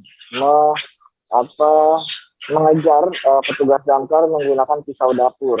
Tetapi setelah petugas damkar sontak berlari ya, menjauh dari serangan WNA Korea Selatan tersebut. Kemudian mereka mencari jalan lain untuk dapat mengamankan WNA tersebut, sehingga petugas naik ke lantai 15 ya, dan melalui kamar dari penghuni lain untuk dan menuju balkon untuk menangkap atau mengamankan WNA Korea Selatan ini dari luar gitu. Jadi setelah itu petugas mencari titik lengah dari WNA Korea Selatan tersebut, dan ketika pisau dapurnya itu sudah diletakkan dan korban ini sudah sempoyongan karena mabuk, akhirnya petugas damkar langsung menindaklanjutinya, langsung menangkap petugas itu dan kemudian memanggil polisi yang sudah berjaga di depan pintu kamarnya, dan langsung mengamankannya dan membawanya ke Polsek Kembangan. Seperti itu, rekan Mei. Baik, terima kasih rekan Satrio atas laporan Anda. Selamat bertugas kembali. Kantor Pencarian dan Pertolongan Kelas B Pangkal Pinang menerjunkan personel rescuer guna mencari satu orang ABK KM Begal, yakni Rizky, yang terlempar ke laut pada Rabu 14 September. Diketahui informasi berawal dari pemilik KM Begal terkait adanya ABK kapal yang hilang pada pukul 9.30 setelah KM Begal berlayar dari Pelabuhan Jelitik menuju timur laut perairan Pantai Tuing untuk mencari ikan. Untuk laporan selengkapnya akan disampaikan langsung oleh wartawan Bangka Pos, Rizky Irianda yang kini sudah terhubung bersama kami. Silakan rekan Rizky. Iya, Mei, pada Rabu 14 September lalu, satu orang ABK anak buah kapal KM Begal diketahui hilang setelah terlempar ke laut di perairan Bangka akibat cuaca buruk dan angin kencang. Awalnya saat angin kencang itu, kapal yang berlayar dari Pelabuhan Jelitik menuju timur laut perairan Pantai Tuing ini mencari ikan berlayar pada pukul 6 pagi. Lalu saat di perjalanan atau sekitar pukul 10 pagi hari tiba-tiba kapal ini mengalami kerusakan mesin. Lalu ABK kapal yakni Rizky yang masih berumur 16 tahun ini pun berusaha untuk memperbaiki mesin kapal. Namun dikarenakan angin kencang dan cuaca buruk pada saat itu, kapal pun mengalami goncangan hingga membuat Rizky ini terjatuh ke laut. Pasca kejadian, sejumlah tim gabungan seperti Basarnas, Satpol Air, dan bahkan para nelayan pun hingga kini masih terus mencari keberadaan Rizky. Dan saat ini tim dari pihak Basarnas Bangka Belitung juga telah membagi 2 tim. Tim pertama bergerak melakukan pencarian menggunakan rubber boat atau perahu karet dengan luas area pencarian luas 20 JNM. Selanjutnya juga untuk tim kedua juga bergerak melakukan pencarian menggunakan kapal bersama para nelayan dengan luas area pencarian sekitar 24 nm. Di hari ketiga ini tim SAR gabungannya juga masih mencari di sekitar perairan luar pantai Tubing Kabupaten Bangka atau di kawasan terjatuhnya Rizky ini. Sementara itu Ditpol Airut Polda Kepulauan Bangka Belitung yang BKO di Pos Sandar Jelitik, Bribka Heri mengatakan sesuai prosedur SAR, pencarian kobar hilang di laut ini akan dilakukan selama sepekan atau 7 hari sejak dinyatakan hilang. Selain itu juga mengingat keterbatasan alat dan tenaga, pihaknya juga telah meminta bantuan masyarakat karena memang di sana memang banyak nelayan yang beraktivitas di laut untuk mencari ataupun memberikan informasi terkait ABK kapal tersebut. Demikian, Mei. Baik, terima kasih rekan Rizky atas laporan Anda. Selamat bertugas kembali. Kita beralih ke informasi selanjutnya, Tribuners. Polda Maluku Utara masuk dalam 7 wilayah di Indonesia yang akan memberlakukan Electronic Traffic Law Enforcement atau ETLE atau tilang elektronik. Kasubdit Gakum Ditlantas Polda Maluku Utara, Kompol Andreas menjelaskan penerapan ETLE atau tilang elektronik akan pertama dilakukan di Kota Ternate. Hal ini dilakukan agar menumbuhkan rasa disiplin saat berkendara dan meminimalisir oknum-oknum yang melakukan pemerasan saat menilang pelanggar lalu lintas. Untuk informasi selengkapnya akan disampaikan langsung oleh wartawan Tribun Ternate, Randi Basri yang kini sudah terhubung bersama kami. Silakan rekan Randi. Terima kasih rekan Mei di studio. Memang benar dapat saya laporkan dari Ternate Maluku Utara, di mana di Ternate saat ini tim dari Korlantas Polri sudah melakukan pemasangan kamera ETLE yang tersebar di 2 titik, yakni di lampu merah tepatnya di Kelurahan Takuma, Kecamatan Ternate Tengah, dan juga 1 titik di lampu merah Kelurahan Sengaji, Kecamatan Ternate Utara. Hal ini dibenarkan juga oleh Direktur Lalu Lintas Polda Maluku Utara Kombes Pol Imam Pribadi Santoso melalui Kasubdit Gakum Ditlantas Polda Maluku Utara Kompol Andreas, di mana dirinya menjemput dengan adanya pemasangan kamera ETLE dari tim Korlantas Polri ini. Nantinya saat ini sudah dipasang di 2 titik, dan untuk penerapan kamera tersebut saat ini belum dilakukan penindakan, di mana nantinya dilakukan launching secara bersama pada tanggal 22 September bersamaan dengan Hari Lalu Lintas Bayangkara ke-67 tahun 2022. Setelah dilakukan launching di 22 September 2022 nanti, di mana kamera tersebut langsung diaktifkan dan akan dilakukan penerapan tilang ETLE berdasarkan beberapa titik yang sudah terpasang, dan juga penerapan pemasangan kamera ETLE sendiri khususnya di Ternate, di mana saat ini baru 2 titik dan pemasangan tersebut masih diberlakukan satu arah, yakni dari arah selatan menuju utara. Hal ini juga bersamaan dengan 1 titik di Kelurahan Sengaji, di mana saat ini kamera ETLE sudah terpasang, dan kamera tersebut setelah menurut Andreas, Kompol Andreas, di mana setelah launching nantinya tim dari Direktur Lalu Lintas Polda Maluku Utara langsung melakukan tindakan yang dimana pihaknya akan memantau secara langsung di kantor Direktorat Lalu Lintas Polda Maluku Utara. Meski begitu, saat ini Polda Maluku Utara masih melakukan sosialisasi kepada seluruh masyarakat di Kota Ternate terkait dengan adanya pemasangan kamera ETLE yang dipasang oleh Korlantas Polri. Dan saat ini kamera tersebut sudah pasang, namun begitu belum difungsikan, mengingat nantinya di 22 September baru setelah di launching baru akan diaktifkan kamera tersebut. Andreas juga mengimbau kepada masyarakat Ternate bagi pengendara roda 4 kita selalu mentaati saat berkendara selalu mentaati aturan lalu lintas dan juga melengkapi sejumlah perlengkapan kendaraan. Mungkin seperti itu ini saya akan berikan. Baik, terima kasih rekan Randi Basri atas laporan Anda. Selamat bertugas kembali. Kamera elektronik Traffic Law Enforcement atau ETLE yang terpasang di Jalan MT Haryono Bontang Utara tak kunjung difungsikan. Pasalnya sejak awal Februari lalu, alat pencahayaan kamera atau flash ETLE statis itu rusak. Tetapi ditegaskan Kepala Bidang Kabid Penyelenggaraan E-Government Diskominfo Bontang, Taufikur Rahman, jika alat tersebut masih masuk dalam masa garansi. Untuk informasi selengkapnya akan disampaikan langsung oleh wartawan Tribun Kaltim, Ismail Usman yang kini sudah terhubung bersama kami. Silahkan rekan Usman. Ya, baik.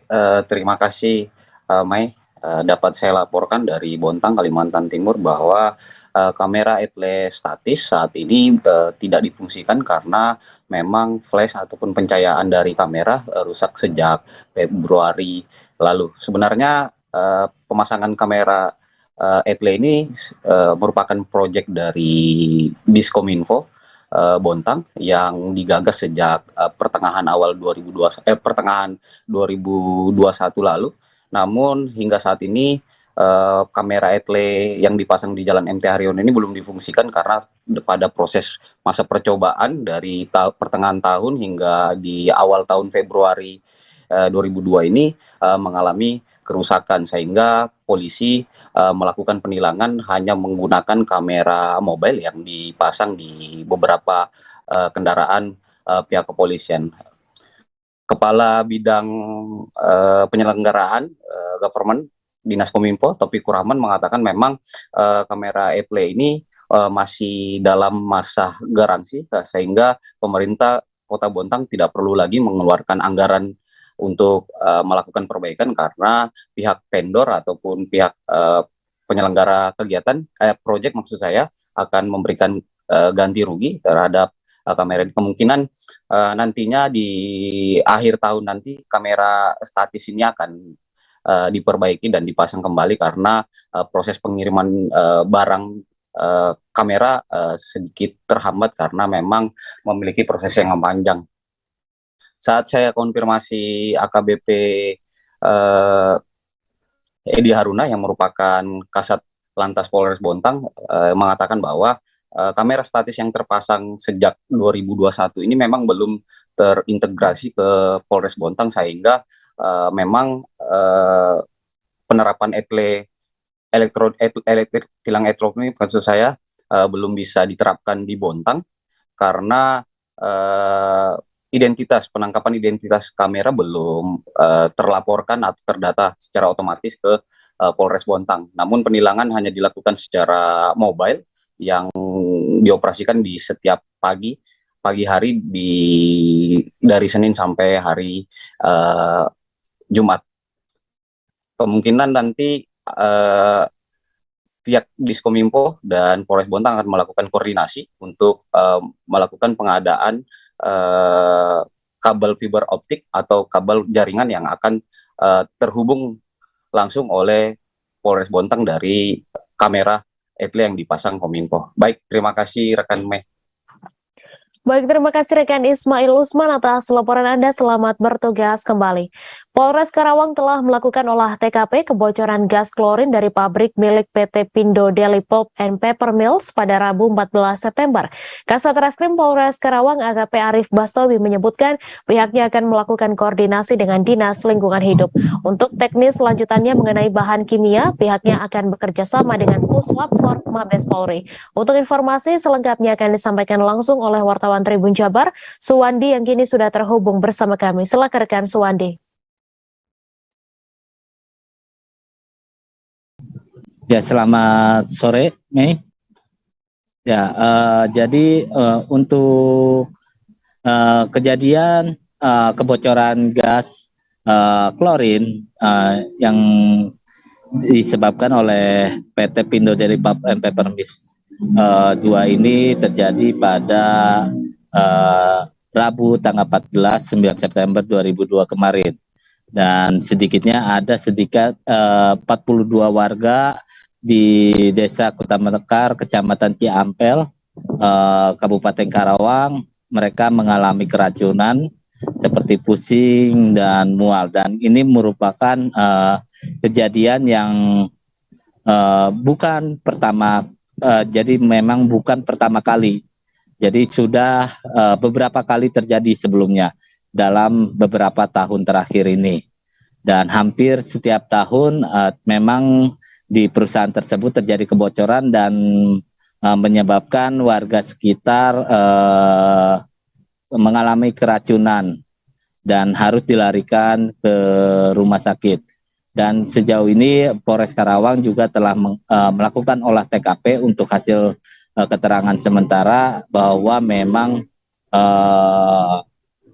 terjadi pembakaran yang tidak sempurna terhadap klorin tersebut untuk menghasilkan caustic soda atau soda api, sehingga gas tersebut keluar dari cerobong asap milik PT Pindo Deli. Dan sejauh ini pihak kepolisian masih terus melakukan penyelidikan dan memeriksa sejumlah saksi-saksi dari warga maupun dari pihak perusahaan. Dan lebih lanjutnya pihak kepolisian juga akan bekerja sama dengan Dinas Lingkungan Hidup serta Puslapor Mabes Polri untuk melakukan penyelidikan. Wakil Bupati Karawang sendiri, Aib Sapuloh, juga telah meminta agar Dinas Lingkungan Hidup untuk melakukan penyelidikan terhadap keberadaan produksi caustic soda di PT Pindo Deli ini. Dan seperti apa, sampai saat ini masih belum ada keterangan resmi dari Dinas Lingkungan Hidup. Dan Wakil Bupati Karawang sendiri mengancam, karena telah sering terjadi kebocoran, mengancam akan melakukan pembekuan mengenai produksi caustic soda PT Pindo Deli, serta meminta agar nantinya dari hasil penyelidikan, jika memang ditemukan adanya kesalahan, maka perusahaan PT Pindo Deli harus memindahkan produksi caustic soda yang jauh dari pemukiman masyarakat.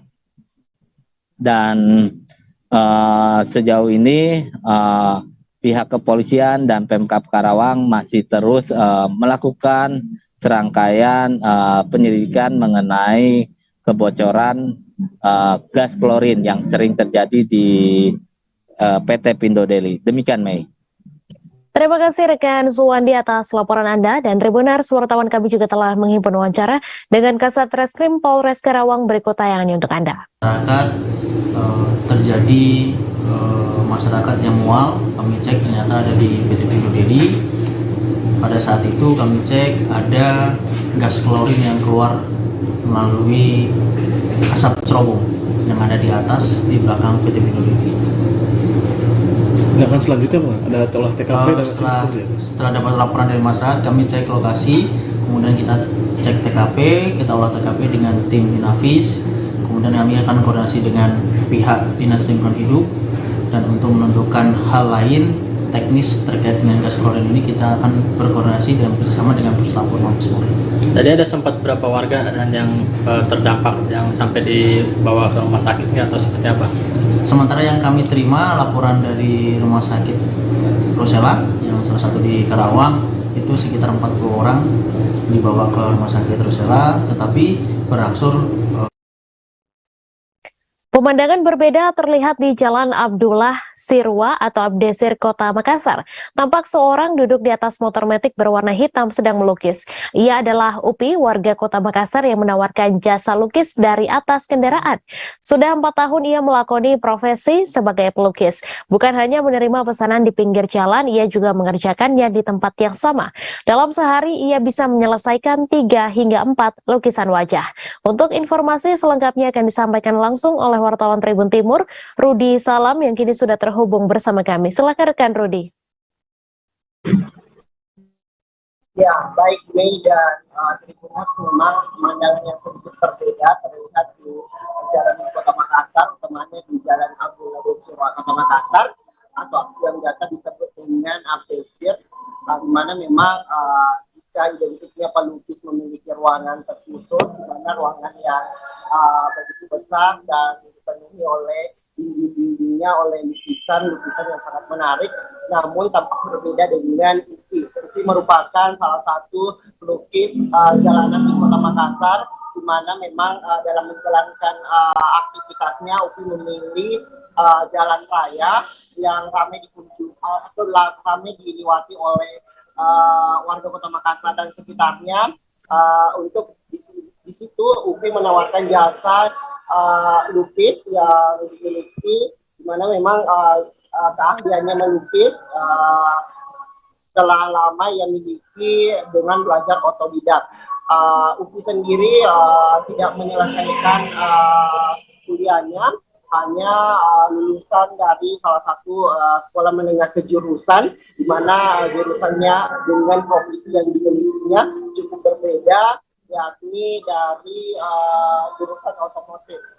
Nah, Upi sendiri telah berpindah-pindah dalam menjalankan tugasnya, dalam menawarkan jasa lukis kepada warga Kota Makassar dan sekitarnya, di mana sebelumnya Upi berada di Jalan Urip Sumoharjo, namun beberapa hari belakangan pindah di sekitar Jalan Abdullah bin Sirwa Kota Makassar dalam menawarkan jasa lukisnya itu. Dalam sehari Upi mengaku bisa mendapat omset sekitar 300 hingga 400, di mana dalam sehari memang diselesaikan sekitar 3 hingga 4 lukisan wajah.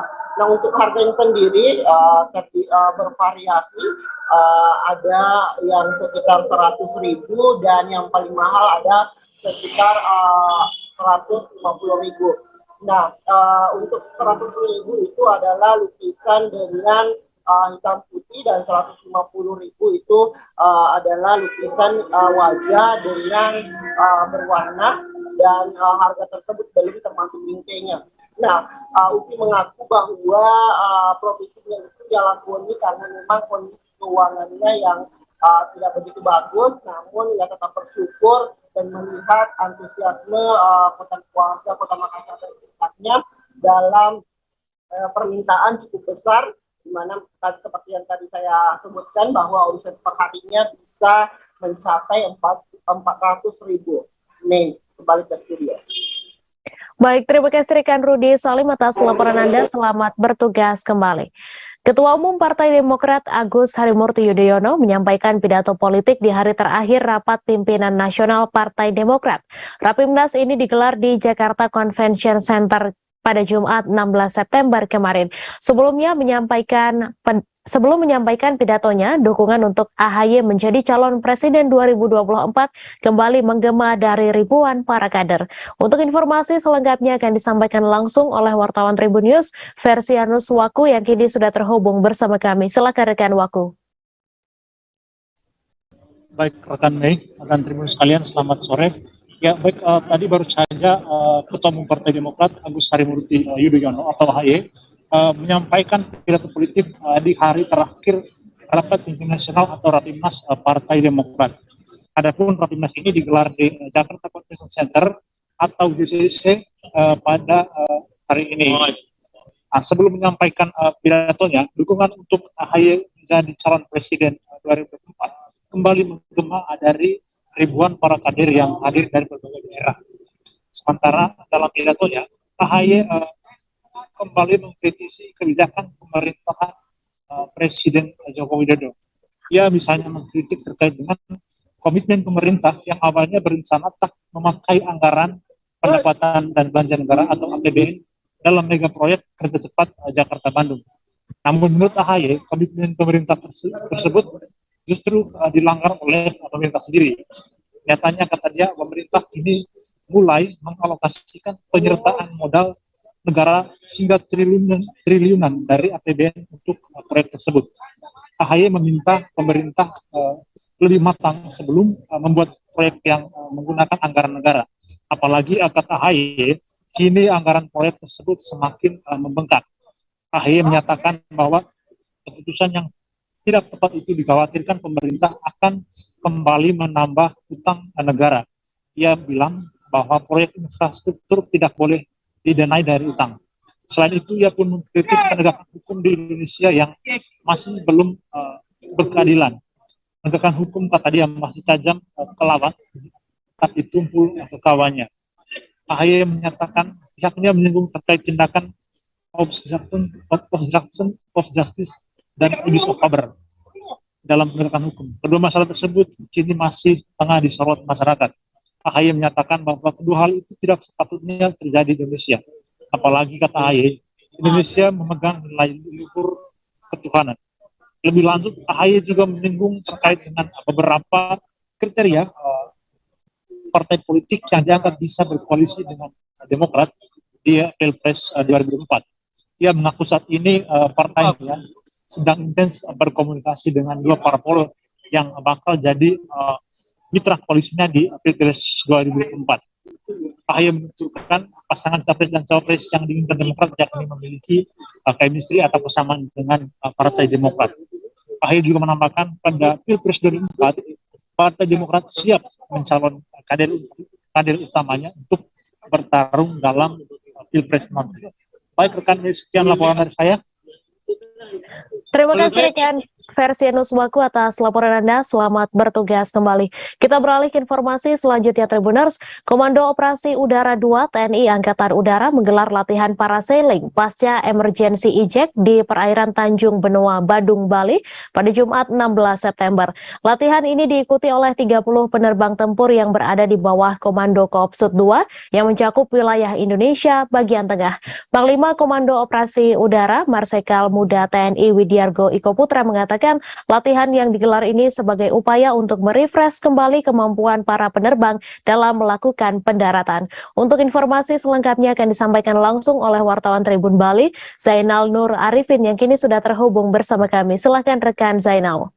Ya, selamat sore rekan di studio dan Tribun dimanapun berada. Dapat dilaporkan bahwa Komando Operasi Udara atau Koopsut 2 TNI AU hari ini menggelar kegiatan latihan parasailing pasca emergency eject di perairan Tanjung Benoa, Madura, Badung, Bali. Yang mana latihan ini diikuti oleh 30 penerbang tempur yang berada di bawah Komando Koopsut 2 yang mencakup wilayah Indonesia bagian tengah. Di mana Koopsut 2 sendiri membawahi daripada 4 skadron, yaitu dari Skadron Udara 3, Skadron Udara 11, Skadron Udara 14, Skadron Udara 15, dan Skadron Udara 21. Latihan ini digelar secara rutin setiap tahunnya dengan jumlah penerbang yang disesuaikan pada setiap tahunnya. Tahun lalu juga dilakukan pelatihan yang sama di lokasi perairan Tanjung Benoa tersebut. Dan tujuan utama daripada latihan ini adalah bagaimana para penerbang tempur bisa melatih kemampuannya untuk bisa mendarat di darat maupun di air. Pada latihan ini ada beberapa teknik-teknik yang ditekankan oleh para pelatih, khususnya teknik mendarat di air. Dan teknik mendarat di air ini paling penting karena jika tidak bisa melepaskan parasut saat mendarat di air, mereka bisa tergulung parasut dan akan berakibat fatal bagi mereka. Dipilihnya Pulau Bali sendiri menjadi latihan ini dikarenakan kawasan Tanjung Benoa memiliki fasilitas parasailing yang lengkap, terutama untuk mendarat di air. Dan penggunaan parasailing ini hampir mirip dengan menggunakan parasut dari emergency eject yang ada di dalam kit pesawat tempur. Dan dari pernyataan salah seorang peserta, yaitu Letda Naufal, menyampaikan bahwa dalam latihan tadi ia kesulitan melepas harness sebelum mendarat karena harness tersebut harus dilepaskan secara bersamaan kanan dan kiri agar parasut tersebut dapat terbuka dengan sempurna dan dapat mendarat di darat maupun di air dengan sempurna. Demikian rekan Mei di studio. Baik, terima kasih rekan Zainal atas laporan Anda, dan Tribuners, wartawan kami juga telah menghimpun wawancara dengan Panglima Komando Operasi Udara 2. Berikut tayangannya untuk Anda. Jadi latihan ini memang diperuntukkan untuk para terbang tempur pasca dari dia melaksanakan eject dari pesawat. Itu kira-kira tujuan utamanya.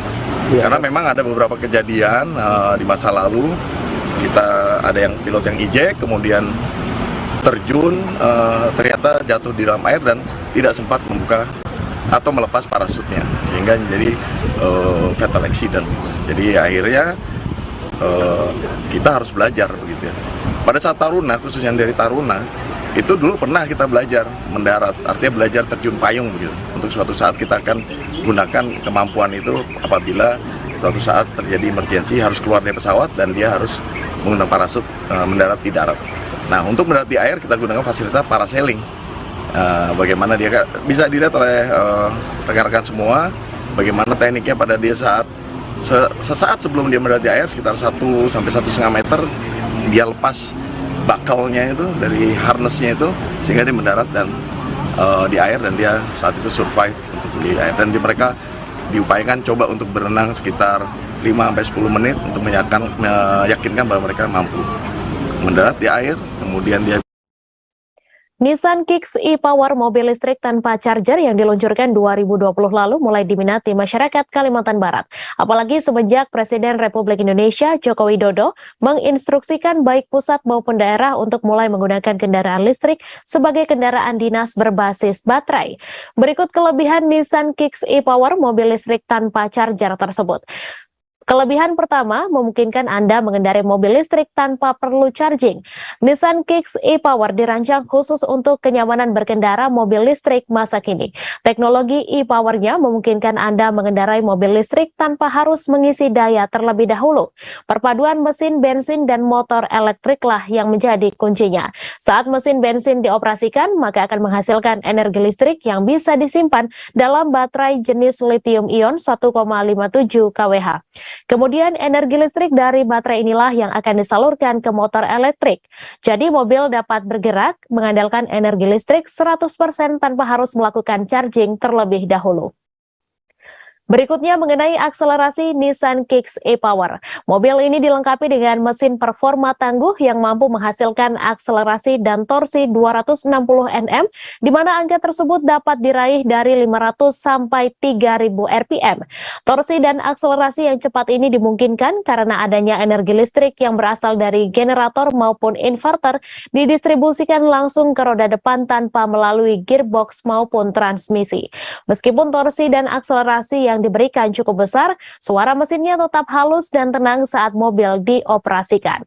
Berkendara menggunakan mobil Nissan Kicks e-Power pun semakin nyaman dengan mode berkendara yang dapat Anda pilih sesuai kondisi jalan dan medan, mulai dari mode untuk menghemat energi, meningkatkan akselerasi, maupun mode untuk ketenangan dalam berkendara.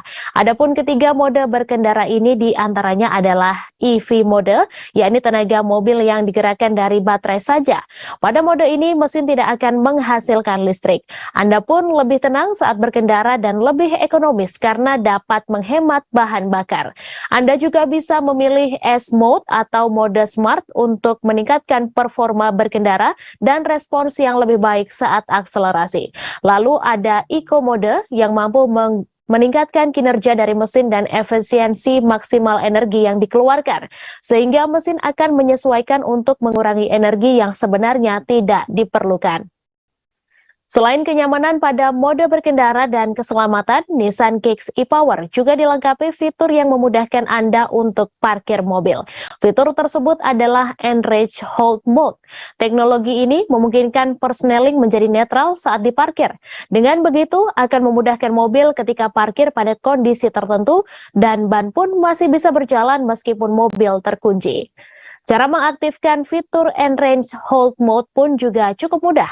Setelah Anda mematikan mesin mobil dalam posisi normal, tekan tombol start 1 kali pada posisi on, kemudian lanjutkan dengan menekan tombol P, lalu gerakan tuas persneling ke arah kanan dan tahan selama kurang lebih 2 detik saja.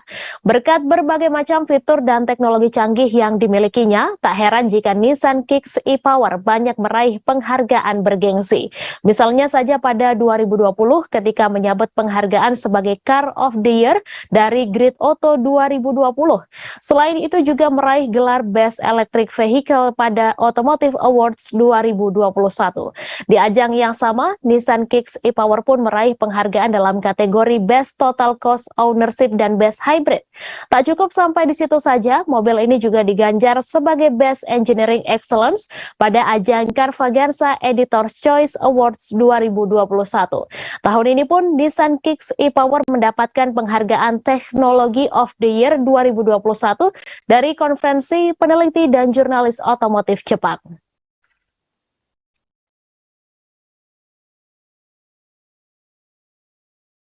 Kita beralih ke informasi selanjutnya, Tribuners. Petunjuk terkait adanya penembak ketiga dalam pembunuhan terhadap Brigadir J sempat diungkapkan Ketua Komnas HAM Ahmad Taufan Damanik beberapa waktu lalu. Saat itu, Ketua Komnas HAM Ahmad Taufan Damanik menyebut telah teridentifikasi jenis senjata lain selain Glock 17 dan HS9. Ia menyebut di tubuh Brigadir J ditemukan amunisi dari pistol antik jenis Luger. Lalu siapa yang menggunakan senjata antik tersebut? Ferdi Sambo ataukah memang ada eksekutor ketiga dalam pembunuhan terhadap Brigadir J? Kuasa hukum keluarga Brigadir J, Kamarudin Simanjuntak, menduga kuat pemilik senjata api Luger adalah Ferdi Sambo. Sebab pistol Luger adalah pistol antik buatan Jerman yang hanya mungkin dimiliki oleh orang yang cukup lama berkecimpung di persenjataan.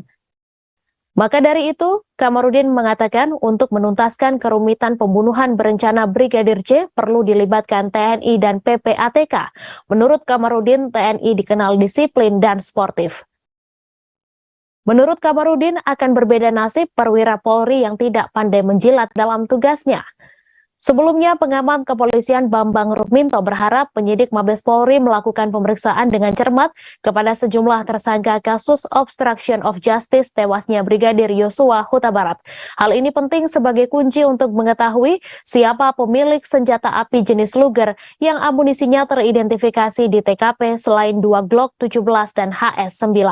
Pernyataan itu disampaikan oleh Bambang Rukminto pada Rabu 14 September lalu. Menurut Bambang, saksi dari para pelaku obstruction of justice akan mempermudah pengungkapan kasus lantaran CCTV dan TKP sudah sangat rusak dalam hal ini. Apalagi masih banyak hal yang janggal dan tidak nyambung dalam penanganan kasus Brigadir Yosua Huta Barat oleh Polri, sehingga penyidik memang harus bekerja lebih keras lagi untuk mencari siapa yang terlibat dalam kasus pembunuhan Brigadir J.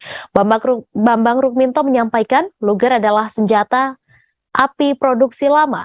Bambang mengatakan senjata ini bahkan nyaris tidak digunakan oleh perwira Polri. Menurutnya tidak semua orang bisa memiliki senjata seperti itu, kecuali orang-orang yang memiliki aset dan kesenangan tersendiri terkait koleksi senjata. Sebagai informasi, mantan Kadif Propam Polri Irjen Ferdi Sambo akan menjalani sidang banding terkait putusan pemecatan atau pemberhentian tidak dengan hormat sebagai anggota Polri. Sidang banding atas putusan PTDH terhadap Ferdi Sambo akan digelar Komisi Kode Etik Polri pekan depan. Kadif Humas Polri Irjen Dedi Prasetyo mengatakan sidang banding akan dilaksanakan setelah Kapolri Jenderal Listio Sigit Prabowo mengesahkan komisi banding. Sidang banding Ferdi Sambo sendiri akan dipimpin oleh Jenderal Bintang 3. Namun Dedi masih enggan merinci perihal sosok Jenderal Bintang 3 yang akan memimpin sidang banding Ferdi Sambo.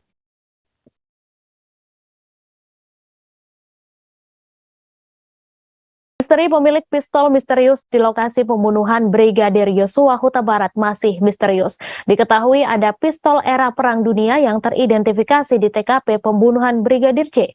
Diketahui sebelumnya Glock 17 adalah senjata milik Baradae yang digunakan untuk menembak Brigadir J. Sedangkan HS9 adalah milik Brigadir J yang digunakan Ferdi Sambo untuk menembak ke arah dinding agar seolah-olah ada penembakan. Kamarudin Simanjuntak lalu menguak misteri terkait siapa pemilik pistol yang biasa dipakai oleh prajurit Kekaisaran Jerman tersebut.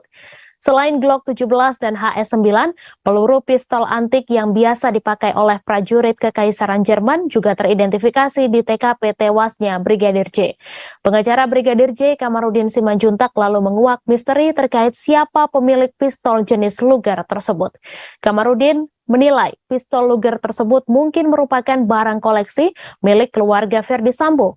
Bukan tanpa alasan, mengingat ayah Verdi Sambo, Peter Sambo, adalah pensiunan Mayor Jenderal Polisi. Maka dari itu, untuk menuntaskan kerumitan pembunuhan berencana Brigadir J, perlu dilibatkan TNI dan PPATK. Kamarudin menilai TNI terkenal disiplin dan sportif. Sementara itu, pengamat kepolisian Bambang Rukminto berharap penyidik Mabes Polri melakukan pemeriksaan dengan cermat kepada sejumlah tersangka kasus obstruction of justice tewasnya Brigadir Yosua Huta Barat. Hal ini penting sebagai kunci untuk mengetahui siapa sesungguhnya pemilik senjata api jenis Luger tersebut. Berbeda dengan Kamarudin Simanjuntak, Bambang Rukminto menyampaikan Luger adalah jenis senjata api produksi lama. Senjata ini bahkan nyaris tidak digunakan oleh perwira Polri. Sebagai informasi, Luger pistol Parabellum 1908 adalah pistol semi-otomatis yang menjadi senjata resmi tentara Jerman selama beberapa dekade pada paruh pertama abad ke-20. Sering dikenal pula sebagai German Luger, Luger Parabellum atau cukup disebut Luger, dirancang pada tahun 1898 oleh George Luger. Luger banyak dicari sebagai koleksi untuk berbagai alasan. Banyak kolektor menghargai nilai sejarah Luger sebagai senjata api penting selama 2 perang dunia. Sedangkan yang lain tertarik dengan desain yang khas dan hasil pengerjaan berkualitas tinggi. Sementara itu berdasarkan hasil analisa dan penyidikan tim Komnas HAM, diduga kuat bahwa jumlah penembak Brigadir J lebih dari 2 orang. Selain Baradae dan Verdi Sambo, ada satu lagi penembak Brigadir J yang hingga kini masih bungkam menurut Komnas HAM. Analisa tak terduga itu disampaikan oleh Ahmad Taufan Damanik pada Jumat 9 September lalu.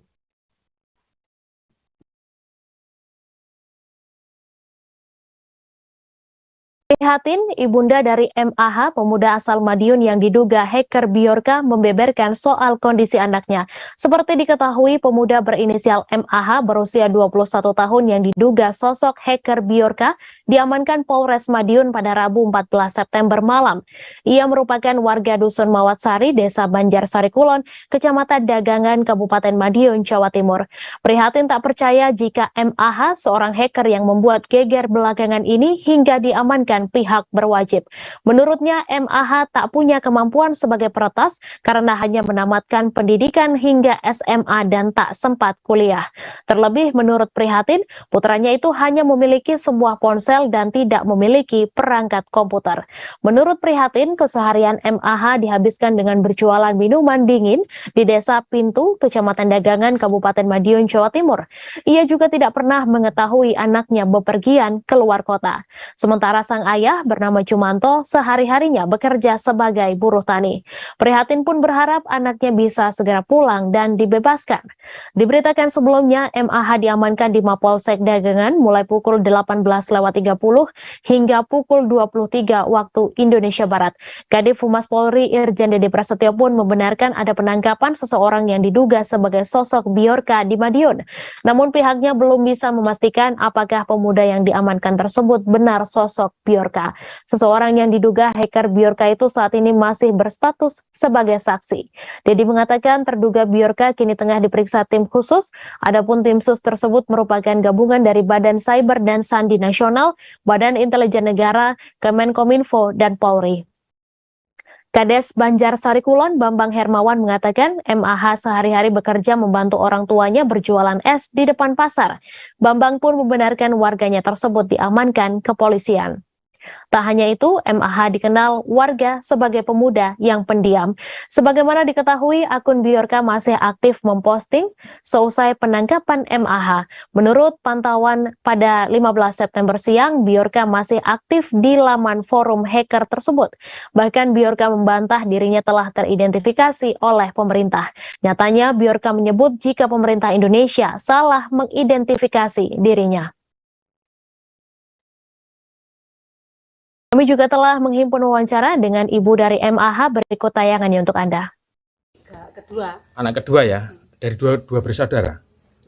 Nomor setunggal niki cewek. Cewek. Nomor 3 ya cewek, tapi kita kelas kali. Berarti Mas Agung nomor 2. Mas Agung itu kesehariannya kerjanya apa sih, Bu? Kerjanya jualan es. Di Pitu itu ya. Iya. Ikut orang. Itu sudah berapa lama Bu kejualan di situ? 2 tahun. 2 tahun Bu ya. Bu, selama ini Mas Agung pernah keluar kota kerja di mana atau di mana? Setelah lulus langsung di rumah ini aja ya? Udah kemana-mana. Sekali masuk kerja di situ ya di situ. Bu, di rumah ada perangkat komputer atau internet atau apa enggak ya? Dia cuma punya HP. Makan sehari-hari aja repot. Kalau HP-nya punya Bu ya? HP-nya punya ya. Bu, bener enggak Bu informasi Mas Agung HP-nya dibeli orang 5 juta itu bener? Entah, saya nggak tahu. Enggak tahu Bu ya. Terus semalam itu petugas kesini tuh selain jemput Mas Agung, apalagi Bu yang diamankan? Yang dibawa? Nggak ada yang bawa. Nggak ada. Cuman aku. Cuma Mas Agung aja. Kalau Ibu tahu itu siapa yang baru kemarin? Nggak tahu, saya nggak kenal. Bilangnya ke keluarga ke mana Bu? Bilangnya gimana Bu? Dia nggak bilang apa-apa, cuman ambil sajadah sama itu sarung. Prihatin merasa lega setelah anaknya MAH dipulangkan oleh pihak kepolisian pada Jumat 16 September. MAH dipulangkan ke Dusun Mawatsari, Desa Banjarsari Kulon, Kecamatan Dagangan, Kabupaten Madiun setelah tidak terbukti terlibat dalam aksi peretasan data oleh sosok hacker Bjorka yang saat ini menjadi buronan polisi. Dari informasi yang ia dapatkan, MAH dibawa polisi ke Jakarta. Menurut Prihatin, polisi salah sasaran jika menduga anaknya terlibat dalam peretasan tersebut. Sehari-hari anaknya hanya berjualan es atau minuman dingin di Desa Pintu, Kecamatan Dagangan. Setelah kejadian ini, Prihatin meminta anak keduanya itu agar lebih hati-hati menggunakan handphonenya. Setelah ini, MAH akan melaksanakan rutinitas sehari-harinya, yaitu berjualan es atau minuman dingin di Desa Pintu, Kecamatan Dagangan. Diberitakan sebelumnya, pemuda berinisial MAH berusia 21 tahun yang diduga sosok hacker Bjorka diamankan Polres Madiun pada Rabu 14 September malam. Ia merupakan warga Dusun Mawatsari, Desa Banjarsari Kulon, Kecamatan Dagangan, Kabupaten Madiun, Jawa Timur. Prihatin, ibu dari MAH tak percaya jika anaknya seorang hacker yang membuat geger belakangan ini hingga diamankan pihak berwajib. Menurutnya, MAH tak memiliki kemampuan sebagai peretas karena hanya menamatkan pendidikan hingga SMA dan tak sempat kuliah. Terlebih menurut Prihatin, putranya itu hanya memiliki sebuah ponsel dan tidak memiliki perangkat komputer.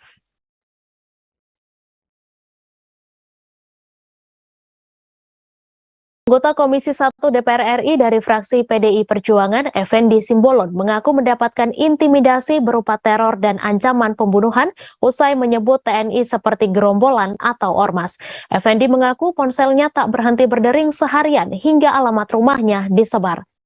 Effendi menyebut ancaman yang ia terima bukan hanya data pribadinya yang disebar, namun ia dan keluarganya juga mendapatkan ancaman pembunuhan. Effendi saat ini juga masih melakukan pendataan terkait ancaman yang ia dapatkan, namun ia belum berencana untuk menempuh jalur hukum.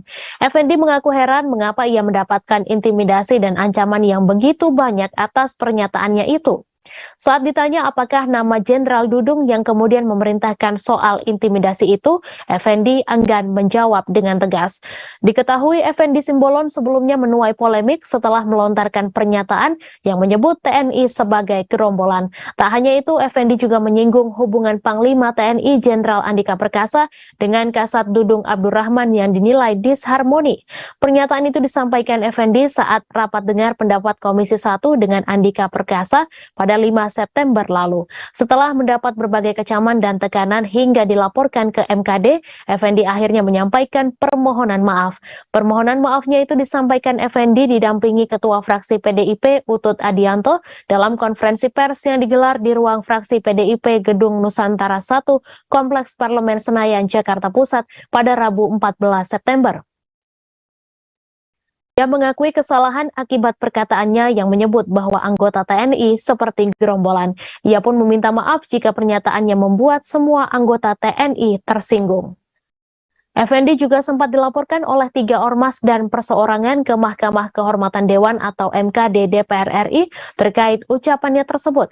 Ketiga ormas itu adalah Forum Komunikasi Putra-Putri Purnawirawan TNI Polri, Pancamarga, dan Antartika.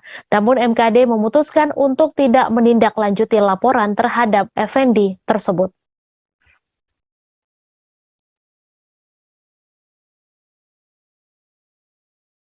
Informasi tadi sekaligus menutup perjumpaan kita dalam live update sore hari ini. Jangan lupa saksikan informasi terbaru lainnya hanya di kanal YouTube Tribun Network. Terima kasih atas kebersamaan Anda. Saya Meisa Sirait beserta kru yang bertugas pamit undur diri dan sampai jumpa.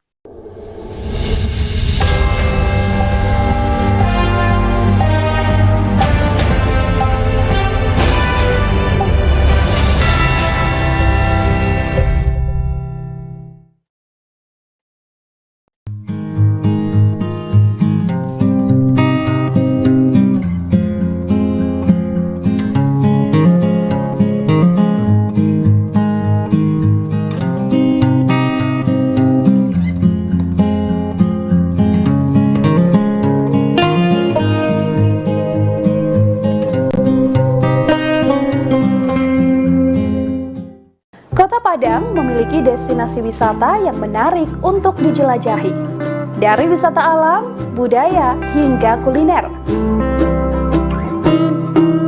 Mengunjungi Kota Padang belum lengkap rasanya kalau belum datang ke Jembatan Siti Nurbaya.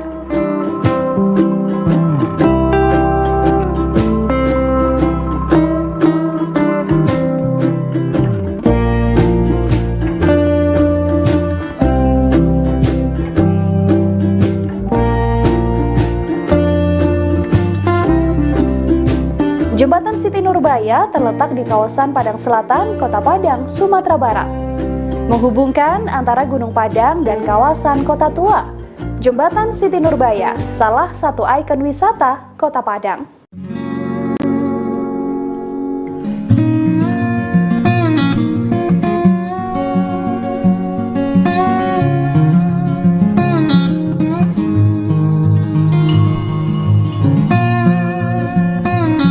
Nama jembatan ini diambil dari satu legenda Minang, yakni Siti Nurbaya. Untuk jembatan Siti Nurbaya ramai dikunjungi saat sore hingga malam harinya. Di sisi kiri dan kanan jembatan Siti Nurbaya ada penjual jagung bakar dan pisang bakar. Dari jembatan Siti Nurbaya, pengunjung dapat melihat pemandangan ke arah Muaro Padang dan kapal-kapal nelayan yang berada di Batang Arau.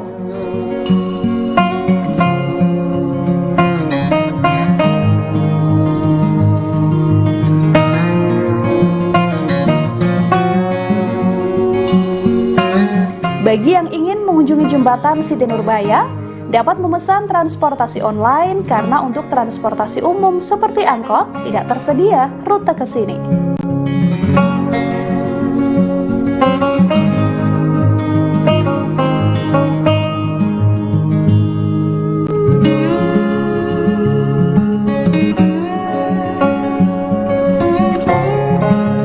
Untuk jarak jembatan Siti Nurbaya dari Pantai Padang tidaklah jauh, hanya berkisar kurang lebih 1 km.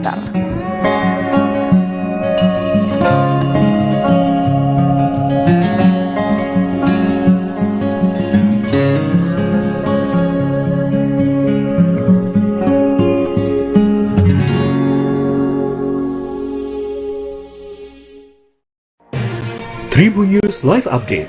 Tanggal 21. Selamat siang Tribuners, selamat sore Tribuners, selamat petang Tribuners, Anda sedang menyaksikan live update. Informasi teraktual dan terupdate dari siang hingga petang kami sajikan untuk Anda. Menewaskan 2 orang penumpang, yang mana kedua penumpang. Kami perdalam dengan laporan langsung dari lokasi kejadian dan narasumber terpercaya. Benar-benar menghukum mereka-mereka yang terlibat, menghentikan terduga pelaku yang ingin laporan terkait peristiwa kelompok hilang kontak menabrak sejumlah pemotor yang melintas tepat. Saksikan live update siang, sore, dan petang hanya di channel YouTube Tribun News.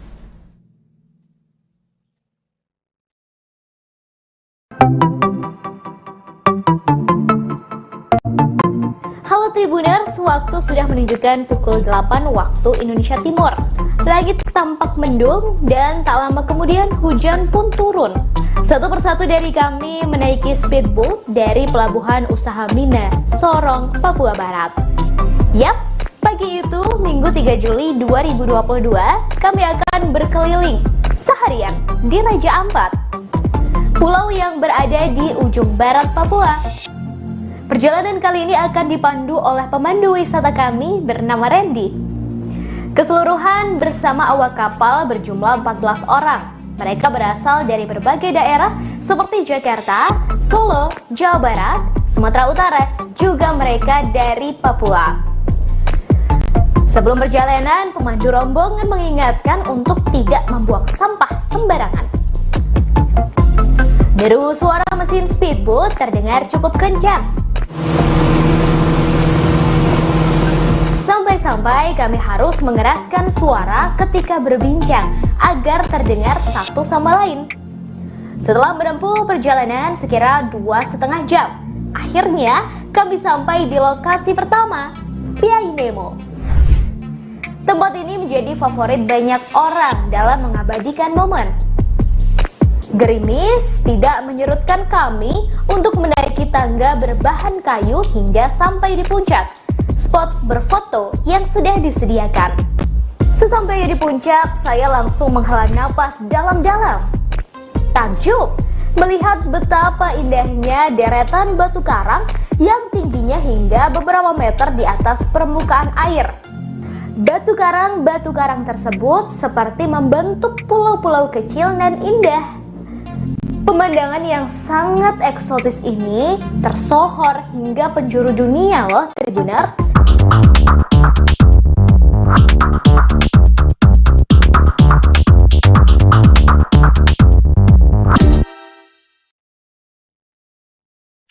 Selamat sore Tribuners, hari ini bersama saya Danti Wahyu akan menemani Anda dalam live update seleb edisi Jumat 16 September 2022. Dan inilah informasi terkait sejumlah selebriti untuk Anda.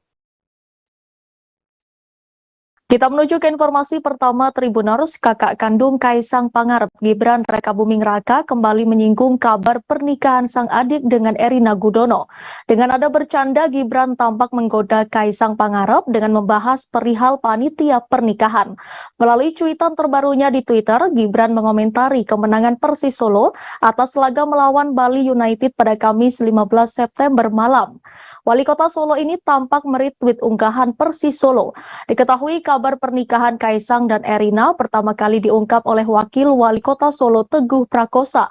Teguh menyebut jika Presiden Jokowi akan mantu terakhir di penghujung Desember mendatang. Kaisang menanggapi pernyataan Teguh Prakosa dengan cuitan di Twitter. Kaisang sebenarnya ingin mengumumkan kabar bahagia tersebut sendiri. Namun karena sudah terlanjur, Kaisang meminta doa untuk kelancaran acara pernikahannya. Tidak ada kata bantahan terkait dengan apa yang diucapkan oleh Teguh Prakosa. Lebih lanjut, Kaisang juga menanggapi pernyataan Gibran Rakabuming tentang susunan panitia pernikahan sang adik. Gibran pun tampak menyindir Kaisang dan akan membentuk panitia jika klub milik adiknya tak kalah di Liga 1. Kaisang tak tinggal diam, ia protes karena Gibran terlalu mengatur. Sebelumnya, Kaisang belum bisa mengutarakan lebih jelas terkait rencana pernikahannya. Dia hanya mengaku sudah mengecek lokasi prewed.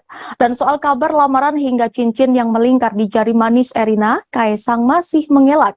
Kaisang hanya meminta doa dan tak menjelaskan lagi waktu prewed hingga pernikahannya dengan Erina digelar.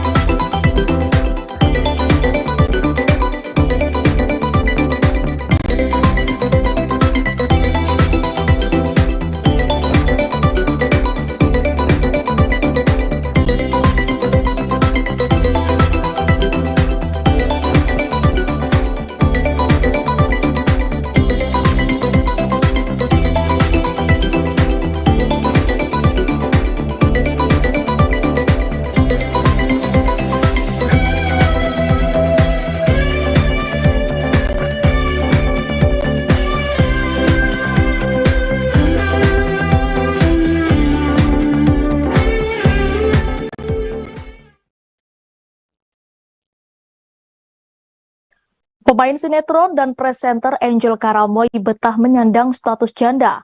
Pernikahan Angel Karamoy dan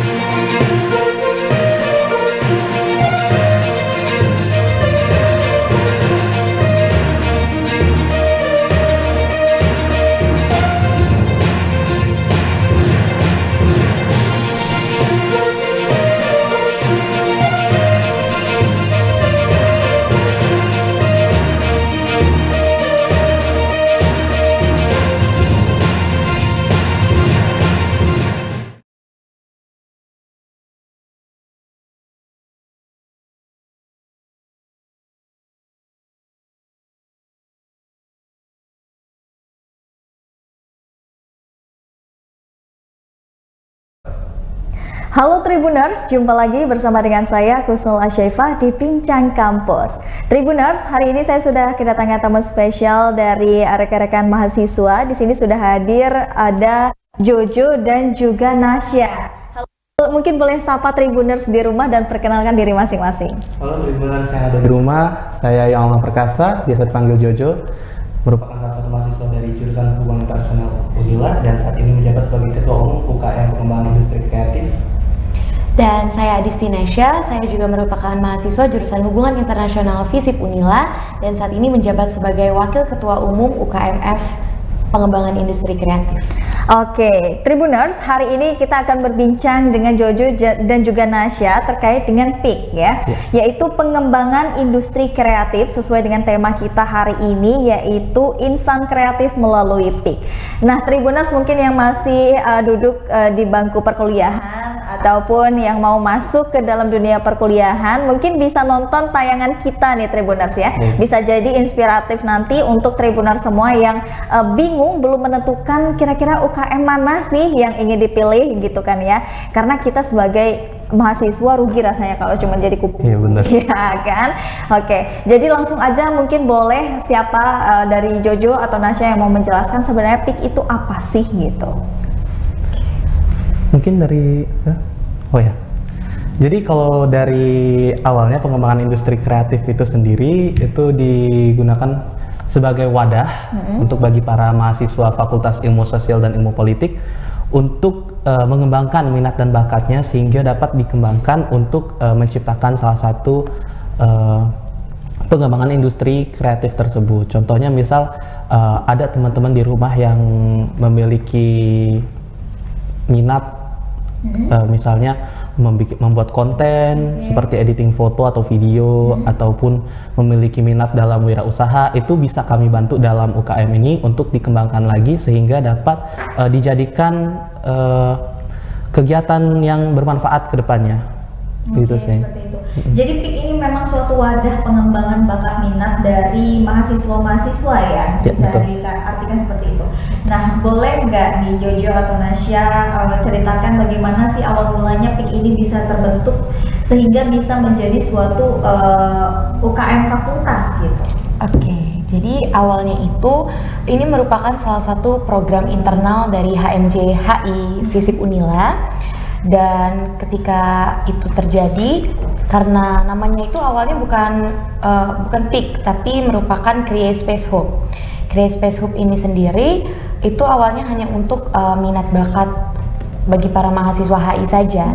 Namun karena pihak dekanat sendiri melihat bahwa program kerja HMJ HI ini memiliki potensi, akhirnya disarankan untuk dinaikkan menjadi UKM fakultas. Dan setelah pertimbangan dari berbagai macam pengurus dan juga calon pengurusnya yaitu kita angkatan 2020, akhirnya disetujui bahwa Create Space Hub ini akan menjadi UKM fakultas dan berganti nama menjadi UKM Pengembangan Industri Kreatif. Oke, kenapa nama pada akhirnya dipilih si PIK ini gitu, Pengembangan Industri Kreatif? Apakah ada sejarah lain di balik nama ini pemilihannya gitu? Oke. Jadi seperti yang tadi diceritakan si Nasya, awalnya itu kan dari kata create space ya, Creative Space Hub. Nah, lalu dicetuskan menjadi UKM dengan nama awal tuh Startup and Development. Nah, jadi untuk penamaan Startup and Development itu menurut kami kayak terlalu luas gitu ya jangkauannya. Sedangkan kami kan unit kegiatan mahasiswa ini kan tujuannya untuk membekali mahasiswa-mahasiswi Unila Fakultas FISIP Unila untuk lebih menekankan minat dan bakatnya. Jadi kami di sini bukan kayak mau bikin perusahaan gede atau bikin produk tersendiri, tapi di sini lebih tepatnya kayak menginkubasi gitu para mahasiswa-mahasiswi ini untuk menekankan minat dan bakatnya. Jadi makanya kami menggunakan nama setelah dirundingkan kembali dengan Wakil Dekan 3, kami akhirnya memutuskan nama pengembangan industri kreatif karena tugas kami ingin mengembangkan mahasiswa dan mahasiswi menjadi lebih baik. Oke, jadi memang besar harapannya untuk mahasiswa-mahasiswa di Fakultas FISIP itu bisa menyalurkan ide-ide kreatif mereka melalui PIK ini gitu. Iya, benar. Wah, keren banget nih Tribuners. Kalau boleh tahu dari tahun berapa PIK ini dicetuskan sehingga diresmikan menjadi UKM fakultas? Oke, kalau dari awal mulanya itu sudah ada ide untuk dicetuskan menjadi UKMF itu dari akhir 2021. Tetapi diresmikannya yaitu sekitar Januari 2022 sekaligus pelantikan ketua umumnya bersama dengan ormawa-ormawa lain yang ada di FISIP. Jadi ini tergolong baru dan belum 1 tahun gitu Kak. Jadi memang masih tergolong baru banget gitu kan ya. Makanya agak sedikit kayak baru gitu kan ya. Oke, harapan kalian gimana sih untuk PIK ini ke depannya dan juga untuk mahasiswa gitu? Oke, mungkin dari Jojo dulu. Jadi kalau harapan dari aku sih pertama mahasiswa dan mahasiswi FISIP, lebih spesifiknya FISIP ya, FISIP Unila itu lebih berani mengekspresikan dirinya dengan ikut join ke UKM PIK ini.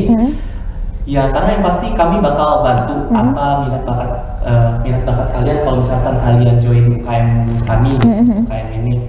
Terus yang kedua harapannya ke depan semoga PIK ini jadi UKM yang benar-benar berguna ya buat bagi mahasiswa, baik mahasiswa dan lingkungan kampus lainnya gitu. Karena kan tujuan kami selain membantu mahasiswa-mahasiswi untuk menekankan minat dan bakatnya, kami juga berniat untuk memajukan berbagai macam acara membantu organisasi mahasiswa lainnya di FISIP gitu. Jadi ya itu tadi harapan dari aku sih, dari mahasiswanya semoga jadi lebih baik dan dari kaminya semoga UKM ini bisa membantu dan memberikan yang terbaik bagi Fakultas Ilmu Sosial dan Ilmu Politik.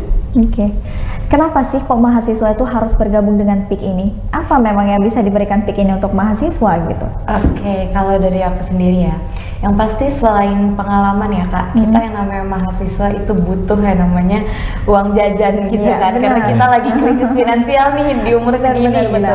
Kayak umur segini mau minta sama orang tua nggak enak, tapi bingung kita mau ngapain. Nah itu kenapa kita tuh harus gabung ke PIK, karena PIK ini sektornya itu fokusnya untuk ekonomi kreatif.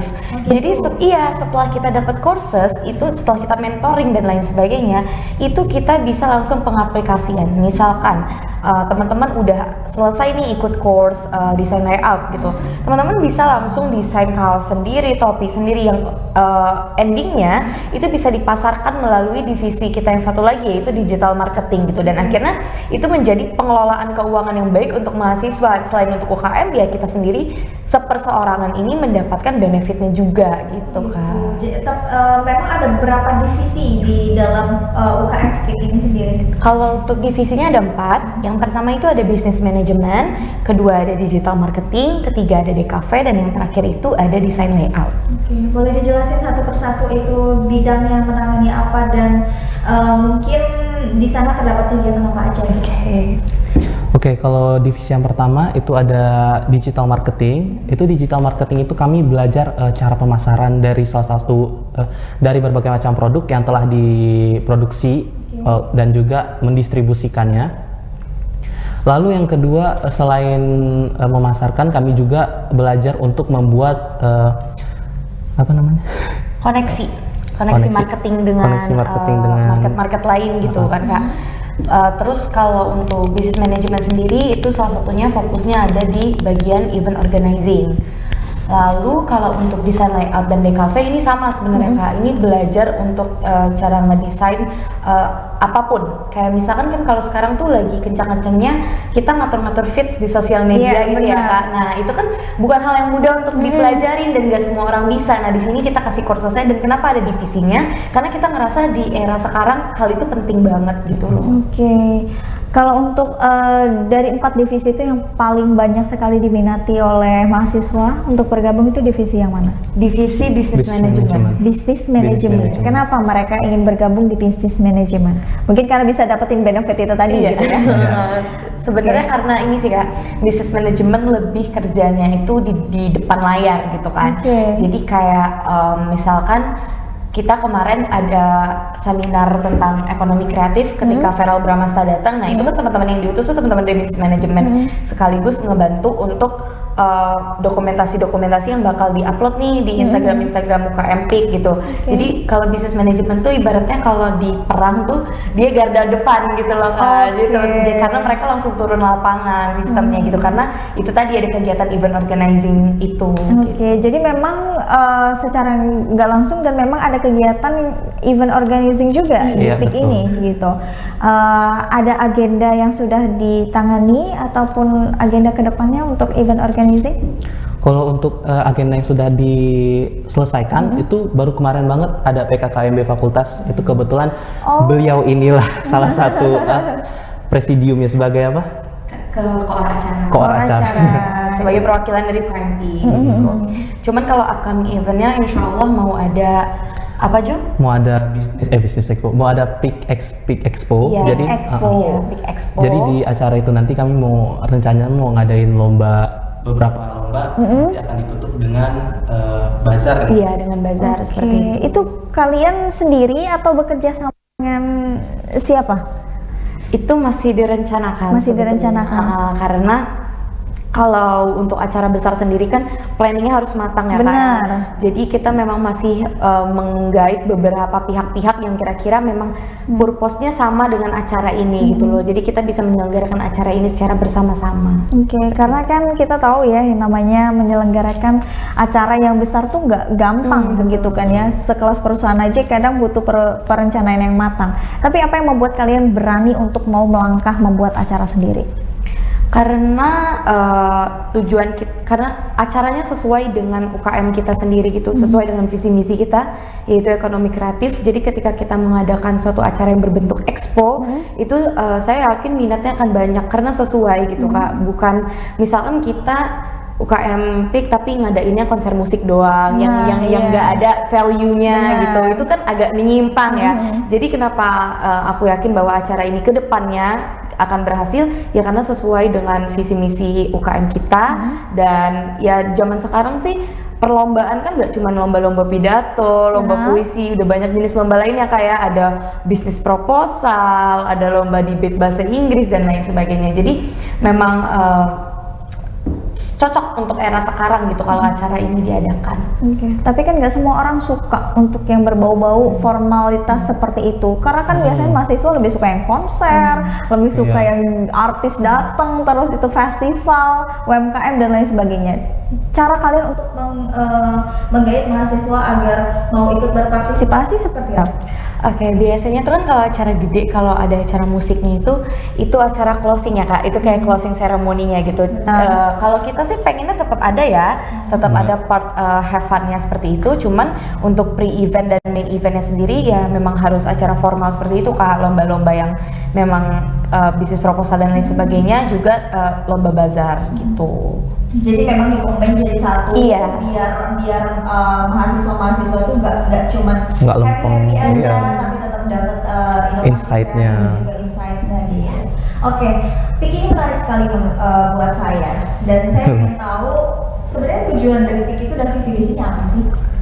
Nah, untuk visi misinya itu sebenarnya ini sejalan dengan adanya revolusi industri 4.0 ya Kak ya. Yang di mana-mana itu semua harus menggunakan mesin ya. Nah, jadi dengan adanya, karena waktu pas awal masuk ke Unila itu kami disambut dengan yang namanya seminar 4.0 gitu. Nah, jadi dengan adanya revolusi industri 4.0 ini kami melihat ada sekitar 7% itu kenaikan PDB Indonesia itu dari bidang ekonomi kreatif, industri kreatif dan ekonomi kreatif. Jadi kalau melihat peningkatan yang bisa dibilang cukup cepat itu, cukup besar itu, kayak kami dari mahasiswa berarti bisa dong kayak membuat tindakan gitu untuk membantu perekonomian Indonesia itu lebih baik gitu. Nah, jadi visinya itu tuh yaitu untuk mempersiapkan mahasiswa dan mahasiswi FISIP Universitas Lampung untuk lebih siap menghadapi revolusi industri 4.0 ini. Oke. Nah, dengan cara seperti apa? Nah, dengan cara seperti apanya itu, dengan itu tadi kami kan sudah dipecah nih menjadi 4 divisi. Nah, di 4 divisi itu tadi akan ada beberapa course atau pelatihan yang nantinya akan diisi pembekalan tertentu. Contohnya pada seperti acara-acara kami yang sudah lewat itu bisnis manajemen lah, karena itu yang paling ramai. Nah, itu kami sudah ada pembekalan dari beberapa owner-owner bukan startup sih, bisa dibilang UMKM. Iya, UMKM. Usaha sih Kak, karena waktu yang bisnis manajemen itu pengisinya itu yang punya Bun Kopi dan juga Ford Indulging. Lalu ada juga pengisi acaranya dari Feren Organizer. Kalau untuk digital marketing kemarin, teman-teman kita yang turun ke acara Sigar Business Sprint itu mereka langsung ketemu dengan owner-owner UC Akmal, Sambal Alu, dan mereka dapat mentoring juga di situ. Jadi memang misinya itu melalui pembekalan terlebih dahulu hingga akhirnya nanti kita sesuaikan nih dengan timeline kerja kita setelah mendapat pembekalan itu mau ada acara apa. Oke. Nah, kalian sebagai perwakilan dari UKM PIK ini sendiri, kalian melihat seberapa banyak sih minat dari mahasiswa-mahasiswi Universitas Lampung, khususnya fakultas itu di UKM PIK ini? Kalau aku sendiri sih ngelihatnya sekitar 50% ada ya Kak. 50%? Iya. Kenapa aku bilang kayak gitu? Karena untuk UKM yang tergolong baru memiliki anggota yang cukup lumayan banyak dan bahkan dari luar jurusan HI sendiri itu merupakan suatu progres gitu. Artinya memang UKM ini sudah terdengar nggak cuma ada di internal HI, tapi juga ya memang sesuai dengan tujuan dibentuknya UKM sudah menyebar ke seluruh fakultas gitu. Oke, jadi sudah berapa anggota sampai dengan sekarang ini? Sudah ada 70-an ya? 70 sampai 80. 70 sampai 80 itu udah lumayan cukup sih untuk maksudnya UKM baru lah gitu ya. Nah, kan kita tahu ya UKM itu kan pasang surut. Dalam artian kan kita nggak bisa mempertahankan orang itu stay megang kaki mereka untuk tetap sama kita. Gimana sih cara kalian untuk membuat anggota-anggota kalian ini tuh agar tetap stay dan juga tetap di UKM PIK ini gitu? Kalau kita sih lebih banyak bondingnya ya Kak, karena kita nggak bisa memungkiri fakta bahwa berjalannya suatu organisasi itu dibutuhkan kerjasama yang baik gitu kan. Jadi kita memang banyak bondingnya, banyak ketemu, banyak hangout bareng. Tapi ketika hangout itu diselipi juga, jadi monthly meeting kita tuh nggak cuman serius ngebahas suatu program gitu kan. Jadi kita ya ngopi santai, ngomongin tentang perkuliahan, sesi-sesi curhat gitu. Iya, ngomongin dosen gitu kan. Kita lebih kayak bangun chemistry dulu. Chemistry dengan temen aja gitu ya, bukan dengan anggota dan struktur organisasi jabatan gitu betul. Jadi kami kalau di dalam forum itu sebagai anggota, kalau di luar forum ya rangkul lagi sebagai kawan, temen gitu. Gitu. Nah, kalau untuk strukturnya sendiri ini terbentuk dari struktur apa aja sih di dalam kepengurusan PIK ini? Kalau struktur itu dari paling atas itu ada yang namanya ketua umum, tapi kalau sebenarnya itu kami memilih nama kayak Chief Executive Officer. Cuman kalau di kalangan ormawa kita nyebutnya ketum gitu. Jadi ketum ini selalu didampingi sama wakil ketua umum beliau ini. Iya. Jadi lalu ada sekretaris di sampingnya ada bendahara. Lalu ada project officer, ada public relation and sponsorship, terus ada digital, technical and communication, serta ada human resource atau HRD.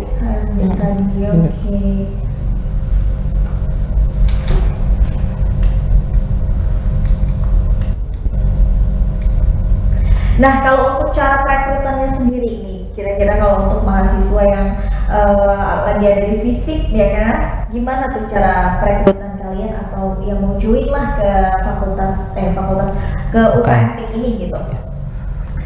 Kalau untuk perekrutan awalnya itu kan dimulai dari PKKMB ya Kak, karena kan setelah UKM ini terbentuk karena belum 1 tahun, jadi maba yang masuk tuh baru 1 nih, baru PKKM karena PKKMB kemarin. Jadi itu emang ada sesi acara di mana ketua-ketua UKMF itu berorasi sekaligus mempromosikan UKM-nya. Jadi itu sudah dimulai oleh Yohan sendiri. Lalu ketika sudah banyak yang berminat, itu dibantu dengan promosi lewat Instagram PKKMB, juga dengan Instagram UKM PIK sendiri.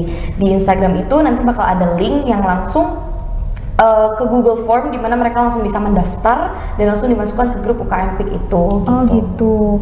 Jadi itu kan UKM fakultas ya. Tapi kalau misalkan ada orang dari luar fakultas terus pengen join ke PIK itu bisa?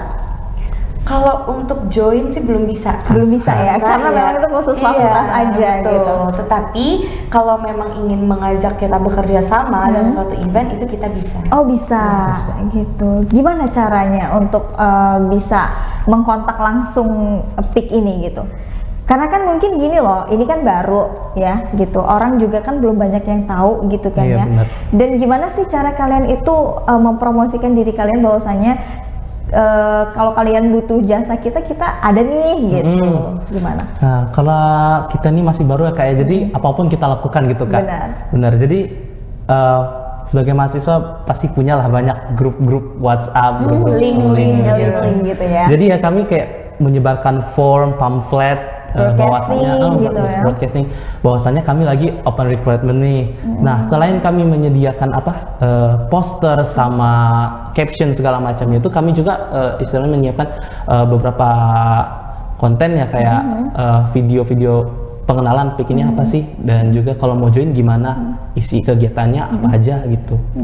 Atau bisa juga kita yang reach out gitu kan, kayak misalkan ada acara di jurusan administrasi bisnis, itu ada bisnis Expo Fest ya atau apa itu, Explosive Fest itu kita yang reach out kayak mau ada bentuk kerjasama nggak, bla bla bla, karena sebagai mahasiswa nggak boleh malu-malu nge-reach out satu pihak ya kan. Kalau kita diam doang itu kadang pihak nggak ada yang mau datang gitu. Jadi kita memang harus berani untuk step up dan nge-reach out pihak yang pengen kita kejar gitu. Karena apapun sekarang tuh nggak bisa kayak berdiam diri terus nunggu orang datang tuh nggak ada. Jadi harus kita yang jemput bola gitu kan ya. Oke. Nah kalau untuk kegiatannya sendiri untuk sejauh ini di PIK ini ada kegiatan apa aja sih? Oke, kalau kita sendiri itu ada Pickers Course dan Pick on Duty. Kalau Pickers Course sendiri ini suatu mentoring dan pelatihan untuk masing-masing divisi. Sedangkan Pick on Duty ini ketika UKM PIK jadi delegasi untuk acara-acara gitu Kak. Kayak misalkan acara kemarin ada di mana Hotel Golden Tulip, itu kan ada acara Feral Bramasta seminar gitu ya. Itu kita yang mewakilkan, kita sebagai delegasi mahasiswanya. Terus juga kayak misalkan ini bincang mahasiswa kita juga ini disebutnya dengan UKM PIK on Duty gitu. Yang terakhir nanti upcoming event mudah-mudahan terlaksana itu bakal ada yang namanya PIK Expo. PIK Expo itu tadi. Oke. Nah, selain itu gimana lagi sih cara kalian untuk membuat UKM ini sekreatif mungkin gitu, seinovatif mungkin, terus sehingga bisa narik minat dan juga bakat mahasiswa tuh nggak malu lagi gitu untuk menampilkan bahwasanya saya ini sebenarnya kreatif tapi saya nggak tahu cara nyalurinnya di mana dan saya malu gitu. Gimana tuh?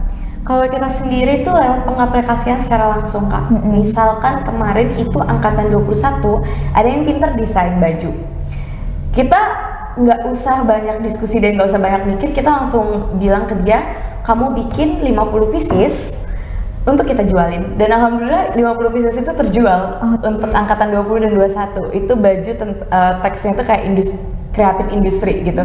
Dan di sini aku bilang ke teman-teman, ini salah satu contoh teman kalian yang memang memanfaatkan UKM PIK dengan baik. Karena seperti kita bilang, kita ini wadah inkubasi Kak. Jadi memang kalau kamu punya talent, kamu bilang kamu bisa nyanyi, kamu bisa apa, kamu mau daftar lomba, itu kita bantu gitu loh, kita bantu. Bisa diwadahi. Iya, bisa diwadahi. Ibaratnya kalau di sekolahan itu kita ini guru pembimbing ekskulnya gitu loh Kak. Jadi kayak kamu datang aja, kamu bilang talent kamu gimana, passion kamu gimana, nanti kita bakal ngeusahain gimana caranya kamu menjadi mahasiswa yang step up, bukan mahasiswa yang biasa aja gitu. Oke, gitu. Nah itu kan pasti nggak cuma dari satu sumber PIK aja dong. Kalian juga kan tentunya kalau misalkan kayak tadi ada yang kita desain disalurkannya melalui beberapa baju, dibuatkan baju terus dijual lagi atau stiker dan lain sebagainya. Terus kalau yang pinter nyanyi dan segala macam kan itu. Nah itu kalian dapat link atau dapat networkingnya itu dari mana dan seperti apa? Oke, karena kita tadi kan kepengurusan ada yang namanya human resource ya Kak. Nah HRD sendiri itu bekerjanya emang sebagai observer, sebagai kayak misalkan ada acara gede, kayak kemarin misalkan contoh paling kecilnya aja PKKMB gitu. Itu kan kita ngeliat tuh ada MC, ada panitia PDD, ada panitia ini itu. Nah itu human resource itu bisa langsung nge-reach mereka untuk menawarkan secara langsung gitu. Kalau itu cara yang pertama. Cara yang kedua adalah penyampaian secara langsung melalui berbagai macam cara, mulai dari promosi di sosial media ataupun lewat orasi secara langsung di event-event tertentu gitu Kak. Oke, gitu. Nah mungkin terakhir nih ya dari Jojo ataupun dari Nasya, pesan-kesan dan juga harapannya untuk mahasiswa untuk PIK ini seperti apa? Oke, kalau untuk pesannya nih, pertama pesannya dulu. Pesan untuk para mahasiswa itu beranilah, mulai dari sekarang beranilah untuk melangkah maju, beranilah untuk keluar dari zona nyaman, beranilah untuk menunjukkan siapa diri kamu gitu. Karena kalau kalau kamu dapat kesempatan satu, tapi kamu sia-siain, itu belum tentu bakal datang lagi kesempatan itu. Benar. Terus kalau untuk kesannya, ya mahasiswa zaman sekarang ini semoga aja lah, bukan kesan ya. Di kesannya mahasiswa zaman sekarang ini kan udah pada melek teknologi ya, pergunakanlah sebaik-baiknya gitu. Mungkin itu aja dari aku. Kalau dari aku sih ya sama lah sama Yohan ya. Intinya sebagai seorang mahasiswa, karena kita adalah agent of change, kita loh yang bakal nanti nguasain dunia ini adalah kita generasi sekarang ini. Jadi mulailah dilatih melalui wadah yang paling dekat dengan kita, yaitu kampus gitu kan. Dan kampus sendiri kan kalau di kegiatan belajar mengajarnya ya cukup belajar. Jadi gimana sih caranya kita mendapatkan experience sebagai mahasiswa melalui di luar kegiatan belajar mengajar ya, ikut-ikut hal kayak gini, mulai dari UKM, kegiatan kepanitiaan dan lain sebagainya. Jadi harapan aku untuk mahasiswa kedepannya semoga lebih berani, lebih melek bahwa kita itu nanti yang dibutuhkan di dunia nyata, di dunia kerja itu nggak cuma kepandaian kita di akademik doang gitu. Terakhir, mungkin ini mewakil beberapa pertanyaan Tribuners di rumah yang nggak sempat untuk tanyakan sama kalian di sini gitu ya. Kalian kan pelopor industri kreatif nih ya. Kaliannya kreatif nggak? dan sampai sejauh ini sekreatif apa yang sudah kalian berikan untuk diri sendiri, untuk keluarga ataupun untuk UKM PIK ini sendiri? Yang banyak pengalaman. Boleh kita sharing-sharing di sini gitu kan, karena jangan cuman ngajak doang nih, mungkin kan ada di pikiran Tribuner semua yang di rumah, tapi apa nih yang sudah kalian berikan juga? Hebat. Masih dalam proses belajar. Gak apa-apa, semuanya juga masih dalam tahap belajar. Kalau menurut aku seberapa kreatif aku nggak bisa jawab, karena suatu kreatifan itu proses yang tidak ada hentinya ya Kak. Sampai kita tua pun otak kita terus bergerak untuk menciptakan sesuatu yang baru, untuk belajar sesuatu yang baru gitu. Jadi kalau menurut aku sudah sekreatif apa, aku bakal jawab aku belum sekreatif yang bisa aku harapkan, karena aku masih dalam proses belajar. Tapi apa yang udah aku berikan ke diri sendiri, apa yang udah aku berikan ke UKM, apa yang udah aku berikan ke jurusan aku dan ke fakultas aku rasa bisa dibilang cukup membanggakan ya, karena aku lumayan aktif sebagai mahasiswa untuk ikut kegiatan kepanitiaan, menjadi MC acara-acara, atau juga ikut lomba. Karena kan kalau aku ikut lomba, aku tuh mewakili nama-nama banyak pihak gitu, nama jurusan, nama fakultas, nama universitas, dan nama UKM gitu. Jadi aku rasa melalui kegiatan-kegiatan seperti itu, aku sudah bisa bilang ya aku berprogres dan memang ada hasilnya gitu. Oke, seperti itu. Nah, mungkin itu Tribuners yang bisa kita bincang hari ini bersama dengan UKM UKM. Di sini sudah ada Jojo dan juga Nasya ya, selaku ketua dan juga wakil ketua dari UKM Fakultas Fisip, yaitu PIK, Pengembangan Industri Kreatif. Harapannya di sini Tribuners semua di rumah yang menonton, mungkin adik-adik yang masih SMA bingung kan ya gitu, kalau masuk kuliah nanti masuk fisik mau di UKM apa. Nah, ini bisa jadi rekomendasi gitu dan referensi dari Tribuners semua untuk bisa aktif di kegiatan-kegiatan yang ada di kampus. Kalian ikut berapa UKM sejauh ini? Kalau bisa dibilang sih kita ini sama ya. Untuk UKM tingkat universitas satu, untuk UKM tingkat fakultas satu. Tapi aku juga anak himpunan jurusan. Oke. Nah, Tribuners, cukup sekian bincang kampus hari ini bersama dengan UKM PIK, yaitu Pengembangan Industri Kreatif Mahasiswa Fakultas Fisip Universitas Lampung. Terima kasih yang sudah menonton dan juga menyaksikan bersama dengan saya Kusnala Syarifah. Terima kasih, saya pamit undur diri. Wassalamualaikum warahmatullahi wabarakatuh. Waalaikumsalam warahmatullahi wabarakatuh.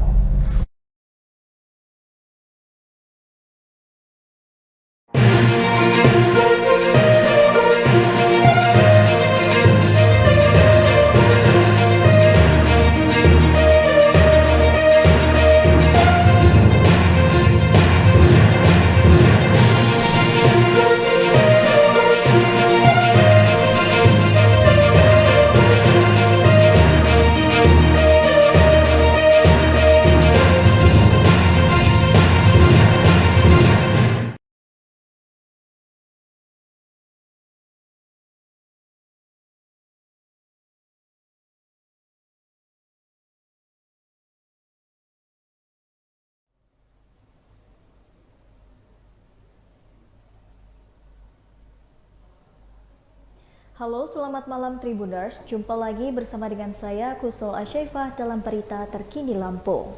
Kami akan menyajikan informasi menarik dan terkini seputar Lampung, dan inilah berita terkini selengkapnya. Berita pertama, KPK periksa Dr. Ruskandi dan dua wakil rektor Unila terkait kasus Profesor Karomani. Penyidik Komisi Pemberantas Korupsi atau KPK kembali memeriksa para saksi atas tindak pidana korupsi yang dilakukan oleh mantan Rektor Universitas Lampung Profesor Karomani. Berdasarkan pantauan Tribun Lampung pada Jumat 16 September 2022, terdapat 3 kendaraan penyidik KPK tiba di GSG Presisi Mapolda Lampung yang menjadi tempat pemeriksaan para saksi atas tindak pidana korupsi mantan Rektor Unila Profesor Karomani. Berdasarkan informasi, penyidik KPK datang sejak pukul 10 pagi untuk gelar pemeriksa terhadap para saksi atas tindak pidana korupsi mantan Rektor Unila. 3 kendaraan yang digunakan penyidik KPK yakni Toyota Innova berwarna silver dengan plat nomor BE1251AAH, lalu nomor polisi BE169C RC berwarna hitam, dan nomor polisi BE1192CM. Adapun pejabat yang diperiksa KPK berdasarkan pengamatan Tribun Lampung, diantaranya adalah Wakil Rektor Bidang Umum dan juga Keuangan Universitas Lampung, Profesor Asep Sukhohar yang datang dengan mengenakan batik coklat. Kemudian Wakil Rektor Bidang Kemahasiswaan dan Alumni Unila, Profesor Yulianto yang juga mengenakan batik berwarna coklat. Lalu saksi dari luar lingkungan Unila yakni dokter anak dari Dr. Ruskandi yang datang dengan pakaian batik biru dan peci hitam serta bercelana dasar hitam. Tampak juga ajudan mantan Rektor Unila, Profesor Karomani, Adi Triwibowo yang juga hadir membawa map coklat. Adi mengatakan ia hanya mengantarkan map coklat saja ke atas. Tak lama Adi langsung meninggalkan gedung GSG Presisi Mapolda Lampung. Pada Kamis kemarin, saksi yang diperiksa diantaranya Dekan Fakultas Kedokteran, Profesor Dr. Diah Wulan Sumekar dan juga Dekan Fakultas Hukum Muhammad Fakih. Kemudian Dekan Fakultas Keguruan dan Ilmu Pendidikan atau FKIP, Profesor Patua Raja selaku Dekan Fakultas Teknik Helmi Fitriawan, Dekan Fakultas Pertanian, Profesor Irwan Sukri Banua, serta Dekan Fakultas Ekonomi dan Bisnis Nairobi. KPK sendiri Kamis kemarin telah memeriksa 9 orang saksi terkait kasus dugaan suap penerimaan mahasiswa baru tahun 2022 di Universitas Lampung. Kabag Pemberitaan KPK Ali Fikri menjelaskan, mereka yang diperiksa pada Kamis terdiri dari dekan, dosen, kepala biro humas, hingga staf pembantu rektor 1.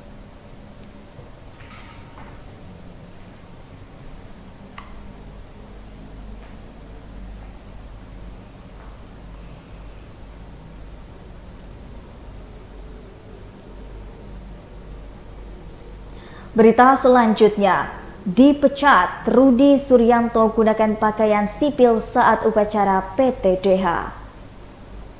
Polres Lampung Tengah gelar upacara pemberhentian tidak dengan hormat atau PTDH Rudi Suryanto di halaman Mapolres Jumat pada 16 September 2022.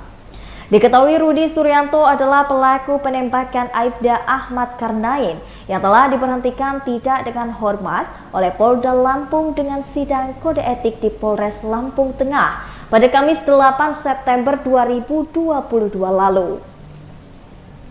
Pemberhentian tidak dengan hormat mantan Kanit Provos Polsek Waikanan, Penguban Polres Lampung Tengah itu sebagai bentuk konsekuensi terhadap tindakan pelaku yang direncanakan membunuh Aibda Ahmad Karnain.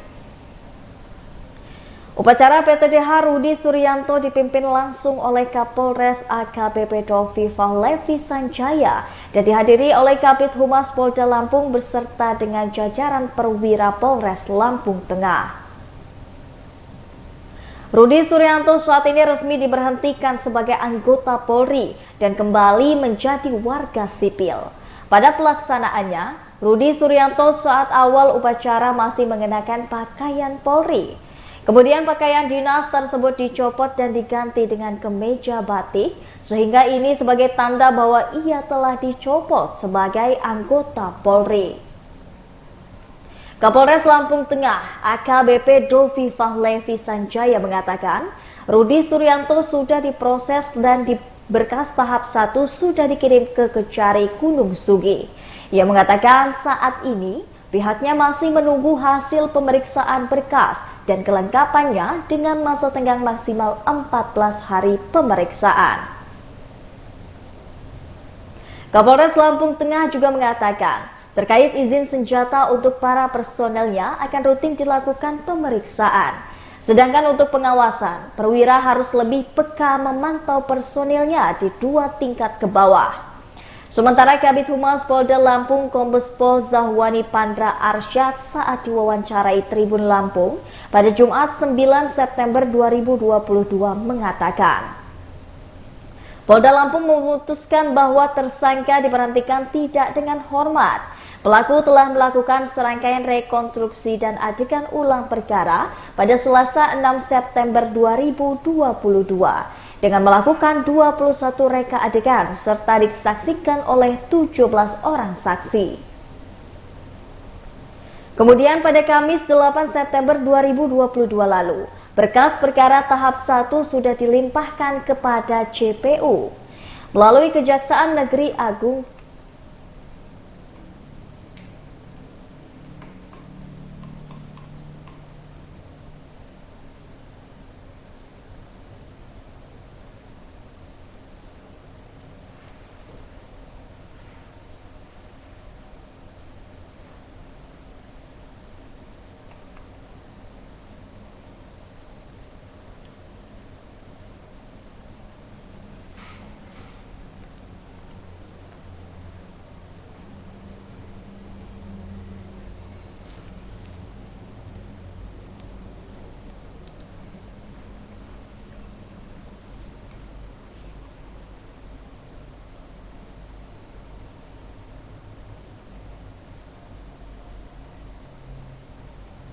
Berita selanjutnya, Polres Lampung Barat reka adegan tewasnya santri Pondok Pesantren Al-Falah.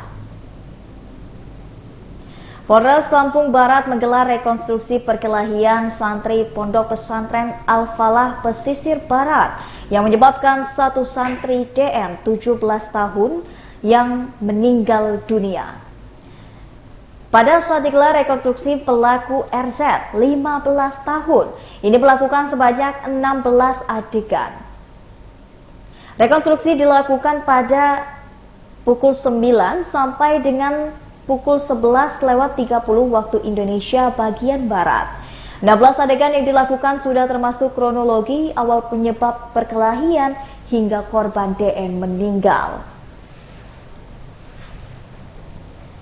Menurut Ibda Joni, KBO Satreskrim Polres Lampung Barat mewakili Kapolres Lampung Barat, Heri Sugeng Prayatno menyatakan, rekonstruksi dilakukan di Polres Lampung Barat agar bisa mempercepat proses penanganan perkara.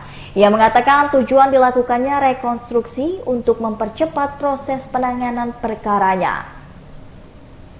Hal itu dikarenakan penanganan perkara kasus ini harus dilakukan dengan cepat. Selain itu, Ibda Joni juga menyampaikan rekonstruksi yang dilakukan di Polres Lampung Barat untuk menghindari efek trauma pada santri yang lain.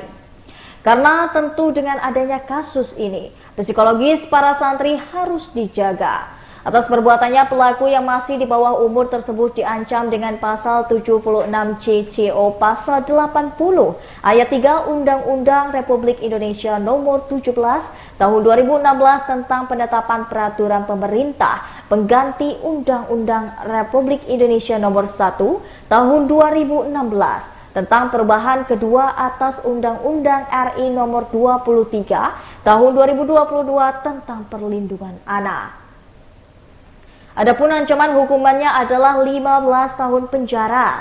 Namun karena masih di bawah umur, pelaku ancaman tersebut akan dapat pengurangan sepertiganya. Turut hadir pula saksi serta petugas gabungan dari Kejaksaan Negeri Lambar, Polsek Pesisir Tengah, dan Polres Lampung Barat. Selain itu juga nampak Kepala Dinas PPA Pesisir Barat Budi Wiono datang untuk mendampingi pelaku di bawah umur tersebut. Selain itu, Polres Lampung Barat juga berhasil mengamankan sebuah pisau dapur yang dipakai pelaku RZ, yaitu saat menikam korban DN. Pisau dapur tersebut ditujukan Polres saat gelar rekonstruksi kasus yang telah selesai. Menurut Ibda Joni, pisau dapur tersebut sempat dibuang pelaku ke semak-semak yang berjarak sekitar 10 meter dari tempat kejadian perkelahian tersebut.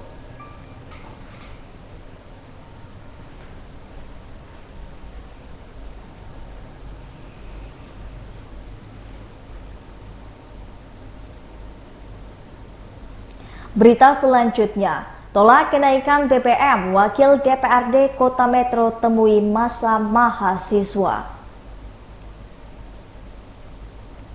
Massa dari Pergerakan Mahasiswa Islam Indonesia atau PMII, Komisariat YIN Kota Metro melakukan demo kenaikan harga BBM di halaman kantor DPRD Kota Metro pada Jumat 16 September 2022. Aksi tersebut dijaga ketat Satuan Polisi Pamong Praja atau Satpol PP Pemerintah Kota Metro dan Kepolisian Resor Kota Metro.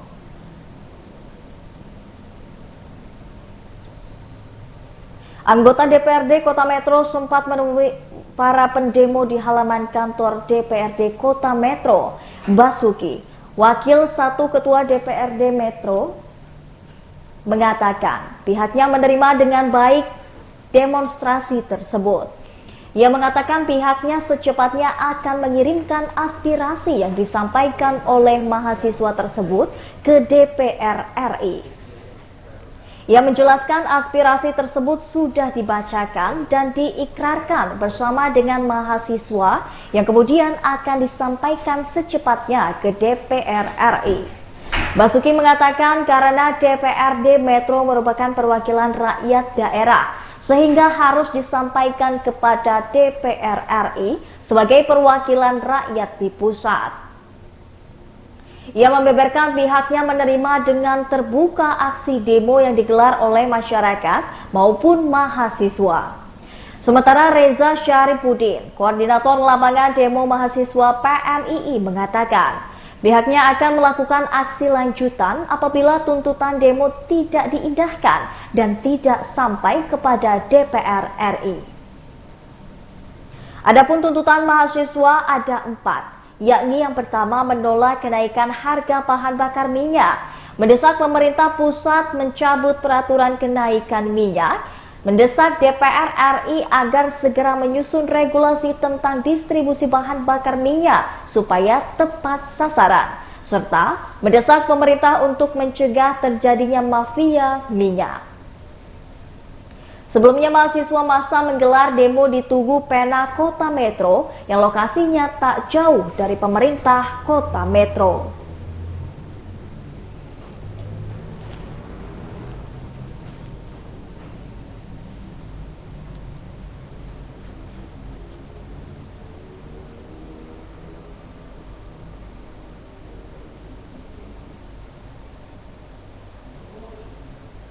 Berita selanjutnya, nenek pedagang kue keliling kembali menjadi korban peredaran uang palsu. Peredaran uang palsu kembali terjadi di kota Tapis Berseri. Kali ini pedagang kue jajanan pasar yang menjadi sasarannya. Kali ini pedagang jajanan pasar yang menjadi korban uang palsu adalah seorang nenek yang berumur 60 tahun yang tertipu uang pecahan 100.000. Kejadian tersebut dialami pedagang jajanan pasar di Jalan Untung Suropati, Labuhan Ratu, Bandar Lampung, atau tepatnya di dekat stasiun kereta api Labuhan Ratu. Sebelumnya, peredaran uang palsu terjadi kembali di Kemiling dengan korban penjual kue serta beberapa warung. Kemudian bocah penjual keripik juga ditipu dengan uang pecahan 100.000 yang berlokasi di Jalan Zainal Abidin Pagar Alam, Bandar Lampung. Arizal, 47 tahun, merupakan warga di Jalan Untung Suropati, Labuhan Ratu, Bandar Lampung, mengatakan, nenek penjual kue tertipu dengan uang pada Kamis kemarin sekitar pukul 10 pagi. Nenek tersebut biasanya menjual aneka jajanan pasar seperti ketan, risol, dan dadar gulung. Saat kejadian, nenek dipanggil bersama orang yang tak mau membeli kue di seberang toko Akmal milik Arizal yang merupakan saksi dari penipuan. Pria tersebut lalu membeli kue seharga 10.000 dengan memberikan uang 100.000. Kemudian nenek tersebut mengembalikan 90.000. Pedagang tersebut menanyakan kepada pelaku apakah uang tersebut palsu atau tidak. Lalu pelaku dengan singkat mengatakan uang 100.000 itu asli. Setelah transaksi, nenek itu lewat di depan toko untuk menawarkan kue kepada Arizal. Kemudian si nenek menanyakan pada Arizal apakah uang 100.000 ini asli atau palsu. Saat melihat, Arizal mengatakan kalau uang palsu karena berbeda dengan yang asli.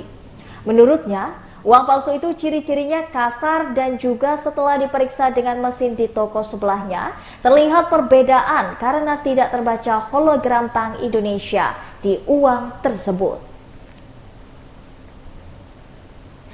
Lalu nenek itu menangis di hadapannya. Akhirnya Arizal pun berpatungan dengan pemilik toko di sebelah masing-masing sebesar 50.000 untuk mengganti kerugian si nenek.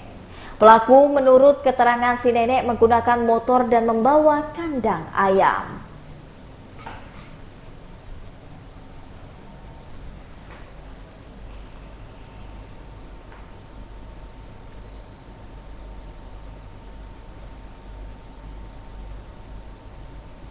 Berita selanjutnya, 29 pelajar dari 4 sekolah di Kalianda terjaring razia saat ingin melakukan demo di Bandar Lampung.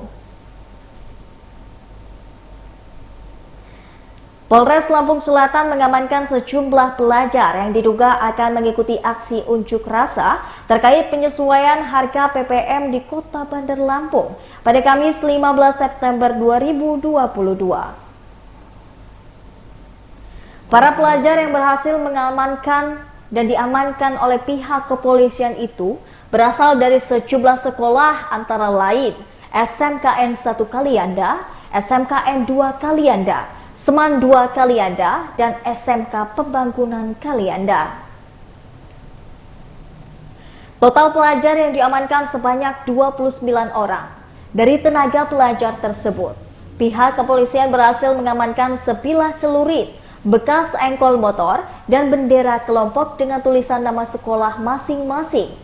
Kapolres Lampung Tengah AKBP Adwin mengatakan, para pelajar itu diamankan di daerah Simpang Barunaria, yang mana ini merupakan perbatasan Tanjung Bintang, Lampung Selatan, dan juga Panjang, Bandar Lampung. Ia mengatakan pihaknya menduga mereka ingin ikut aksi unjuk rasa terkait penyesuaian harga BBM di Bandar Lampung. Kapolres menyebutkan para pelajar itu diamankan dari aksi sebuah angkot yang hendak menuju Bandar Lampung. AKBP Adwin pun mengarahkan kepada MKKS dan Kepala Dinas Pendidikan Lampung Selatan agar para pelajar itu dapat diberikan sanksi tegas apabila di kemudian hari terlibat aksi serupa. Sementara Kepala Sekolah SMKN 2 Kalianda, Nyoman, mengatakan pihaknya sejak pagi mewanti-wanti agar siswanya wajib masuk ke sekolah. Ia mengatakan nanti akan diberikan sanksi, bisa dirumahkan untuk beberapa hari nanti. Ini disesuaikan dengan aturan yang ada. Diwawancarai terpisah, salah seorang siswa mengaku rombongan pelajar yang ingin menonton pertandingan futsal di Universitas Islam Negeri atau UIN Raden Intan Lampung. Berdasarkan dari pantauan, turut hadir sejumlah guru dan juga para orang tua pelajar di Mapolres Lampung Selatan. Setelah mendapatkan pencerahan dari Kapolres, secara simbolis para siswa itu diserahkan kepada pihak sekolah dan juga orang tua. Diketahui puluhan pelajar asal Lampung Selatan ini terjaring razia ketika hendak ikut demo di Bandar Lampung.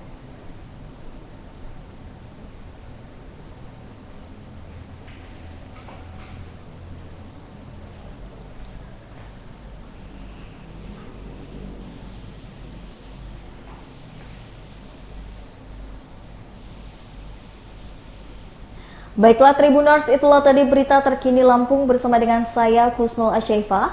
Jangan lupa untuk ikuti YouTube Tribun Lampung News Video, Facebook Tribun Lampung, Instagram Tribun Lampung, TikTok Tribun Lampung untuk mendapatkan informasi terupdate lainnya. Selamat malam dan sampai jumpa.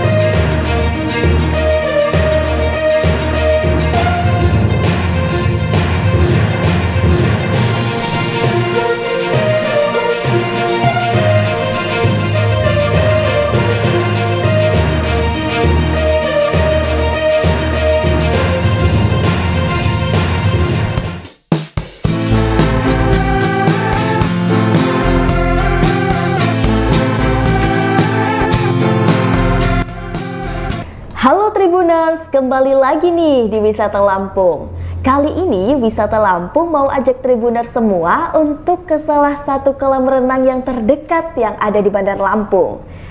Pada tahu nggak sih di mana? Yap, bener banget, yaitu di Mekarjaya Swimming Pool.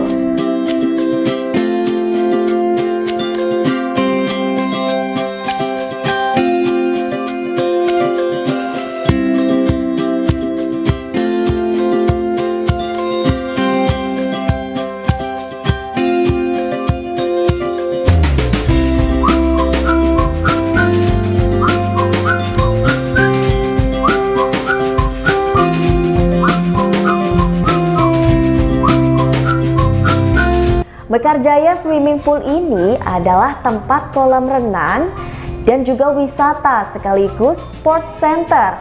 Ini terdekat banget dan juga termurah di Kemiling, Bandar Lampung. Lokasinya ada di Jalan Teku Cikditiro, Beringin Raya, Kemiling, Kota Bandar Lampung. Biaya masuknya juga murah banget loh Tribuners, yaitu cuma 10.000 untuk per orang di hari biasa.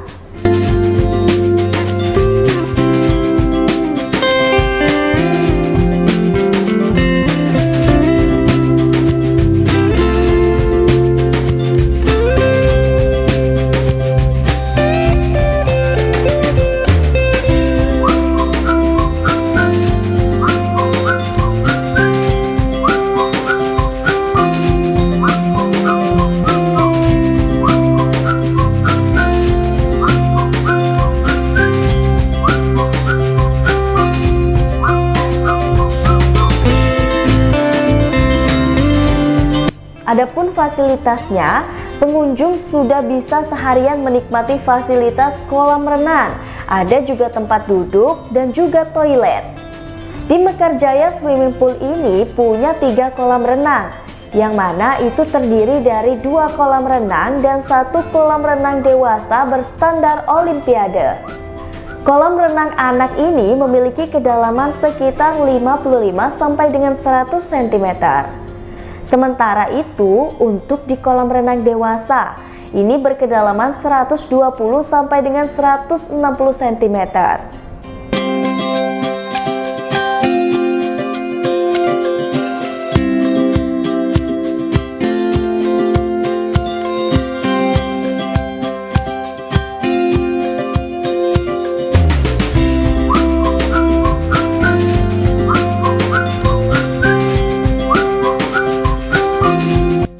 Kolam renang tersebut sering menjadi lokasi latihan renang secara privat. Ketiga kolam renang ini terletak di dalam posisi yang sejajar. Tepatnya ada di pinggir kolam terdapat juga fasilitas lain, yaitu tempat tunggu dan juga tempat untuk menaruh barang bawaan. Selain itu, para orang tua juga bisa sambil mengawasi anaknya yang sedang berenang di sana.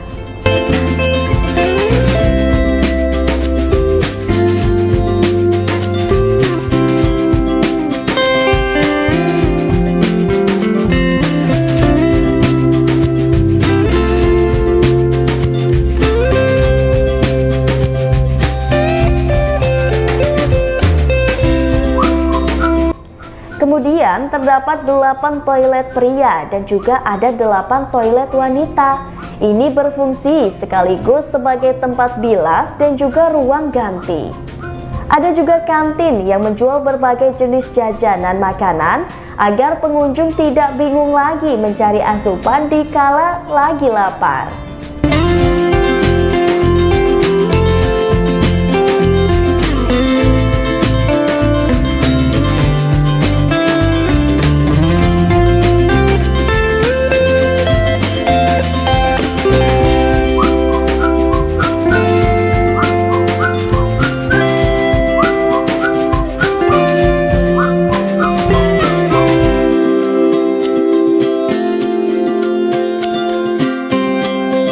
Di kantin ini tersedia kursi dan juga meja makan, sebab pengunjung tidak diperkenankan untuk membawa makanan dari luar. Makanya di sini sudah disediakan kantin.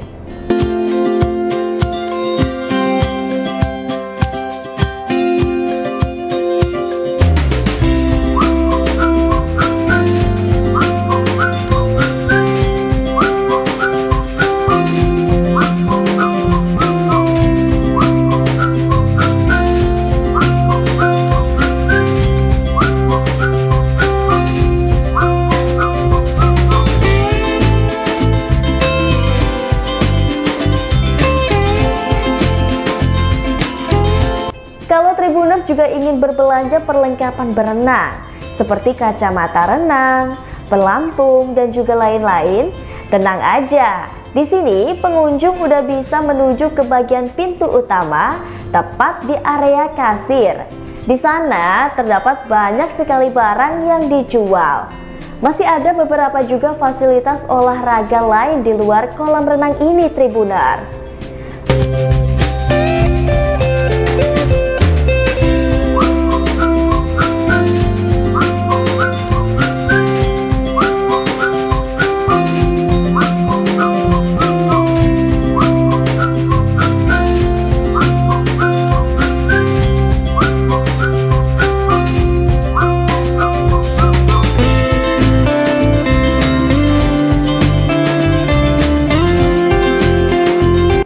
Selain ada kolam renang, Mekarjaya Swimming Pool ini menjadi area sport center atau pusat olahraga.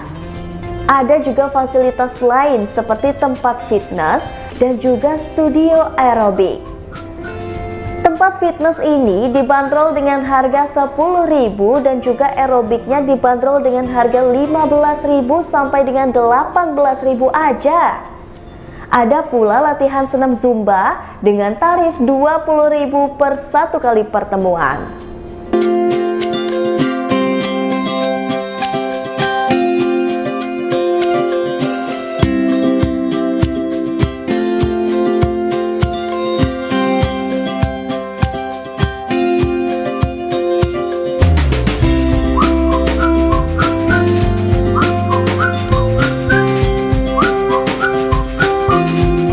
Nah, sedangkan untuk jam operasionalnya, Tribuners bisa datang ke sini karena mereka buka setiap hari, mulai pukul jam 8 pagi sampai dengan jam 5 sore.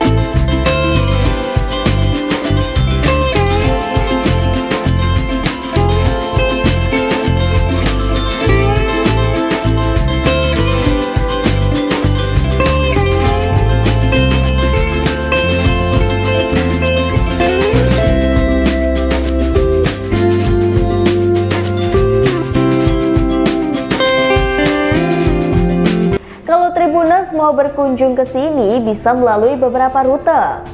Yang pertama, rute dari Terminal Kemiling. Pergi ke arah timur di Jalan Imam Bonjol lalu belok ke kanan ke Jalan Tekuci di Tiro. Berjalan mengikuti arus sejauh 900 meter lalu putar balik. Kemudian setelah 450 meter belok ke kiri. Maka bangunan kolam renang Mekarjaya akan langsung terlihat di sisi kanan jalan.